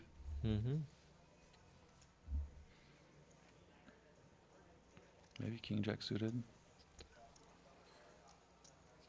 What are we drinking, boss? I think a couple of the high suited one gappers. Wouldn't hate it. Because you can obviously make that call without it truly hurting you. It sucks. Every big blind is important. But it's not like if we go from 40 to 36. It's the end of the world. Yao Ming is one hell of a player so far. Can't even really say that he's running good. He's just making great plays. I mean, picking up queens is running good. Don't get me wrong. But outside of that, just a lot of great plays, right? Yeah. He's good at folding when he's beat as well, from what I saw earlier. He was in the hand where he opened, got 3-bets, and then somebody jammed over the top. He folded. Then later on, he, I think, raised blind versus blind. And I think it was Shui Tong that went all in. He folded again. I don't know what they had, but I assume obviously he must not have had the winner. Zhao jamming, speaking of, with the jacks, he's going to open up to 90K. Oh, that is brutal. Tens Heartbreak. from hijack to the cutoff. Hijack, big stack opens. You're absolutely loving life normally here with pocket tens. And you're like, all right, let's go for it. And then we also have a short stack on the button with deuces, who probably thought, all right, if you guys just fold, then I jam. I think at this point, the deuces is going to be a very easy fold, because you're basically calling off. That's what it is. Ace King as well in the Wow. small blind. What on earth is happening over here? This deep into the main event. Jacks in the hijack, tens in the cutoff, and Ace King offsuit in the small blind. You joking? Yeah, 10.5 big here. He's not going anywhere. He's obviously going to ship it all in. And yeah, I mean, jacks for this amount. And the chance for never the gonna fold. double KO, overwhelming chip leader. And this is where it does really help that if you have 2 million chips, you could be wrong. And then what? You're at 1.4 million. You still have close to 35 big blinds. Yeah, You for take sure. it. I think that's pretty much unfoldable. And he knows it as well. He's done the math. He has crunched the numbers. This could bring us awfully close to that final table. He sees, I'd say, the good news, right? Tens, okay. Yeah. Ace King, yeah, that's a tricky one, but okay. 42% equity for Zhao Jamming. And the best news for Zhao Jiaming is also that the biggest stack is the tens. So even if we lose against Ace King, he Yeah. gets a fair share back. That makes up for a lot. 9-5-4, so far so good for the Jiggities. With the 7, not a whole lot changes. The river, though, is a Oh my 10. goodness. Are you kidding? Are you kidding? And Jiaming is laughing about it. He's like, what? This guy actually spiked the 10. Shuetsong is a survivor. Oh my goodness, this guy. 1.8 million now. 46 big blinds. And he's the chip leader of the table after finding a 2-outer on the river. Okay, that guy is just destined to win the whole thing. Anytime he's been close to being eliminated, he's just somehow drilled it. Gotta love the triple up with 10s when pocket jacks are in the hand as well. That's wild. I mean, Wow. the hand kind of played itself Yeah, here, yeah, right? no. Like Nothing, did nothing wrong and did Yeah. absolutely nothing wrong. Just, Look at he's got all the chip. He didn't even react. It's like almost like he's in disbelief. He was ready to walk away. Down to 11, Kevin. we were awfully close to a final table perhaps already because we could have obviously lost another player. I said, this man, you gotta love it. You gotta love tournament poker. Is a river away from being eliminated, has 2 outs, and now finds himself chip leading one of the 2 remaining tables. That is how quickly things can turn around. That's funny as well, because if you're Jiao there, I am so certain that he's only sweating like ace or king on the river, Yeah. right? Like you're not at He's first you not don't counting on the 10. no, for you're not sure. even thinking of the 10 anymore. You're just thinking no ace, no king, no ace, no king, and then the 10. Immediately picks up King Jack suited here. Under the gun, but I think it's shorter handed even than earlier. We might be down to 6 players. No, actually, maybe even 5. It looked like 5 to me, man. Yeah. Looked like it's 5, and that's possible if there are 11 players left. 5 on this table, 6 on the outer. So Obviously, under the gun would be hijacked then. With 5. yep. Hijack, cut off, button. I mean, small easy blip. open regardless with King Jack suited. Yeah. UTG becomes hijack. That is what it is. Everyone's in late position, Todd. If everyone's in late position, Then we're playing some poker. King Deuce offsuits. Here we go again.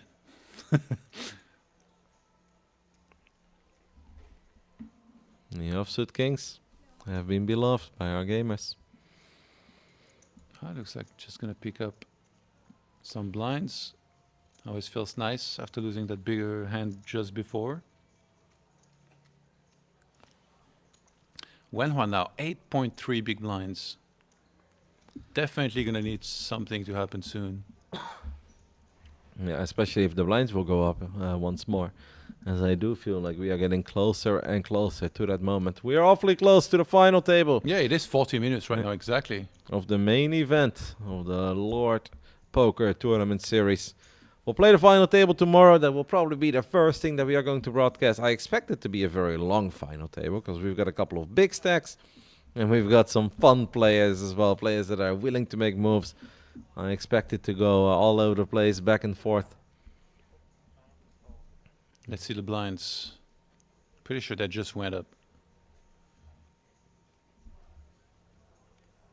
Said the builder we had, hey, 10. So I guess somebody busted on the outer table as well. So yeah, we 50k blinds. So from Yeah. 40k to 50k. And yeah, one more player to be eliminated before the final table is decided here. Wen now has 6.5 big blinds between 6 and 7. King 6 in the cutoff.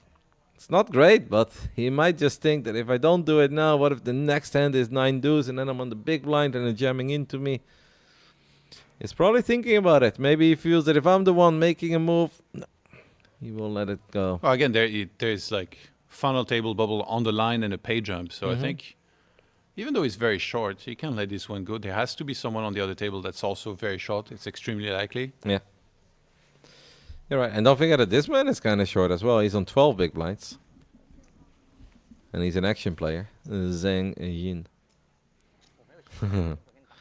Zhao gets a walk with the a6 of diamonds. Don't mind if I do. Smiling about that one. Still obviously having a very healthy stack, despite the fact that he was on the receiving end of that disgusting beat with the jacks against the tens. Well, you know, something you can shake off rather quickly. You're still sitting at You 1 think? point. I think it's very hard because like you're just gonna think like I would have had a monster stack if I won that one. No, those are the few things that I would get over very quickly. Where I'm like if I'm left now with 12 big blinds, I agree with you. Then I'm actually fuming a little. If I'm sitting pretty over 35, Yeah. we're about to get Oh, some they're good news. celebrating. They are celebrating. Did someone just go all in on the outer table? Did we miss it? No. Somebody busted. Yeah, it Yeah. says 9. So Yep. Someone just. handshakes, firm handshakes around the table. Yeah. Hey, that means that Wen, by the way, with his 6 big blinds, has made it. Chip and a chair, as everyone is going to receive a bag, and that will do it for the second day of the main event of the Lord Poker Tournament Series. As I mentioned before, tomorrow, first thing on this channel, we'll cover the main event, final table, and we should have a couple of really fun guys. I expect Steven to still be around. I expect Jer William to still be around, because he is one hell of a poker player. I had a great time, Todd. Did you have a good time? Definitely, yeah. And looking forward to coming back tomorrow, 12:30 local time, Korea Standard Time, which is pretty late in Europe. I think that's 5:30 a.m. Yeah. It's 7 hours difference. I would say that's early for normal people, Todd. 5:30 Yeah, true. a.m. is not late. Yeah. That is early. It's in the morning. Oh my God, the gamer in you just came through in the biggest way possible. But yes, 5:30 a.m. tomorrow. Congratulations to all 9 players that have made it to the final table. It's been a lot of fun following their journey, and I can't wait to continue this broadcast tomorrow. We'll see you then. Good night. Have fun. Stay safe. And the biggest of shout-outs to the Lord Poker Tournament Series. It's been fun. Can't wait for the main.